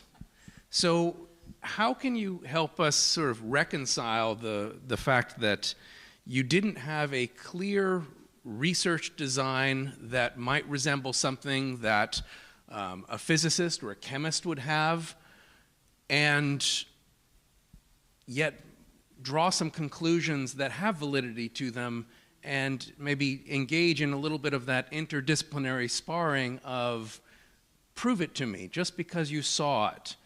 And I think this is something that many of the social sciences are challenged with. So how did you do that with food and resilience? So yes, I think one thing that we should point out is the field work, rhetoric in the field work part with food is the part where we're making it up where we went along. So that piece hadn't done that yet. So rhetoric is an ancient discipline, right? So we're going back to Aristotle and we're going back to Plato. And so there's very much sort of a very systematic process that we would follow if we're looking to analyze words on a page, right? A speech that a politician gives. So we are looking for particular descriptive features. Part of it involves figuring out what the context where that text was given, figuring out which of our sort of technical tools we can use to unearth a message, and then did it work, right? So all of those things are there, but they hadn't been put into the field in the same way. And this sort of started, I guess, our rhetorical fieldwork piece in 2016, and so there's more of it now. So that's kind of that you can go out and buy a book about rhetorical fieldwork, as Wendy was saying. But what would you add to sort of the systematic part of what we did? Yeah, so we do borrow from other disciplines, definitely. People kept asking us, oh, this is an ethnography, or participant observation. And there's a lot of similarity, but I think it's about what you end up studying from your collections. You know, what are you trying to get at by looking at what we would call text as we're wandering through the region. And in our case, again, reading the symbols in order to find these themes. So the systematic part comes in the field notes. Just lots of images, actual notes as words as we were talking to people, recordings of conversations, those kinds of things. And then going back sort of systematically and looking for the themes. But rhetoric is about, the argument is the method. And that sometimes people have, even the students I'm teaching right now have a really hard time wrapping their head around that because we're told to have a methods section in a paper. So explain your method. Well, it's an argument. That's what we're doing. So I either persuade you with this argument or I don't. I either have enough data, we wouldn't use the word data, or I don't. So it's a little different. And I think that's kind of the fun of it and the beauty of it. And I wonder, if someone did the same research that we did, they could come up with a different argument. And could they convince me using the textual evidence that they've collected of their different argument? And like she's saying with her students, like, wait, what? I can argue what I want if I've got the textual evidence to support it? Yeah, you can. That's kind of what we do. And so, I think that it's been interesting to ask people, are you seeing what I'm seeing? Do you see the argument that we're making? Have we convinced you using the texts and the samples and the evidence that we've collected of the point we're trying to make? It's a great answer that the argument is the method. And that you wouldn't call it data, and that you're not too concerned about the crisis of replication. So again, within the social sciences, lots of different approaches, I think is the key point there. I'd like to shift a little bit to that argument. So how do you test that argument? If you'll come back to actually where you ended there, Ashley. Asking the question back, are you seeing this also to your informants? Perhaps you don't use that word, subjects, research participants, whatever the vernacular is. How do you ensure that your argument is not just your argument, that you're not just projecting what you're seeing? I was sort of struck by how many different regions there were. And my mother loves to go to the Highland Games. She lives in one of those counties and likes to talk about how her father's Clan Hume, and I was raised with none of that. So she is projecting that onto our family history, and my brothers and I all sit around at the dinner table and say, I don't see it. Yeah. Yes, I think that's an excellent question, and it's one that really bothered me as well because I grew up hearing, oh, you're Scotch-Irish. I'm like, what does that mean? Like, what does this have to do with me? So it turns out that, in fact, I am. And then one of the reasons I went to Scotland is I was looking at that particular pattern of immigration into the Blue Ridge Mountains. But to answer your question more specifically, I think you see the argument, I wouldn't say proven, because we don't do the same methodology, but you see these elements in the way that we would say the discourse changes over time. So if you were to go to Asheville right now, in addition to the breweries, right, you can look out and see many more examples of restaurants featuring African American stories and traditions and foods than you used to. If you read travel and food magazines like Condé Nast Traveler, and we track those, from the time that we started doing this research, it's like talking about going to the hillbilly markets in Gatlinburg. That's still there, but you can pick up a lot of national travel media publications now, and they're like, hey, did you know that there was this tradition of Italian Americans in Fairmont? Did you know that? In addition to all the other things that you may know about West Virginia. And so what I would say is you could collect it's more like a longitudinal piece to it, that you could do a keyword search of articles that have come out about Appalachian food from 2019 until now. And I think I could prove to you that that conversation is slowly changing over time. But I can't tell you exactly when it is, and I can't tell you if it's enough, but I think you could pinpoint that the discourse is changing over time, is what we would say, partially. And I would just add that, we present this nice, neat argument here to you, but of course those themes emerged after a year plus of wandering around the field and gathering the examples. So I understand how you could see that happening, but I think by the time we made those connections, that's when we had all of the different examples, all the different texts. Yeah. Well, I want to turn the word back to the audience, but I feel compelled to bring President Mike back into the discussion momentarily. And this is a true story. When I came to interview here in Fairmont, the night before, as I was packing things up, it dawned on me that my friend at one point, I was living in Kentucky over bourbon, because that's how you communicate in Kentucky, had told me that he was from West Virginia. And somewhere in the deep recesses of my mind, I thought he said he'd gone to Fairmont State. And so I picked up the phone. I said, Greg, do I remember correctly that you're from West Virginia? And he said, yeah.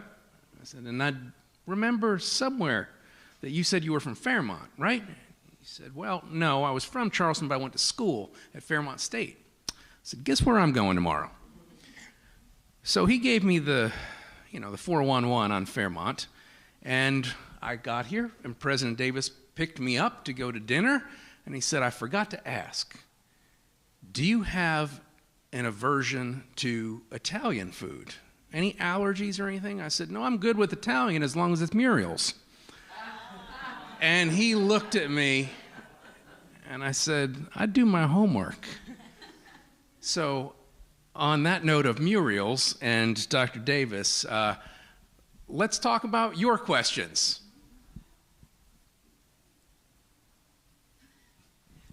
You, the Appalachian lady in the back. Is that good? Can you hear me? Okay. I am a lifelong Appalachian, raised by Appalachians. I want to just make a comment first. What I found really interesting about reading your book is that I'm from West Virginia, like multiple generations of West Virginia Appalachians, and how different the things you talked about were within our region. And I just thought that was so interesting. But I guess I wanted to talk about, and I don't know if this area of Appalachia, I think we're a very hospitable people in West Virginia, but we're also not a very trusting people. My dad's only voting requirement for you to run for a state office in West Virginia is that you're from West Virginia. If you are Democrat, Republican, anything else, he doesn't care. If you're not a West Virginian, he will either not vote for you or not. How did you build trust in these communities that you interviewed? I know that you said you're from this kind of area, but how did you build trust with these different? I mean, that's hugely important, right? And we try to talk about in the book, like, we are specific that we are coming from who we are as researchers. I'm a white woman, right, that I grew up in this area. And so we do talk about, so you bring that to, but to answer your question, I don't think we would have had the conversations that we had in certain places because they're like your dad. And, you can probably hear in my voice that I still probably sound a little bit like I grew up in Southwest Virginia, right? And so I think in the way that Brian is able to talk about, I'm going to say it wrong, Muriel's, but we've been passing it on the way here from our hotel. But he can speak that lingo, so then Mike talks to him, and I can speak the lingo, I think, to him. But, we did have people kind of look at us like, what are you doing? And actually ask us, like, why are you taking all those notes? What are you writing down? Why are you, And we're really trying to say, like, we really want to talk about what you eat and why you eat it in this area. And then people be like, oh, well, I will tell you that. So, I think that there is in our case anyway, there was a very useful insider-outsider dynamic, for lack of a better word. I'm not a chef. I'm not an insider in any of those kinds of ways. As I was quickly told, I was cutting the strawberry incorrectly. you're doing this wrong. So I can't claim any of that, but the geographical knowledge. But what was cool about that is I was insider enough, and then I'm home with my family in the mountains enough that I can still kind of know who belongs to who and who's people and all that stuff. But what Wendy offered is she would look at me, what? Like I would say, well, we need to go. There's a very small community, for example, called Meadows of Dan, Virginia. Has anybody seen it? It's delightful. Beautiful Blue Ridge Mountain. They have a gorgeous, very high-end resort there, but they have all these really lovely community stores that you can go visit and buy purchases. And then our family friend Jewel, who is the canner, that's kind of where she lived close to there. So I keep telling Wendy, planning this visit, I'm like, we're going to Meadows of Dan. And so it was like 6 months later, she said, that's 3 different words? And I said, yeah. And so it's like one of those things where I know, like I knew the community to say, we need to go here. And she's like looking at me like I'm, And so we had many moments where we're a check on each other, that what I see, because I am fiercely protective of my people. And that's a problem when you're a researcher, right? I've got to really look out for that. So hopefully my co-author can call me out on when I'm too much of the, insider language or voice. I would just add one more thing, and I think it's listening. It's asking their stories and listening and valuing that. And that's what we do. I mean, that's how we gathered so many different examples, was just hearing people's food stories. And again, everyone loves to talk about food. So you can break through a lot of barriers, with that topic. Great question. I wouldn't necessarily think people wouldn't talk, but I know that at least West Virginians are really fearful of the way that we're reported and what we're talked about. And I'm sure that's happening down there too. So not necessarily being afraid to talk, but afraid of what you're going to do with it and kind of gaining the trust with those stories. So also, there's a town in West Virginia that's spelled hurricane, but it's hurricane. Yeah. And that's the number one way we can tell. So if you're ever around there, it's hurricane. Now we know. So if we ever write Mike's book, we'll be somewhat more ready. But yeah, I mean, I think it was really important to us. Like, for example, with the our Cherokee examples, I mean, we had conversations with those, community activists where we were very like, hey, we're working on this project. It may be years from now when you would read about our experience, but are you okay with that? And also to give those communities,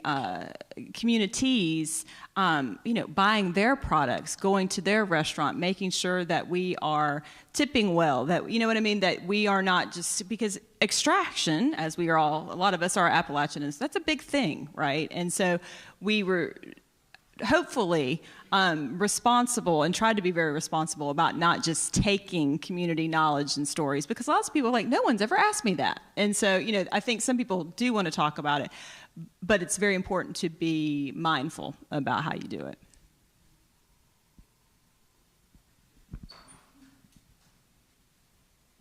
Hello. Oh. So my name is Jay Casper. I am 30 minutes away, and my family has been around here for years, and one of my grandfathers was Cherokee, but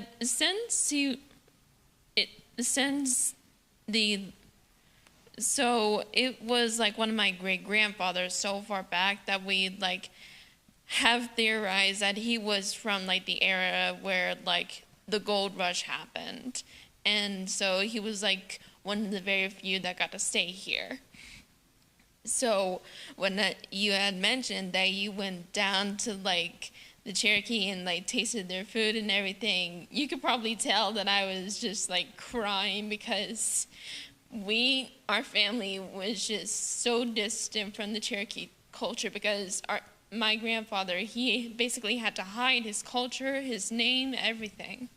And so I just wanted to ask, when you went down to the Cherokee, what was your favorite dish down there that you tasted? Oh, I'm so bad at favorites. But first I want to say thank you for telling that story, because that means a lot. And that's amazing. That's really what we wanted to do, was to tell those stories that don't get told. I think the most amazing thing was taking really basic ingredients, and it was fresh. You just tasted the freshness. So the strawberries, I mean, you know, it's probably because we cut it, but the strawberries were incredible. The ramp salt. I mean, I couldn't imagine what that was like until that moment, and it was bringing it all together. So much of it was new to me. And I would say, you know, I grew up, maybe some of you grew up eating sort of cornbread and soup beans, or, you know, or brown beans, you might call them. I was talking with someone earlier today, and that was sort of a dish that's always in my house, like my entire life. At least cornbread, almost every meal my mom would make. But in that experience, you realize not only, like, you know, how old some of these things are, that Native Americans are cooking with these things that then other communities adopted to make their dish, but also those slight differences. So the soup, beans, and cornbread that we ate that day, you know, the cornbread's in the form of a dumpling that we've never tasted. It's completely different flavor.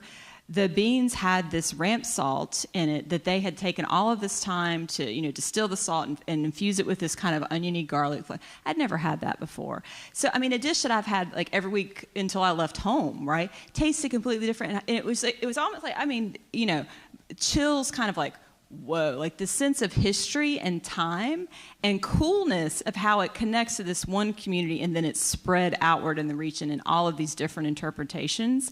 And I would say there's a great article for interest in that, and it basically is it's by a woman, Courtney Ballesteyer, and she talks about how the color of my soup beans aren't the color of your soup beans, but that's not the exact title, but isn't that cool? And so I think that there's this sense of, for me, this was really, I think, my first, I guess, fully immersive experience with Cherokee Indian food, and it just blew my mind. It was something that, you know, again, I'd had all my life. And I think, I mean, we really had moments after we were there, you know, just sort of sitting in the car and not knowing what to say for a few minutes. But what really struck me is that Tyler, who we spent most time with, was really proud of being Appalachian. It's not like he was putting his, you know, Cherokee heritage above Appalachian. He was clearly recognizing that combination. And also, it's not too late for you to, you know, learn more about those traditions. There are great places you can visit, and I'd hope you would. I already have begun researching about those traditions and researching about the different language. And one last thing here, I am also Scottish and Irish. And I highly recommend the McCater's restaurant down the road. And if you're here for like St. Patrick's Day, they literally cook like a traditional Irish dinner not dinner. Irish, they don't do dinner. It's like a traditional Irish lunch that my mom has said that is very much amazing. Well, I think you know, if you'd like to, we've got a couple of websites and authors that we have another activist that we met that she runs the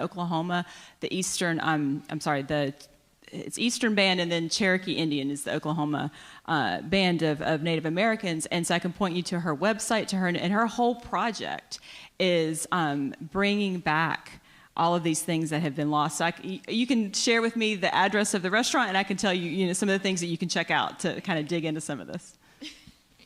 Thank you.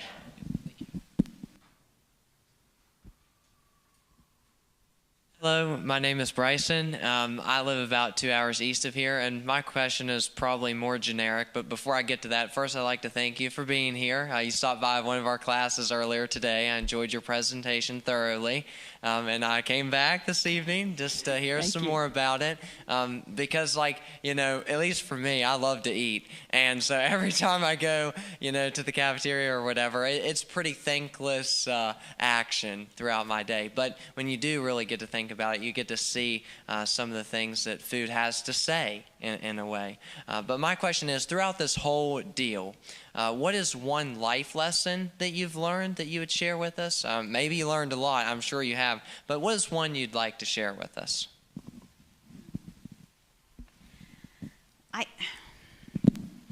maybe it's connected to the listening and asking stories. I feel like the best examples that we collected along the way were not planned, and they only came about because we stopped to talk to someone, and we listened to what they were saying. And so, when we ended up going to this person's home and getting that experience, or wandering a back road because someone said there was something interesting down the road. I think we learned a lot from, and when going back to we were trying to make it up as we went along, we did figure it out, early on, but the mistakes we were making before, and I think I mentioned that this morning, is we had too much scheduled. We were choosing things that other people had told us were really important parts of the region, and when we stopped planning and just actually listened to the people, I think we learned so much more. So I think that's a major life lesson. She kind of stole mine, but I guess another way to look at that, and I think they are slightly different, is being able to be uncomfortable and not knowing the answer to something. I've been in academia, for a long time now, and it's not a good thing if professors don't know the answer to something, right? We're supposed to know in our classes and things. And so with this kind of project, you kind of have to sit with not knowing and being uncomfortable. Like some of the experiences that we were invited to participate in, I mean, you really, it's very different, and it feels awkward, and you don't know what's going on, and you might get fussed at while you're doing it. But just being able to kind of sit with not knowing the answer, and it took us a long time to kind of figure out what we were looking at, and I think that hopefully the ability to not rush to prove a conclusion that you were looking for and just kind of letting it sit there for a while, and I think that's good for the students to listen to too, that it's okay not to know, and it may take a while to figure it out, and I think that that's a luxury that we all should kind of give ourselves, in particular situations, to kind of sit on things and think about it for a while maybe.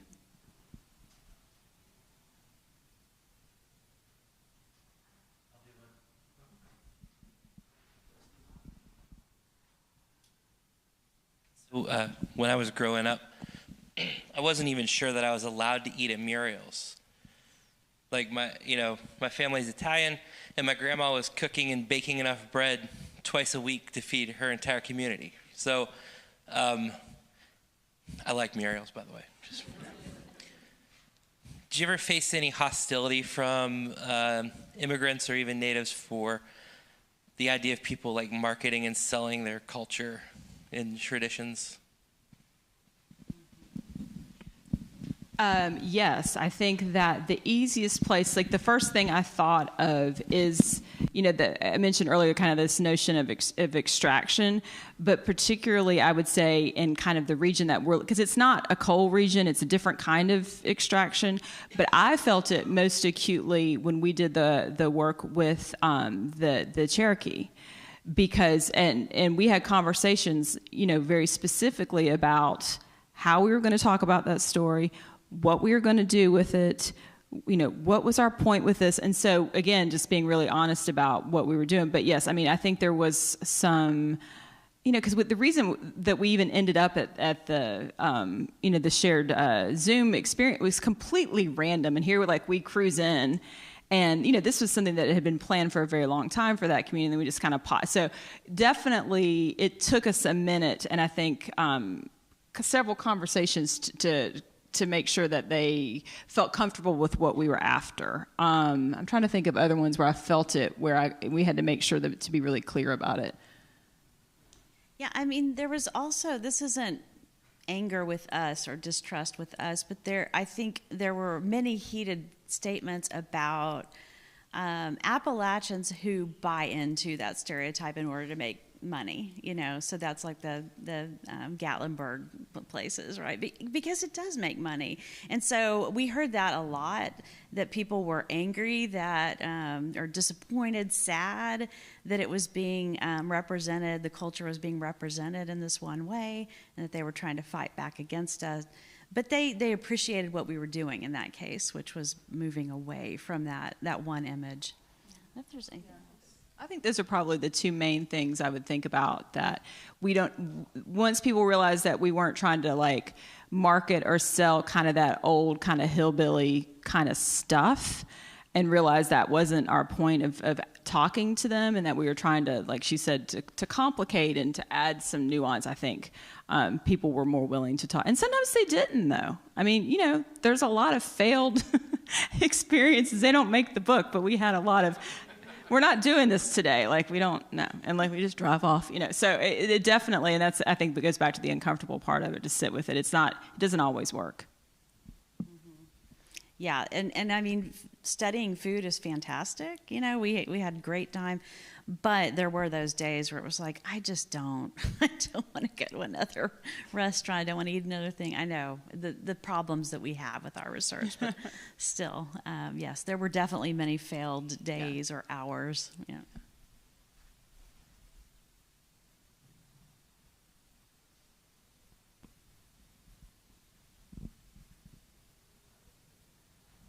Professor in me is saying, wait, wait.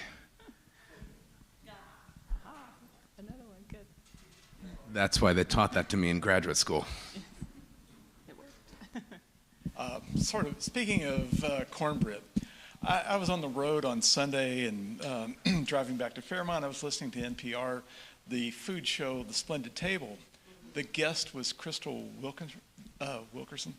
She was talking about her book, Praise Song for the Kitchen Ghost, if you know that. I guess it came out about a year ago. Anyway, she was talking about cornbread, among other things, and she said her, like her granddaughter called her up and said, you know, can you give me the recipe for cornbread? And she said, no, I can't. You know, it's like, I'd have to be there. I'd have to see, you know, what kind of cornbread? You know, what else are you eating it with? And so there's a lot of subtleties. I thought it was, you know, just very interesting, beautiful story about, you know, I have to see how you're kneading it, how you're mixing it. I have to stand there next to you. And so, you know, it's not just a recipe, it's the whole experience, which, you know, was communicated, which I thought was a very nice story. I love that. I mean, cornbread's really important to me and my family as well. And the funny thing is, I took an oral history course as a master's student, and what one of the things that the professor really wanted us to do was to go collect family food stories. So I guess there was a start to that. But I did go collect the family cornbread recipe, but it was exactly that. It was my mom saying, you know, just put this much, like what fits right in here. You know, that's how much salt you put in there, and milk. How much milk until it's wet? Okay, all right, thank you. So it's, love that. And I'm so glad that you brought up Crystal Wilkinson's work. She's winning many awards for that praise song of the Kitchen Ghost book. And even cornbread, I think, is just one of those things that it lets you talk about all of these different things. You know, our first book, we had this whole, we would talk to people like, cornbread should never be sweet, ever, ever. But then we talked to who gets to make that decision, and we talked to African American writers that perception has been decided sometimes by the discourse that's surrounded it, and who gets to make that call, right? And so some of the reasons, for example, that sweet cornbread might be popular in more northern regions after the Great Migration is the quality of the cornmeal wasn't as good as what it might be in certain regions of the South, so the sugar's added to kind of make up for the lesser cornmeal item. And so that's why that became a taste preference in particular regions and among particular communities. But isn't that cool? Like, until you know that, you're like, oh, you know, because my family, you don't dare put sugar in it. But now I know kind of more about why those decisions are made and who gets to claim it. So I think she does some beautiful work about kind of adding layers to these conversations. We're coming up on our time, and as you walked in, you probably saw that there is a reception set up. Our amazing caterers from Aladdin asked for some inspiration for this evening, and then I think went ahead and took it to the next level. So we'll have a little bit of Appalachian and Appalachian-inspired food when we're done. But first, on behalf of President Mike Davis, that really echoes when you hold that up, we'd like to give you both a small token of our appreciation for coming to Fairmont, to visiting Fairmont State, spending time with our students, with our faculty, and with us this evening. So thank you so much. Looks like a big token. Thank you. Oh, thank you. Thank you so much. Oh, yeah, I took her mic. And thank you for coming and for being so hospitable. It's been wonderful. So I'm looking forward to talking to you out there and eating some good food. Yeah, I think the gift is coming here. This has just been an incredible campus, and y'all have got lots of really cool things going on here. And so to have this on top of everything, we really appreciate it. And there was even cornbread on the table last night. So the attention to detail has just been awesome, and everybody has been wonderful. And thank you so much. We really appreciate it. Let's eat.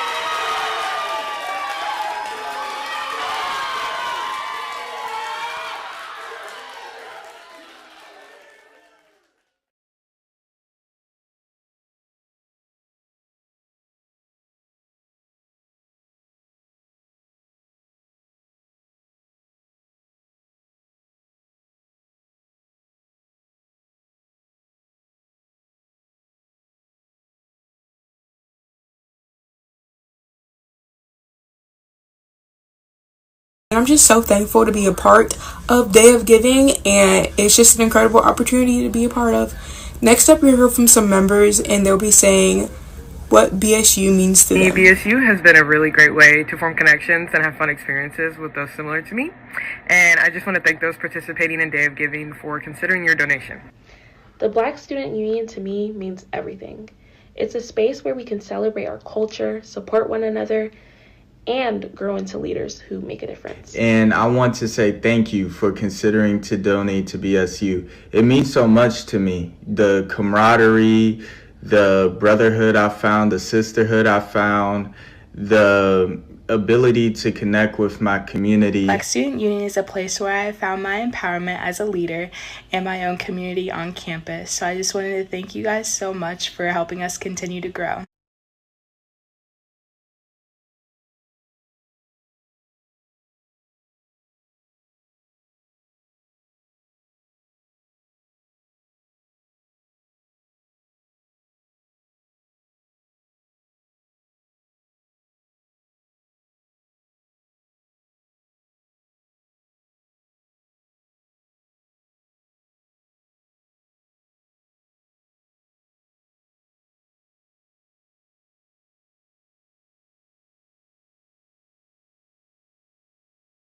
Hi, thank you for contributing to Fairmont State University Chemistry Program. We will use your funds that you contribute to things like repairing the AA or the UV vis or fluorometer. As you well know, we have a lot of instrumentation that we get our undergraduates involved with, and it's very expensive. We have to purchase these things, and we have to keep repair contracts and monies for repair. Your money will go towards that. Thank you very much.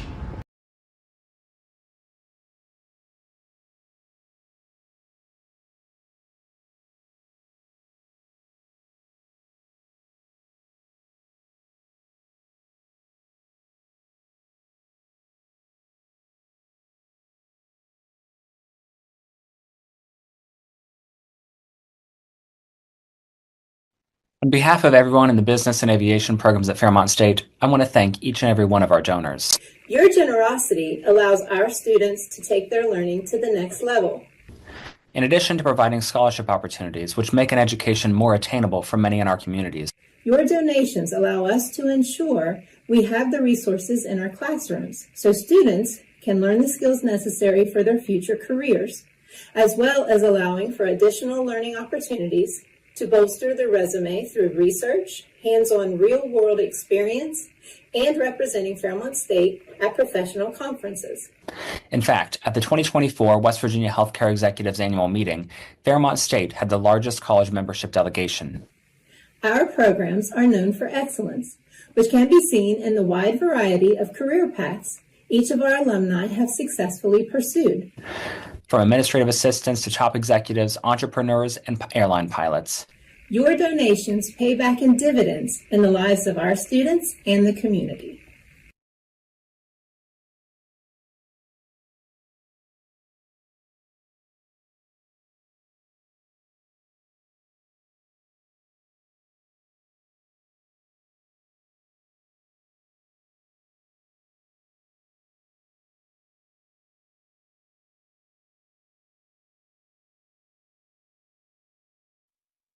Hi, I'm Samantha Godby, coach of the Fairmont State Debate Team. With your generous donation this Day of Giving, you would provide our students with the ability to travel to more tournaments, to recruit more of their fellow Falcons to be members of the team, and also to make sure that all of the students are provided the skills and resources that they need to be competitively successful. We started back after a few-year hiatus in the fall of 24, and I'm proud to say that we already have 6 recurring members to the team. We traveled to our first tournament in October of 2024, and in the spring of 25, we will be traveling to Suffolk University in Boston for the Northeast Cross-Examination Debate Association Regional Tournament. We will also be hosting JV Novice Nationals on our beautiful campus the weekend of February 28th through March 2nd. Thank you again for any donations that you may be able to give to the debate team, and we can't wait to bring some hardware home to the Falcons.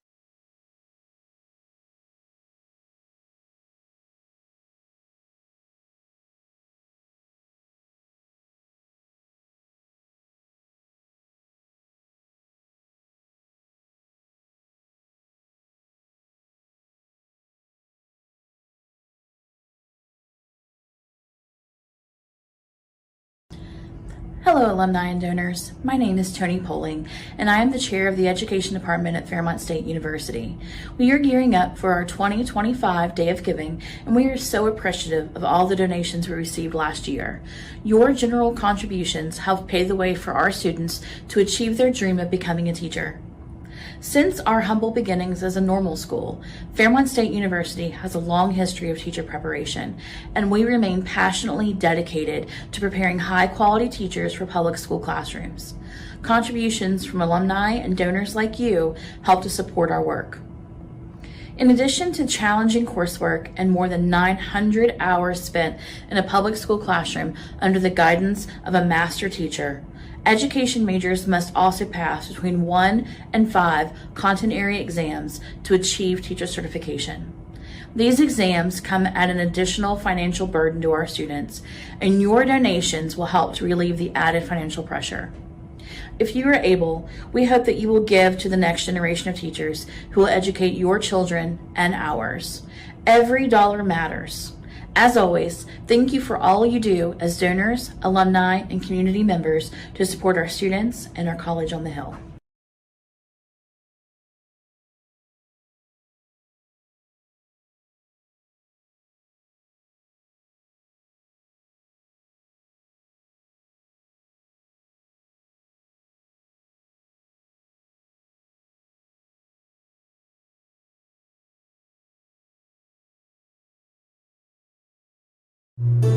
This is the Frank and Jane Gaber West Virginia Folklife Center at Fairmont State University.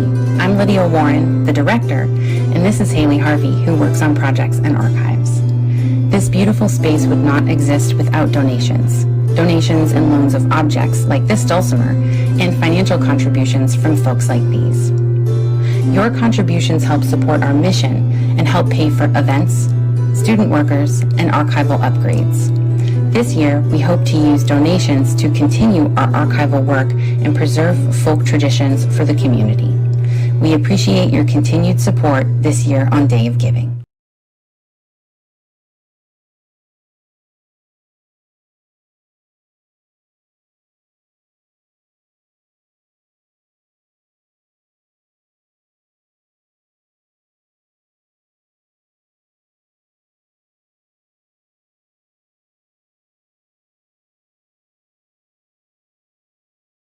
What up, Falcon family? It's Elijah Tidwell, running back for Fairmont State. What's up, Falcon family? I'm Tyree Smith. I play linebacker on the football team. What's up, Falcon family? This is Derek Crosby, the second running back on Fairmont State football. What's up, guys? This is Donovan O'Malley. I play D-line for the football team. We are very excited about this upcoming season, and we need all your support. What's up, Falcon family? I'm Nemo Roberts. I play defensive line for the football team. We're excited about this up-and-coming season, and we need you guys' relentless excitement. Go Falcons! We're very excited about this upcoming season, and we need all your guys' support. Let's make this Day of Giving unforgettable. Hello, Falcon family. This is Nino Marzullo, quarterback, Fairmont State football. We are excited about the upcoming season, and we need your unwavering passion at every single game. We need your support. Let's make this Day of Giving unforgettable. Go Falcons! We're looking to do something that hasn't been done in over 25 years of winning an MEC title, and we would greatly appreciate y'all's support on this Day of Giving as we look forward to repaying y'all next November. Go Falcons.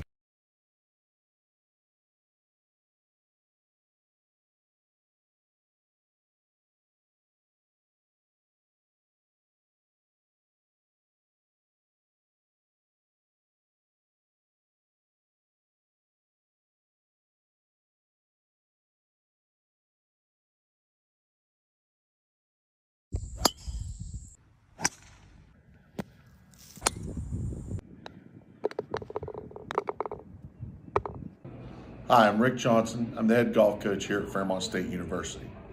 Coming to you today to thank you for all of your generous donations. At the present moment, the golf team is working to raise funds to put in a new indoor facility for our golf teams. So thank you. Let's Falcon go. Hi, I'm Mara Johnson, and I'm a junior on the women's golf team. Thank you for all of your generous donations. Go Falcons! My name is Skylar Jafarjian, and I'm a fifth year, and I just wanted to say thank you for all of your continued support. My name is Emerson Simons, and I'm a sophomore on the women's golf team, and thank you for your generous donation. Thank you for supporting Fairmont State Golf. We truly appreciate it. Let's go Falcons.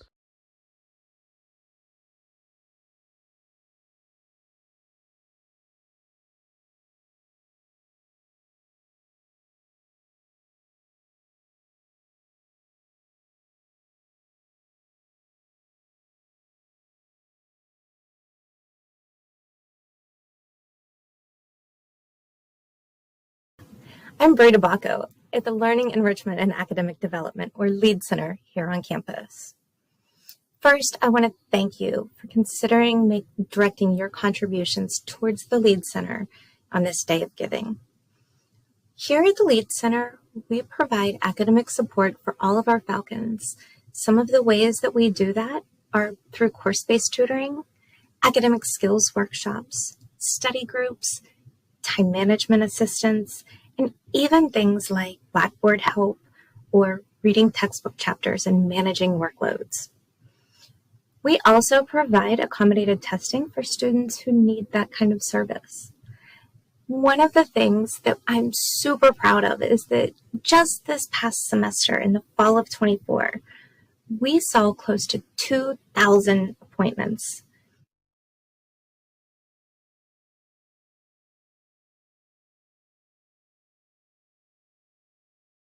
It's 5:30. 700. Starting to wake up. Pretty soon we'll be up here with Good Morning Fairmont. We're up over $56,000. So we're ready for an exciting day of fundraising, and we'll see you in a little bit. So happy. But your contributions mean that we could increase our services and update our resources. We could get things like whiteboard tables and update our tutor stations, things like a computer bar, or even upgrading some of our grab-and-go resources. We really hope that you'll consider donating to us. But we also know that there are many, many worthy causes at Fairmont State's Day of Giving. Thank you so much for considering us.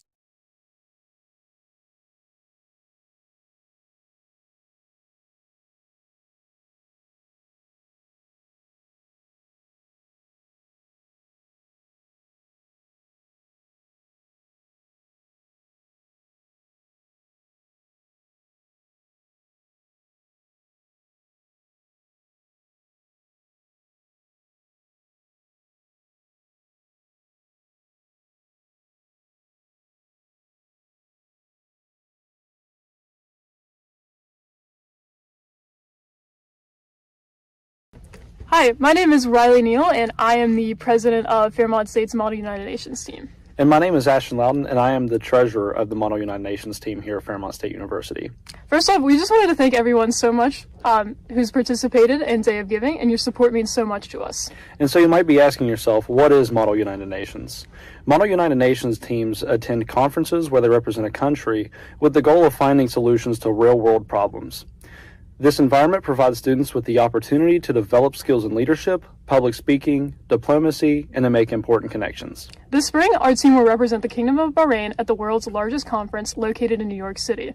While at the conference, our team will work with other universities from across the world to draft solutions to international issues, ranging from basic human rights to the prohibition of dangerous weapons. We are asking for your support so we can represent Fairmont State to our best ability on an international level.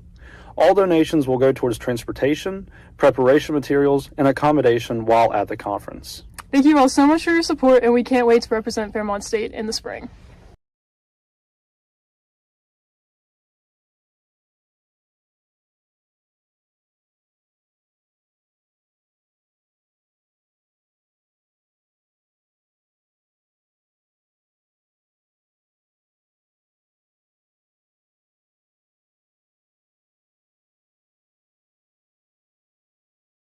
I'm Justin Rader, and I'm here to talk to you today about the Father Jude Molnar Student Emergency Fund here at Fairmont State University. For over 30 years, the Father Jude Molnar Student Emergency Fund has been helping students at Fairmont State University overcome their challenges. But the need is still ongoing. We invite you this Day of Giving to make a contribution to the Father Jude Molnar Student Emergency Fund so we can continue to help students at Fairmont State University overcome their challenges. The Father Jude Molnar Student Emergency Fund is not only a fund, but it exemplifies the Fairmont State University and the Falcon community as we lift up other Falcons in their time of need.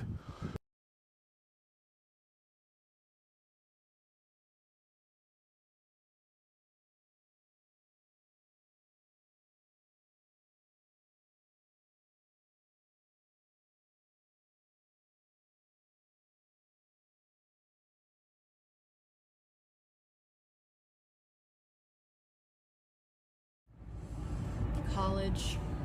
A place where you can have a full calendar, but an empty stomach. Somehow, an even emptier wallet. How am I supposed to make it through the semester with no snacks? I have nothing. Did you say you have nothing? Have you heard of the Nest? The Nest? What's the Nest? Well, come follow me. I'll show you.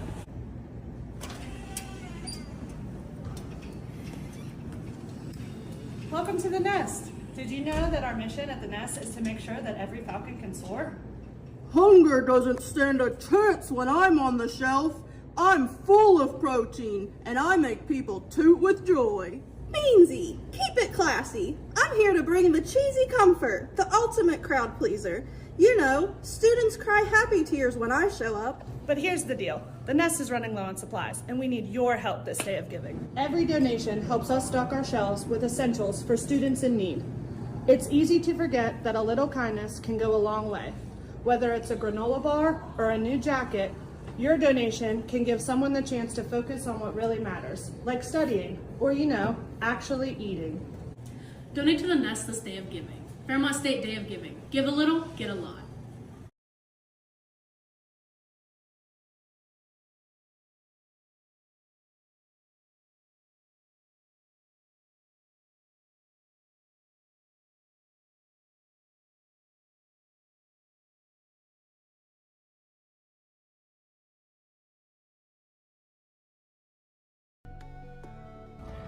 The National Security and Intelligence Student Association, or NSISA, is a registered student organization at Fairmont State University whose primary mission is to foster a community among all Fairmont State students majoring or minoring in national security and intelligence.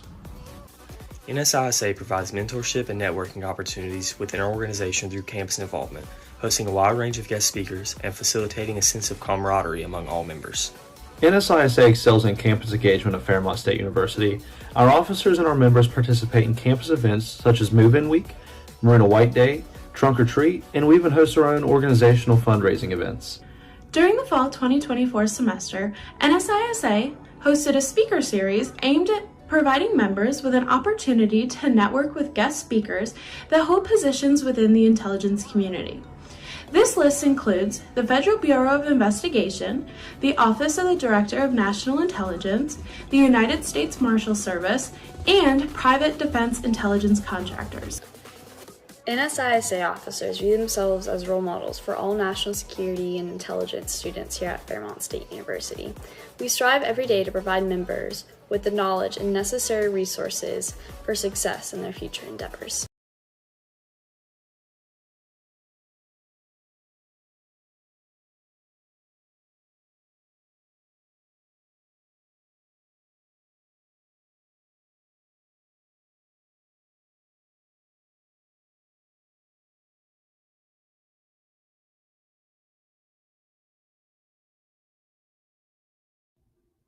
Hello, my name is Frankie Delapass, the Academic Success Coordinator for the Fairmont State College of Nursing. Here at the Fairmont State College of Nursing, we've had a long-standing tradition of excellence in nursing education since our founding. Established to address the growing need for skilled healthcare professionals, we've become a pioneer in providing comprehensive nursing programs for the state of West Virginia. Over the years, we have constantly adapted our curriculum to meeting evolving healthcare needs. Our simulation lab, like the one I'm standing in here, is essential for nursing education as they provide a safe and controlled environment for students to practice clinical skills without having to risk patient safety. Ultimately, simulation-based training bridges the gap between classroom learning and clinical practice, better preparing students for real-world nursing challenges. Your generous donation will help enhance our simulations with advanced technology and realistic equipment, creating a more comprehensive learning environment for our future nurses. Ultimately, your contribution will lead to saving lives and strengthening our healthcare community. Thank you.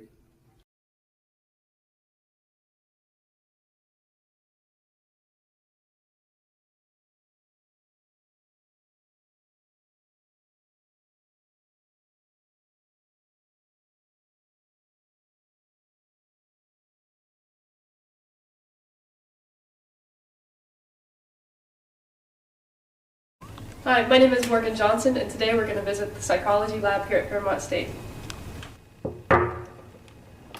Well, hello, my name is Jared Powell, and I welcome you into the Fairmont State Psychophysiology Lab. Thank you for coming with us today. Actually, over here we have a 16-channel EEG setup, which allows us on 16 different electro channels to record brain waves of our participants and then search for synchronicities while they are listening to music. We also have other equipment within this room, and this is where a lot of the data recording for our experiments happen. But so much more than that occurs here at Fairmont State University in regards to the pursuit of scientific understanding.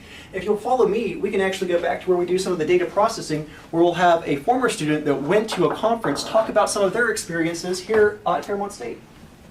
So here is Audra for us to talk about her research experience. So this is a poster from a conference that I helped present at last summer.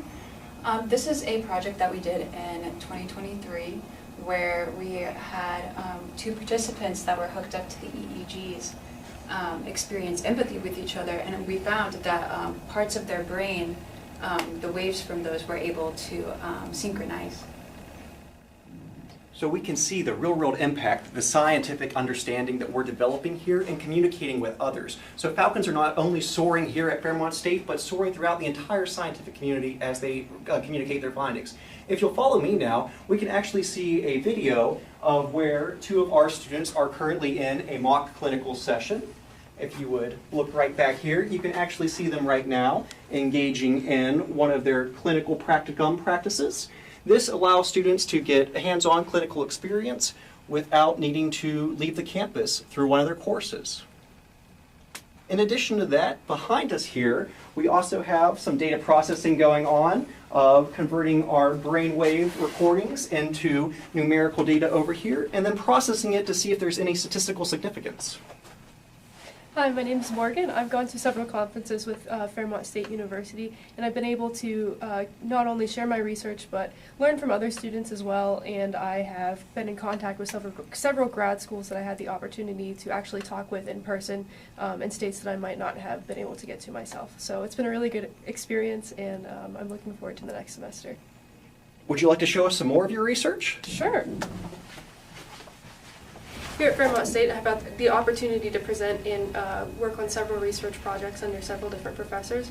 We've researched topics anywhere from humor in the workplace and how that may be impacted by the gender of the employees, or how humor in the workplace motivates employees to do better. We've also done, we're in the process of completing a study on TikTok and the harms of social media dissemination. So there's lots of opportunities. I feel like we really have free will when it comes to deciding the projects that we would like to work on or research that we would like to conduct, and our professors are very helpful in getting us to actually present these findings outside of the classroom and maybe in a setting. I've been to several conferences. One was in Florida last year, and it was a good experience. What do you think's happening in there? They've been in there for a while.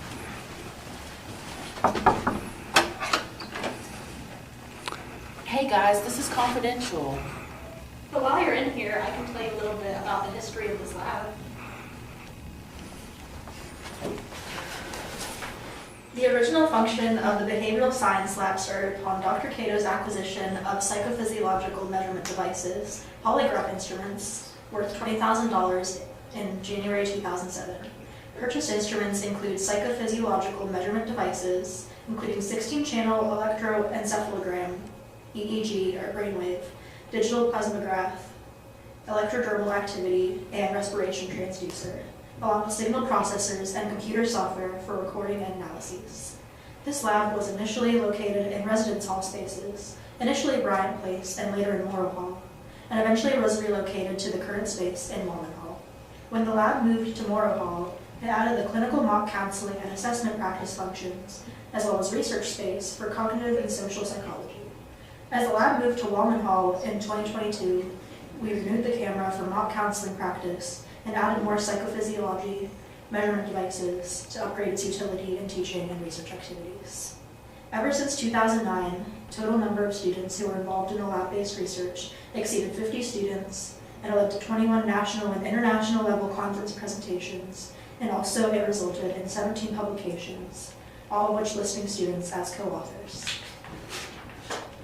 Aside from psychophysiology lab, an average about 5 to 6 faculty members present at national or international level conferences each year, and each faculty member takes an average of 2 to 3 students to the conferences as co-authors. Thank you so much for watching, and thank you for your continued support. Thank you.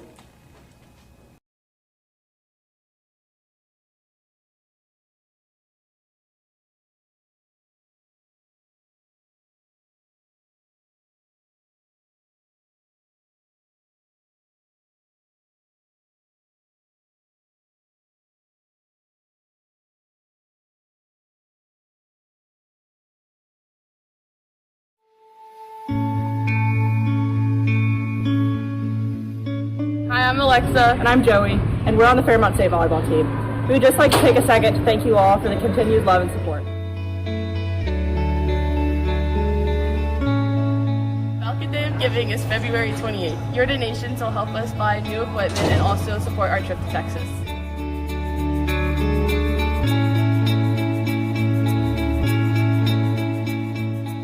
Thank you for your support. Go Falcons!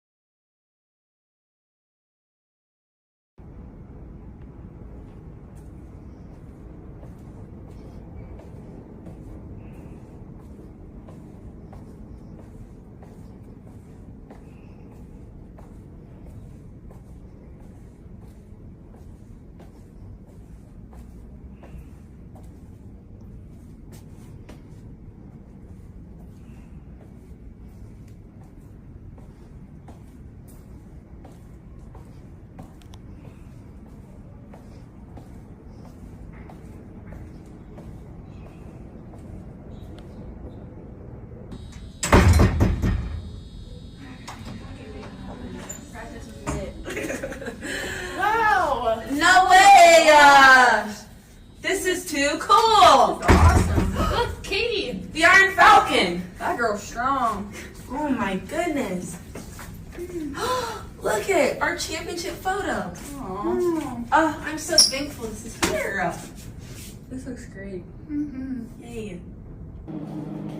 First and foremost, I want to say thank you. You know, from your support to a small donation to a large donation, any and everything that you guys do for us is truly felt.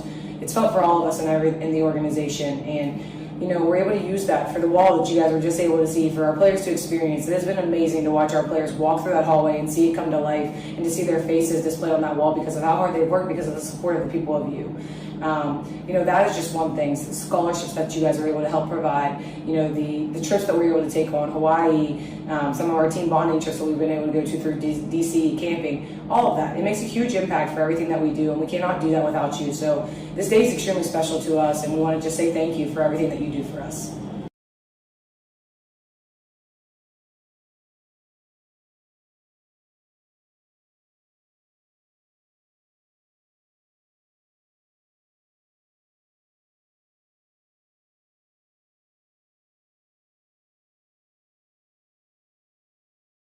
My name is Joel Dugan. I am the chair of the Department of Architecture, Art, and Design at Fairmont State University.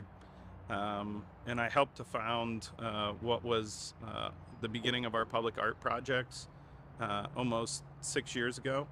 And we have quickly moved within the North Central West Virginia region, developing community assets that help to create a sense of place and preserve the stories of the citizens of North Central West Virginia and the challenges that they overcame. Day giving is so important for all of us because it creates a financial pathway to making these projects possible. The mural that I stand in front of right now, the mission mural at Glen Elk, is a beautiful piece that talks about resurrection and return. Return to a table, return to a community center. This project was only possible because of the support of donors who selflessly donated money to our need last year and allowed us to complete 3 projects throughout this north central West Virginia region. These projects made huge impact on the way that people identify a sense of home, a sense of place, and a sense of value to their community. I think what you will see is that for every dollar spent, we make sure that it creates the most amount of impact possible. For students, $5 could be the difference between having a brush on site or being able to have lunch provided when we're out at the murals. Each one of the students who participates in a mural receives award funding to compensate them for their time, and that comes directly from the donors' support and allows them to be supported in the field during their summer projects. I think the thing that I just want to talk the most about is the outreach that we do and the sense of discovery that is at the center of all of our teaching pedagogy. It is really important for us that our students understand that art is not created within a vacuum, that there is a community that relies upon art as a way to create a sense of belonging, a sense of being. Community art is a great opportunity for that because none of this is created without community exchange and collective envisioning. It is really important to us that when we are creating works for public view, that the community's vision is central and primary in our design and in our focus. We were really excited to have the Art and Architecture Department from Fairmont State with us. We believe as an organization, again, in the revitalization of people and our community, and we also believe that public art plays a role in uplifting a community and representing the story of the work that we do and the work that our community represents. We did a major upgrade of our facilities in terms of improving the appearance.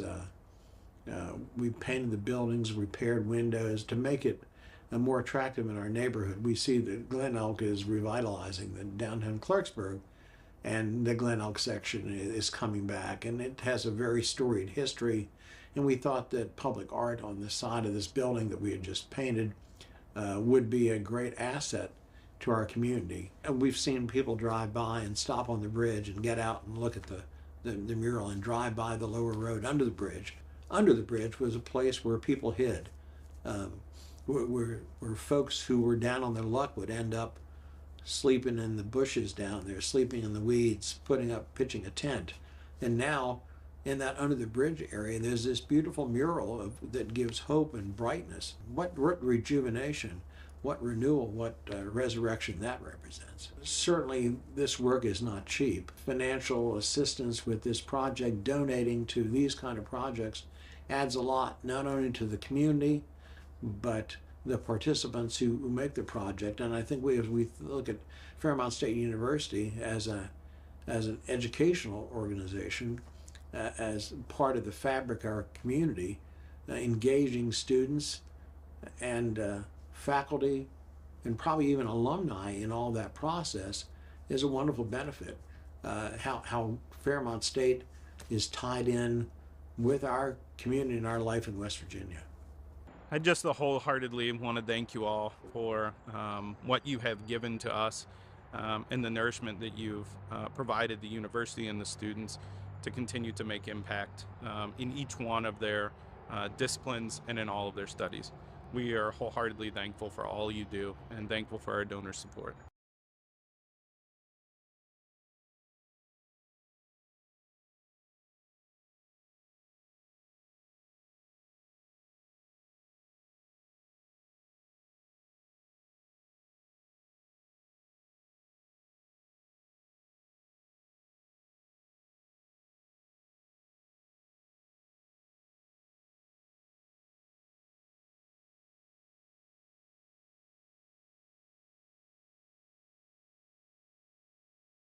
So we're at our Aviation Center of Excellence down at Fairmont State University, and we were able to arrange a visit from VFA 106 and this beautiful F-18 Foxtrot model fighter jet. So you can see that pretty cloudy today, but they were able to shoot an instrument approach and get in here and get to talk to our students and just talk to them about the beautiful world of fighter aviation.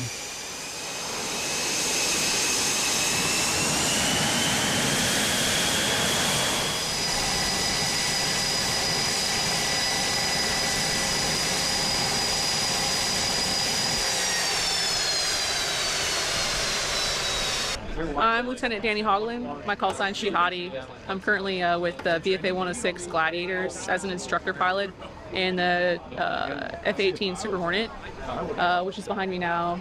I joined the Navy in 2014, and like most people in my generation, I watched Top Gun when I was a kid. I thought that was pretty cool. So I thought planes were awesome, and I really wanted to fly one. I couldn't imagine if you talked to me in 2012 or when I was in college that the Navy would say that I could fly one of their airplanes. I think it's really awesome what I do here. Obviously, I joined the Navy because that's what Tom Cruise said in the movie. That's why I wanted to be cool just like him. And obviously this isn't the only platform that the Navy flies, so it's pretty awesome that I get to fly off of aircraft carriers in a pointy-nosed gray airplane is something else, really. The way that I ended up choosing aviation, when I went to college I studied aerospace engineering. I didn't know what I wanted to do. I was 18 coming out of high school, and who knows, so I got the list from the guidance counselor for the local state universities on what I could study there, and I didn't know what to choose, so my technique was to look down the list and cross off anything that sounded boring.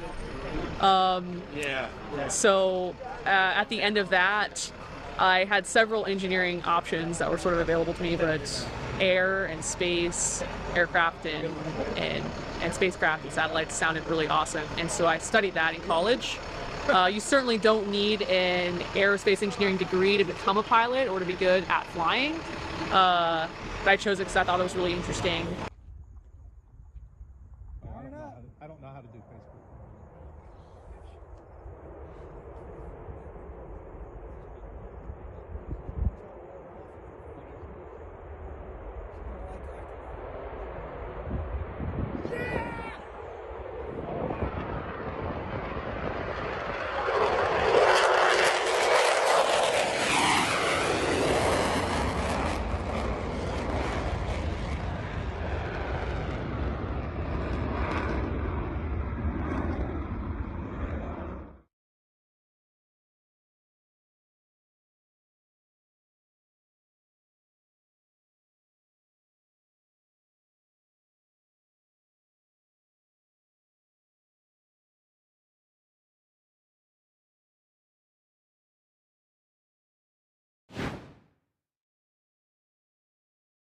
My father was a coal miner, and he was killed in the coal mines when I was 12 years old. My mother was a remarkable woman. I could just imagine what it was like to wake up one night and find out that your husband is gone and you have 7 children to raise yourself. I just always wanted to go to college. Not that anything was wrong with being a coal miner, but I think the traumatic loss of a father said, I really don't want to be a coal miner. I want to be something else. So I grew up really around the Ohio Valley that was filled with a lot of steel mill jobs. And that's what most of the families of the kids that I grew up with, their families worked in the steel mills. That was just our way of life. But I knew pretty early on that I wanted to go to college. My grandparents and my parents and everyone, they hadn't gone to university. No one had been to university in my family, but it was always sort of expected that I was going to be the first one to go to college. I remember coming home from school, and one of the first things in the evening, my grandma would sit down at the dinner table with me, and we would start doing flashcards for my homework, or spelling test the next day, or getting ready for chemistry and learning the periodic table. My dad owned a business, and my mother was a homemaker.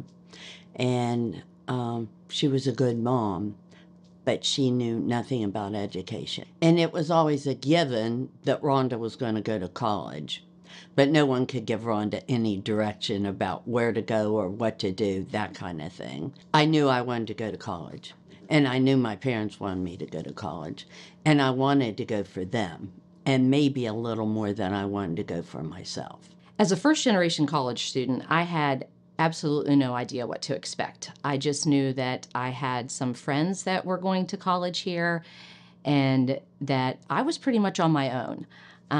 But I quickly found out that getting involved, and for me, that was in a sorority, right? And that was with playing sports, even through intramurals, that having that affinity group, having that support group, that was going to be my way to success. When I got here, I was frightened, felt overwhelmed. Did I do the right thing? And that first semester was scary. After that, I pledged a sorority. I became a cheerleader, and my world changed. I instantly got 60 sisters, and that were all there to help me. After my first year, then I became supportive for the group behind me. I was their support. It's kind of like a family here at Fairmont State. You know, it's big enough that you can get a great education, but small enough that you don't get lost and overwhelmed by the experience of going to college. So Fairmont State was the right choice for me, as it had all the resources I needed and it was so personalized. You know, I never was in a classroom with more than a few dozen students. The professors knew your first name, and that was such a big difference. The opportunities that Fairmont State provides isn't confined to the small town, the local town. It provides a worldwide of opportunities, but with a personalized education.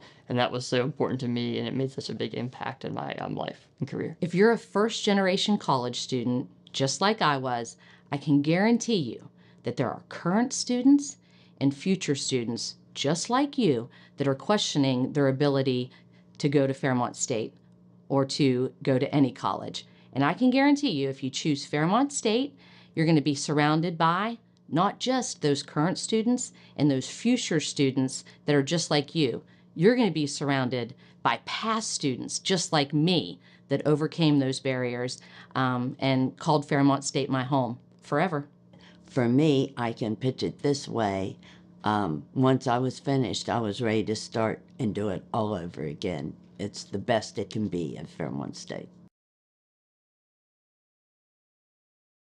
Hello, my name is Danielle Kutry, and I am the head acrobatics and tumbling coach here at Fairmont State University. We are really excited to celebrate the Day of Giving.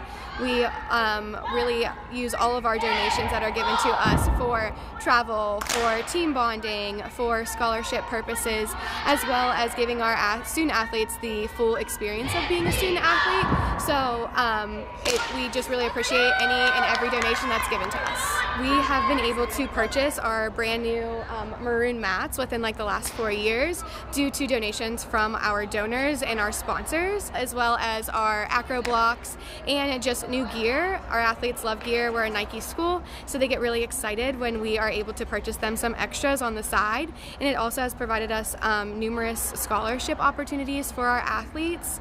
Being a D2 school, D2 program, we have to, fundraise, so it's been very beneficial to use the donors' donations to give scholarships.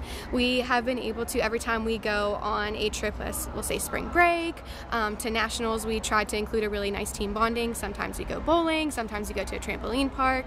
Any donation really is a huge contribution to our program, and we make sure that it's known that our donors are the reason why we can do those things.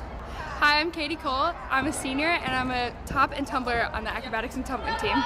So I was a gymnast and cheerleader in high school, and I thought there weren't going to be a lot of opportunities for me outside of high school.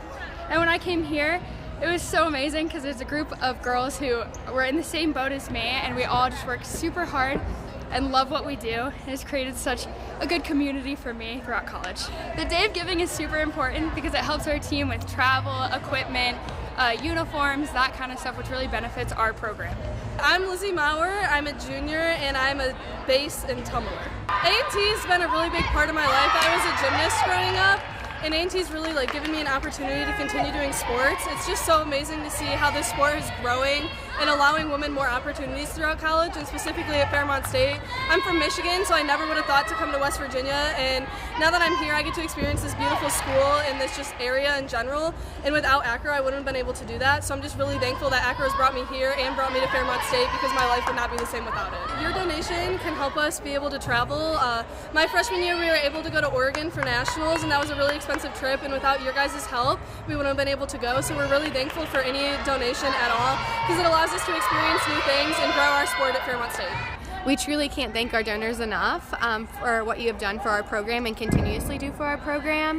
It has helped pave the way for Fairmont State acrobatics and tumbling, and it will help us for the years to come. So thank you so much for all you do and continue to do to support our program as well as Fairmont State University. Thank you!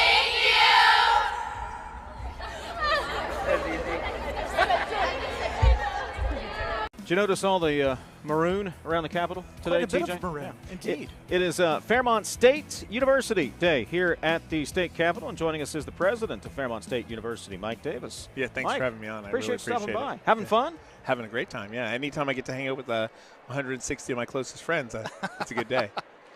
So what's been going on, first of all? What, about a year and a half? Yeah, about a year and a half. So far, yeah, been on the job? How's it been so far? It's been fantastic. You know, I tell people all the time I got to West Virginia as quickly as I could because I think there's a lot of exciting stuff going on in north central West Virginia and the entire state, and Fairmont State really wants to be a part of it. So that's one of the things we're down here talking about is how can we connect with folks across the state that are doing exciting work and really be front of mind for people when they're thinking about higher education partnerships. One of the things Governor Morrissey talked about last night was education. He talked about it with us today, education and preparing students, whether it's K through 12, higher education, for what is coming. So how's Fairmont State fit into that role? It was music to my ears when he was talking about it. You know, I think we're the right size. We're big enough to get things done, but we're small enough to do things quickly so we can respond to the needs of the state, the needs of industry, the needs of our students in ways that sometimes the big places can't. And I think we have a unique place in the state as the third largest institution where we can start to build some programs that really meet industry where they are and meet the state needs where they are. One of the things we're looking at is things like tourism programs and things like that where we know there's a need in the state and we can build those up pretty quickly. You're a state school, so you've got state school resources, but you've got a small environment, which I think students would like. Talk about that. Yeah, and our admissions team talks about this all the time.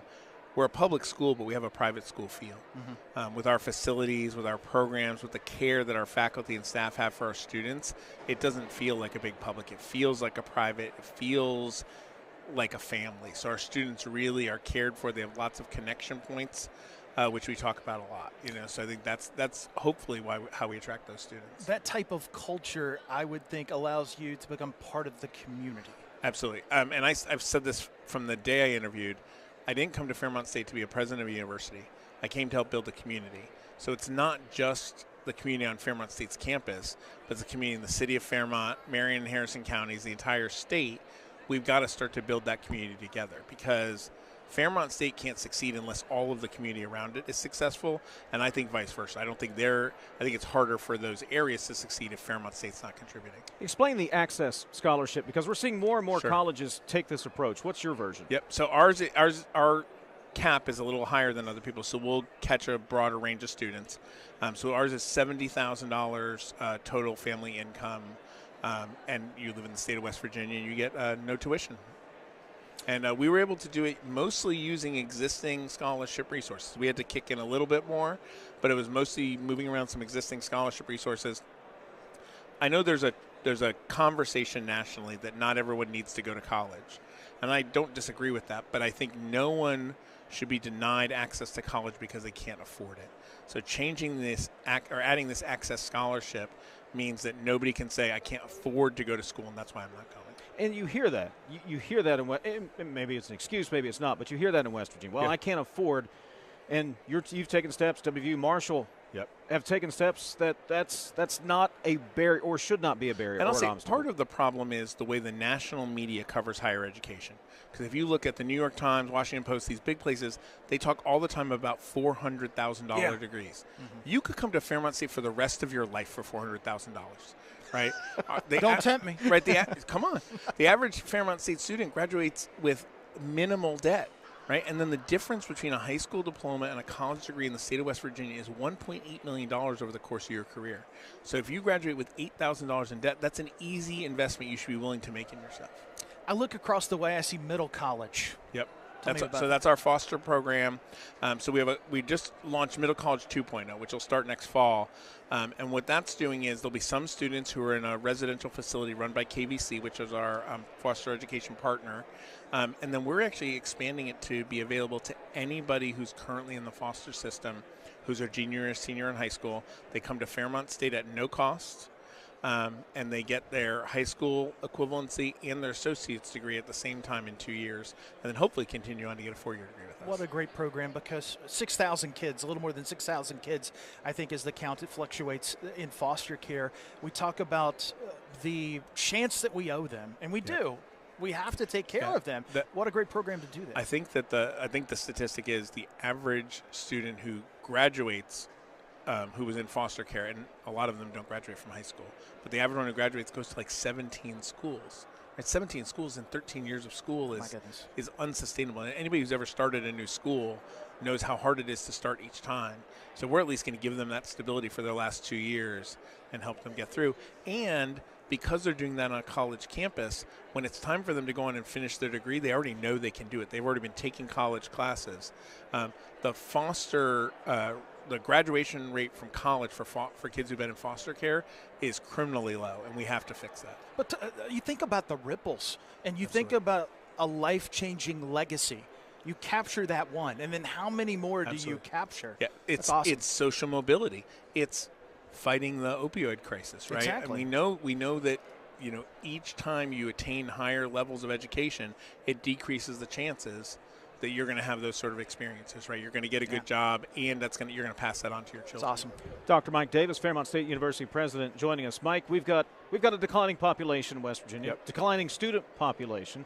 So how are you setting Fairmont State apart to attract not just students in West Virginia, but outside of West Virginia? Yeah, so we lowered our out-of-state tuition. So we used to have 3 rates. We had an in-state rate, a metro rate, and an out-of-state rate. We dropped that out-of-state rate to the same as our metro rate, which were the states surrounding us.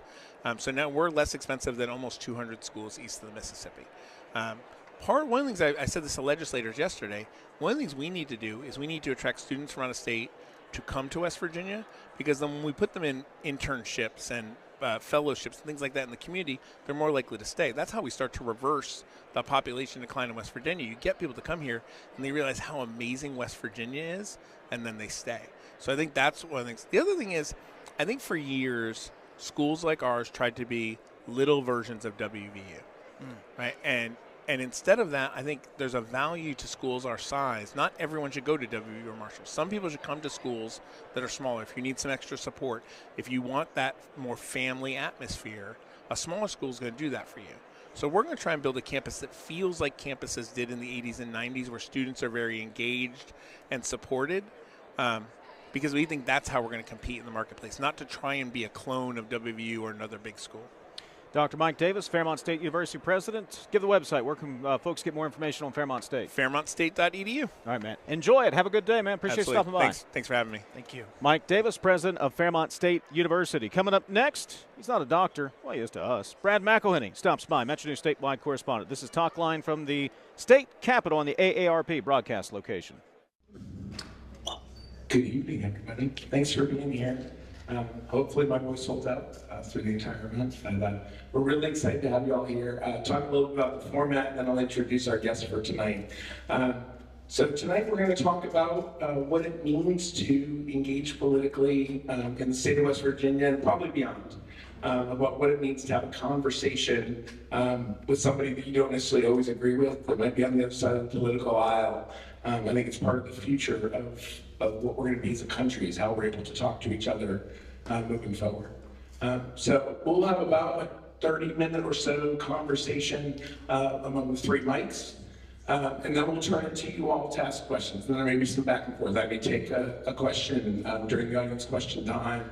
But the idea is to get you all engaged, get your questions answered as well. And then when the event concludes, we'll go out into the hallway for a reception where you can visit with the candidates and each other and continue the conversation. So without any further ado, I'm going to introduce our candidates. To my left is Mike Caputo, Democratic West Virginia State Senator for the 13th District, and he previously served in the West Virginia House of Delegates. It says when you were born and inspired, but I won't say that. Mike was born in Reevesville, West Virginia. He attended Reevesville Elementary School and Reevesville High School. A career coal miner, retired as the District Vice President for the United Mine Workers of America. And then he represented the 50th District in the West Virginia House of Delegates for 24 years. He served as Majority Whip for 8 years until Republicans took the majority in 2014, and he then served as the Minority Whip. In 2020, after Senate Minority Leader Roman Prezioso announced his retirement, Mike ran to represent the 13th District of West Virginia, the West Virginia Senate. He's done that until this year when he's announcing his retirement and stepping aside, and we'll talk a little bit about what Mike's going to do next to change West Virginia for the better. So, Mike, thanks for joining us. My pleasure.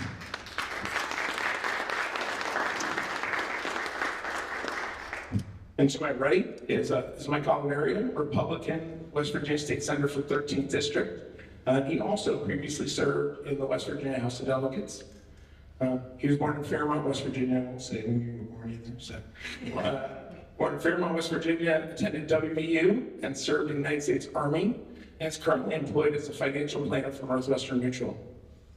Mike was first elected in public office as a Democrat representing the 44th House District in 1992. In 1984, he was elected to the 13th Senatorial District of West Virginia, re-elected in 1998, 2002, and 2006. And he served as the chairman of the Labor Committee and the vice chair of the Judiciary Committee. On February 1st, 2010, Oliveria announced his candidacy for West Virginia's first congressional district seat. He defeated 14-term incumbent Alan Mollahan in the Democratic primary on May 11th, 2010, and then lost to David McKinley by an extremely narrow margin. Mike returned to the state Senate as a Republican in 2010, or right after 2010, or 2018, sorry. I should wear my glasses. But lost to incumbent Bob Beach, but then he ran again in 2022 for the open 13th district seat. And so now you're back serving, and we're happy here today. All right. Thank you. So I give a little bit of background about how you got to where you are, but I didn't want to hear the story behind the story. How you got into politics, what motivated you to run that first time, and we'll start with Mike Caputo. Well, hey everybody, and thank you, President, for hosting this event. This is probably my last political gig of my career, because I'm retiring at the end of this year, and I was kind of trying to get out of this one, but Mike just let me do that. So here we are today. But I'm looking forward to the interaction with you folks and to hear what's on your mind. I guess how I got into politics is really a crazy story. I was working in a coal mine and just raising kids, and had a pretty good life. I was feeling pretty good about what I was doing. In 1995, Senator Oliveria will remember this. When I say we, organized labor got really pissed off at the West Virginia legislature for passing a bill that was to reform workers' compensation for injured workers. And we were extremely unhappy about that. And the leadership of all the unions were trying to recruit people from our own ranks to run for office, because we thought that we needed a voice in the legislature. And I was one of those folks that got recruited, and I didn't really think I had a chance of winning. But I stepped up because I had some people that I believed in and supported my whole career asked me to do it, and I said, well, I'll give it a shot. I never was interested in the political realm at all. I mean, I always paid attention to who I voted for, paid attention why I voted for them, but I never, ever wanted to run for office. I was a city councilman of Reedsville, Old Town Reedsville for 2 years, and I did that because some guy bet me that I couldn't win. And when that 2 years was up, I quit and went on for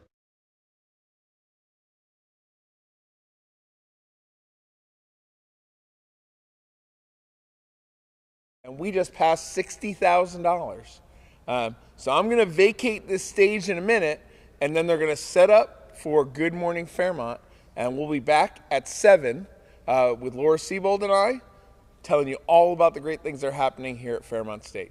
See you then. I just had so many volunteers, and my union brothers and sisters wanted me to win so bad. I just couldn't let them down. And when the votes were all counted, Nick will remember this, I won by a landslide, 10 votes. 10 votes. And my opponent, who was president of the Marion County Chamber of Commerce, a good friend of mine, it came down to us two in the Democratic primary. And he had called a recount. So it was a couple weeks after the election before the winner was declared, and I was finally declared the winner after that. So that's how I got into politics. And then after that, it just seemed like, I don't know, things just started falling into place for my campaign, and the people of Marion County just put their faith in me and sent me back 12 consecutive times to the House of Delegates, and then the 13th time I ran for the Senate, and they sent Marion and Montague County at that time. I guess had enough trust in me to give me that Senate seat, but I always operated by, that's not my seat, that belongs to the people. And I'll respect whoever you want to send there. If you send me there, I'm totally honored, and I'll do the best I can for you, and I always respond.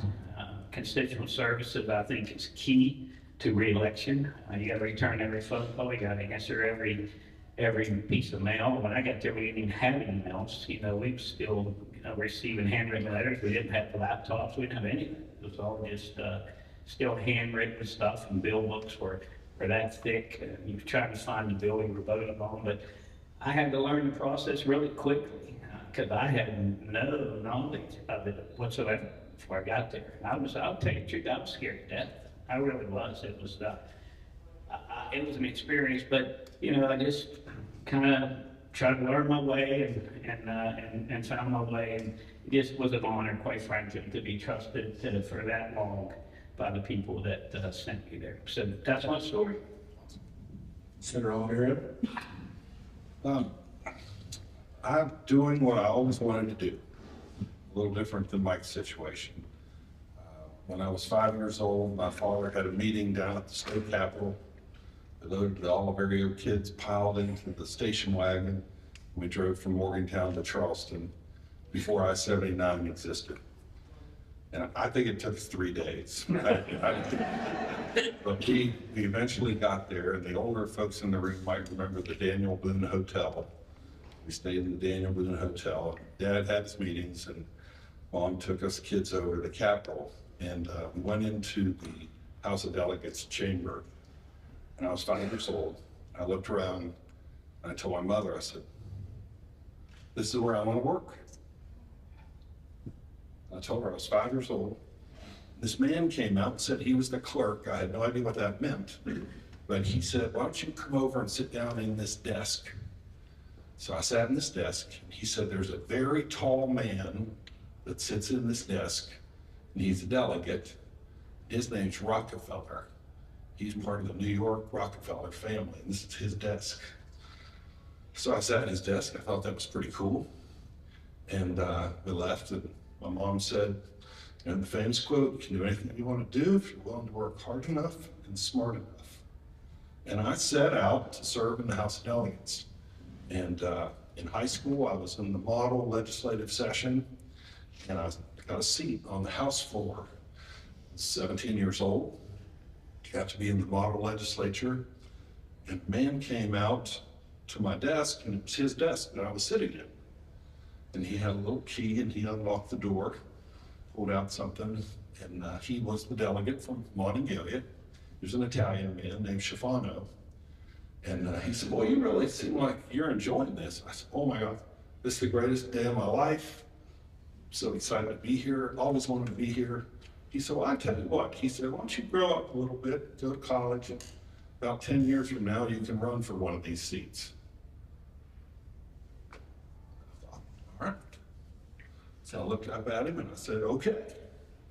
So that was 1981. They didn't have an election in 91, but I got elected in 92 and went to the House of Delegates. And I wanted to be there. I wanted to learn everything I could learn, wanted to contribute. But to be honest, I thought, you know, I just feel like I could do a better job than our state senators do. And so I set out right away to run for the Senate seat. And so in 94, I ran for the Senate seat.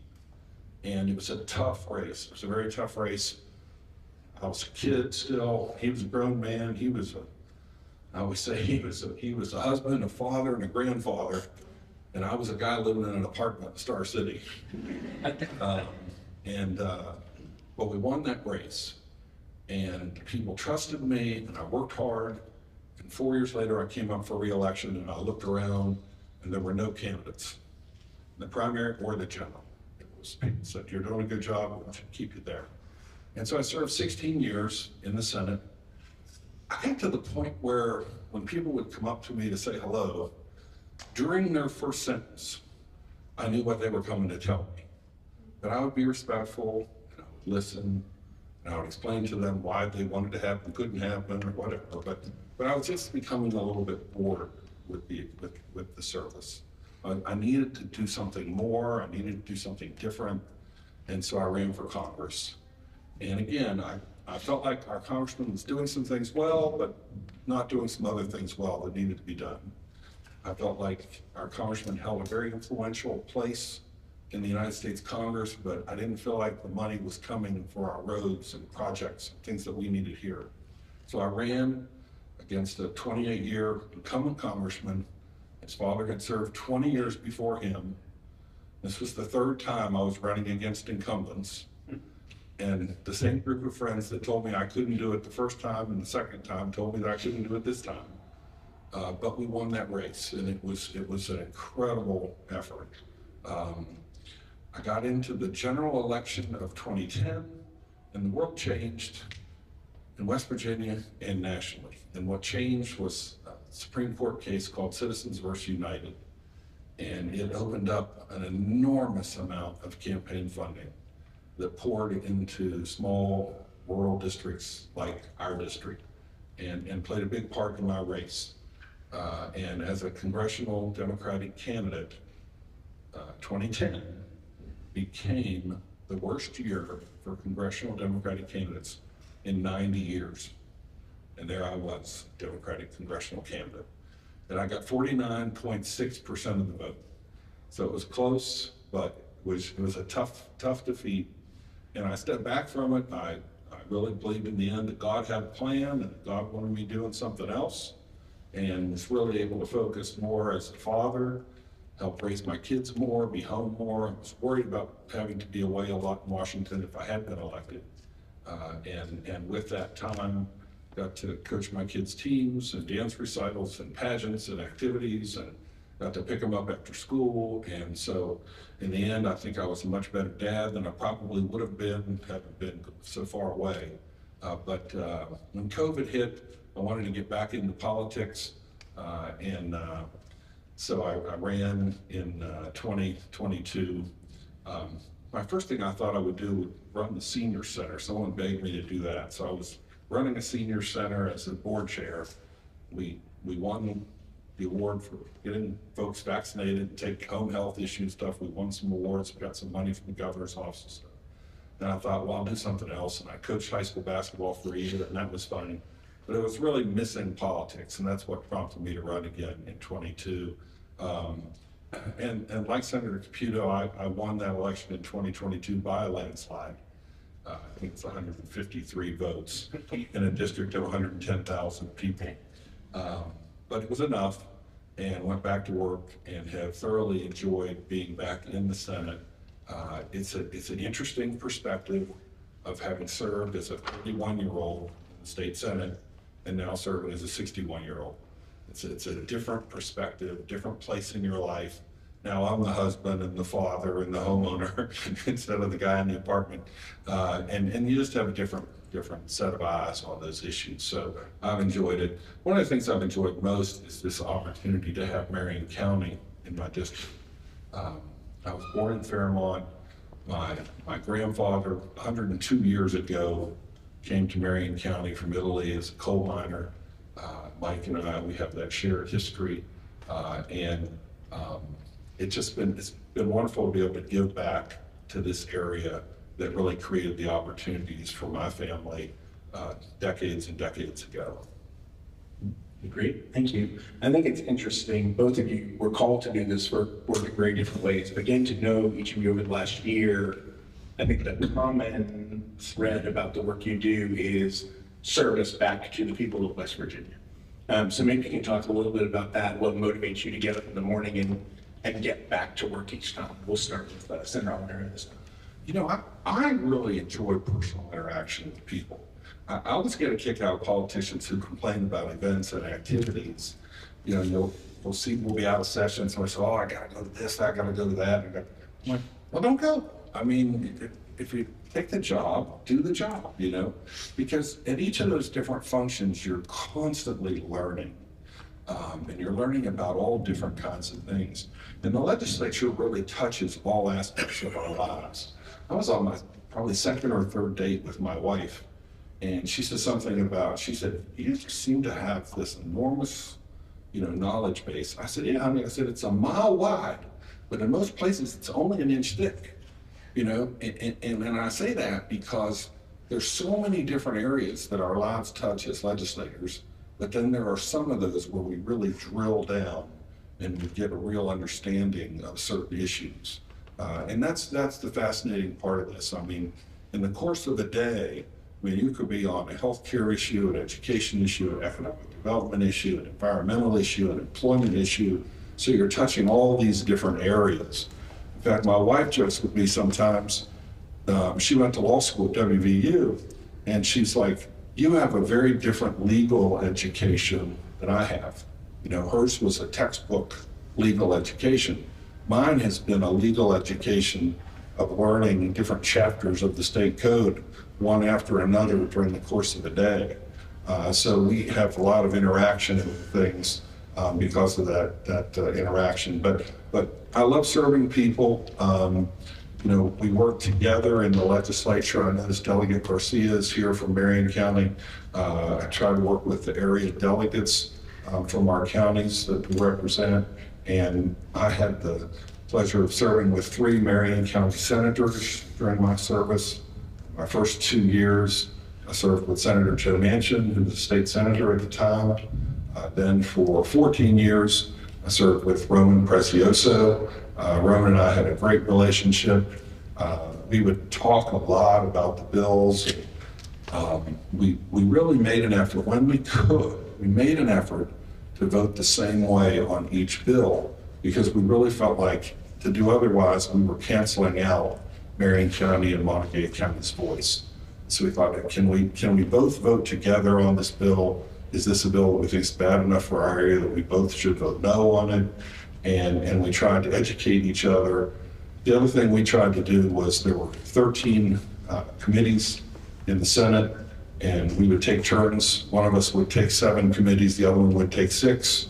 And so between us, we were on every committee. So when we would come to a community event like this, if you stood up and had a question about a bill, one of us was on the committee that was dealing with that bill. So that was really neat. And then when I returned to the Senate, Senator Caputo was there in his final 2 years, and we got a chance to serve together, and we have enjoyed working together. He's been good to point out to me projects in Marion County that are been important to the people and needed help, because I was out of politics for 12 years. He's been good to point those things out, and we've been able to work together on a variety of projects. Great. Senator Caputo. Okay, I just want to begin by saying Mike and I do have a great working relationship. I've truly enjoyed the last 2 years serving with Mike, and his political career is so intriguing, and where he, how he got into politics versus how I got into politics. But you know, the one regret that I have is that I didn't run for state senate way before I did.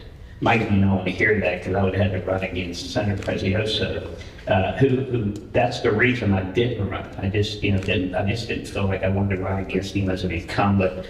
I thought about it one time. I even polled it and did very well in the poll, but then I just backed off at the last minute. I wish I could have served the people of Mariemont and Gady County in the Senate for 12 years rather than just 4 years or something. But that's water under the bridge, and life goes on. But you know, I just think that it was kind of a calling for me, for lack of a better term. I was always, you know, I don't have any higher education whatsoever. I went into the coal mine shortly out of high school, and I'm proud of that. I graduated from the School of Hard Knocks, as people say, and I just had a passion for people. I served on the grievance committee at the coal mine and handled grievances for people and stood up for, you know, safety concerns and stood up to management when others just really didn't have the courage to do so, quite frankly. So I moved up through the ranks at my union and took a job with the International Union and retired as one of the international vice presidents from the mine workers.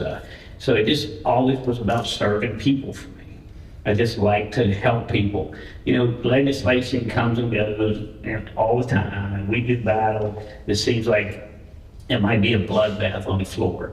Yeah, that's good stuff, and we're setting policy, but I really like when someone calls me up with a state problem, and I can find a way to help them through that. That's always been the greatest feeling for me, when someone is hit a wall in state government and couldn't get anywhere, and needed some help through something. And as you're there a long time, Senator Oliveira will attest to this, you meet more people when you make more connections in those agencies.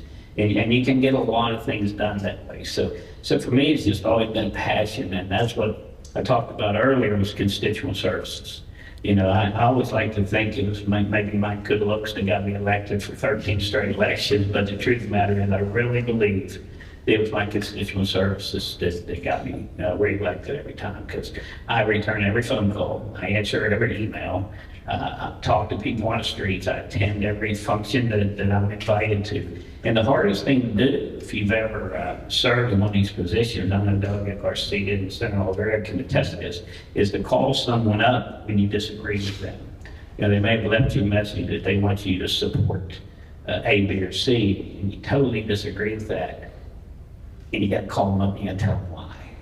And you expect, you know, an argument, or maybe they might be a little angry.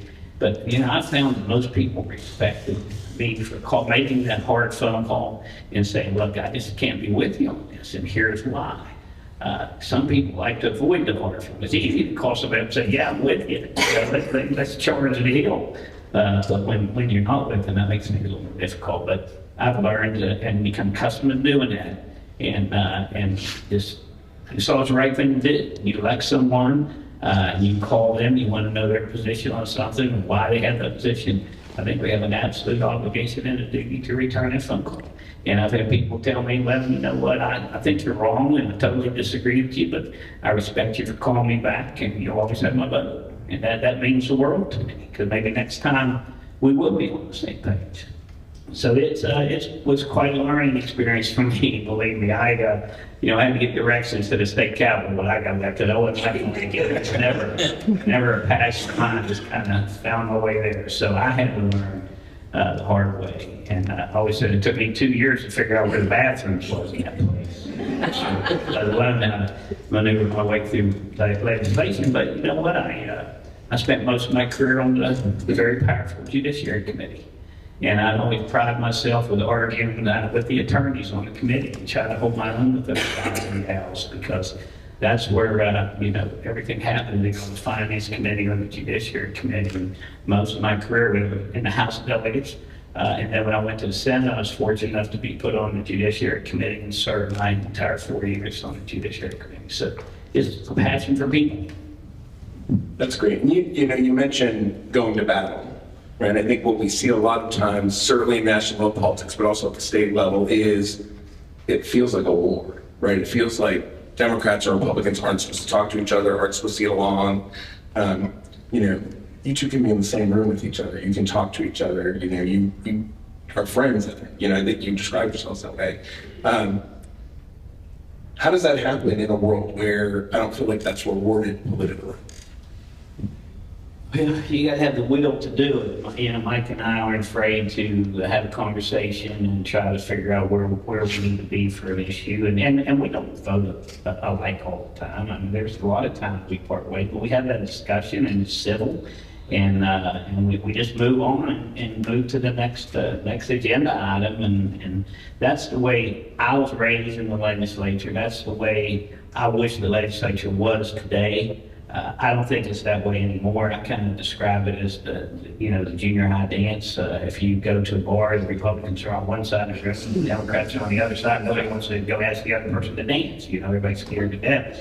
And it was never like that, but it's becoming more and more divisive and extreme on both sides, to be fair. On both sides, to be fair. And I just wish we would come more to the middle. That's one of the reasons I'm kind of ending my career, to be honest with you. I just feel like we're just not doing what we need to do and getting in the room and trying, the art of compromise, especially when you work for a labor union. You better learn how to compromise, because you're not going to get everything you want. If you have to negotiate a contract, you better learn how to compromise. If you have to settle a grievance, you better learn how to compromise. If not, you're going to be on the losing end of that almost every time. And I just feel like a lot of that has left the body that I serve in now. But when you have a super majority as the Republicans have now, I get how that happens. I really do. I mean, there's only 10 Democrats in the House of Delegates and 90 Republicans. You know, they really don't need to talk to Democrats and find compromise. They have 90 members. In the Senate, I'm one of 3 Democrats out of 34. They don't really need to talk to Democrats, but it was never like that to Mike. We always have the discussion. He's came to me with things he'd like to see in a bill that I'm working through the judiciary committee. The magistrate for Mon County was one. And I said, heck yeah, let's get to work on it. It's the right thing to do. And I had a great relationship with the chairman and went and worked that. And I went to things with Mike and committees that he served on. And we said, yeah, let's do it. And he's been able to find ways to do it. But, I don't know if Mike feels the same way I do, but I think super majorities are bad governing. I think it's a bad way to govern. I think you just lose sight of what our process was meant to be. Senator O'Leary, anything to add?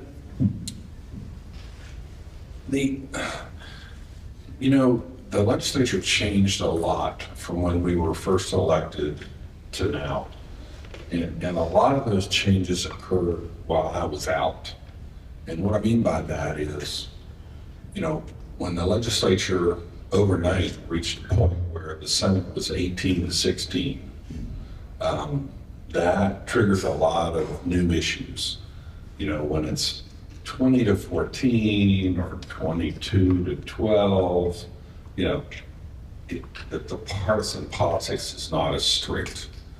When it's 18 to 16, if that majority, whoever it be, Democrats or Republicans, wants to get anything done, they've got to hold on to every one of those 18 votes. And I think that makes for a difficult process. Most of the time that I served in the legislature from 1993 to 2011, I could probably count on both hands the number of partisan votes that occurred. And what I mean by that is the number of votes in which every Democrat voted one way and every Republican voted the other. It just really didn't occur that often. There were some folks maybe to the left of the Democrats, some on the far right of the Republicans, but there was this big group of people in the middle that really governed. And when they would drift over toward the Democratic idea, that would prevail, and they might drift over toward the Republican idea, and that would prevail. And then what eventually changed was these very close margins, and obviously the majority party, albeit very small majority, trying to hold on. And then it just snowballed. The Republican Party just picked up more and more seats.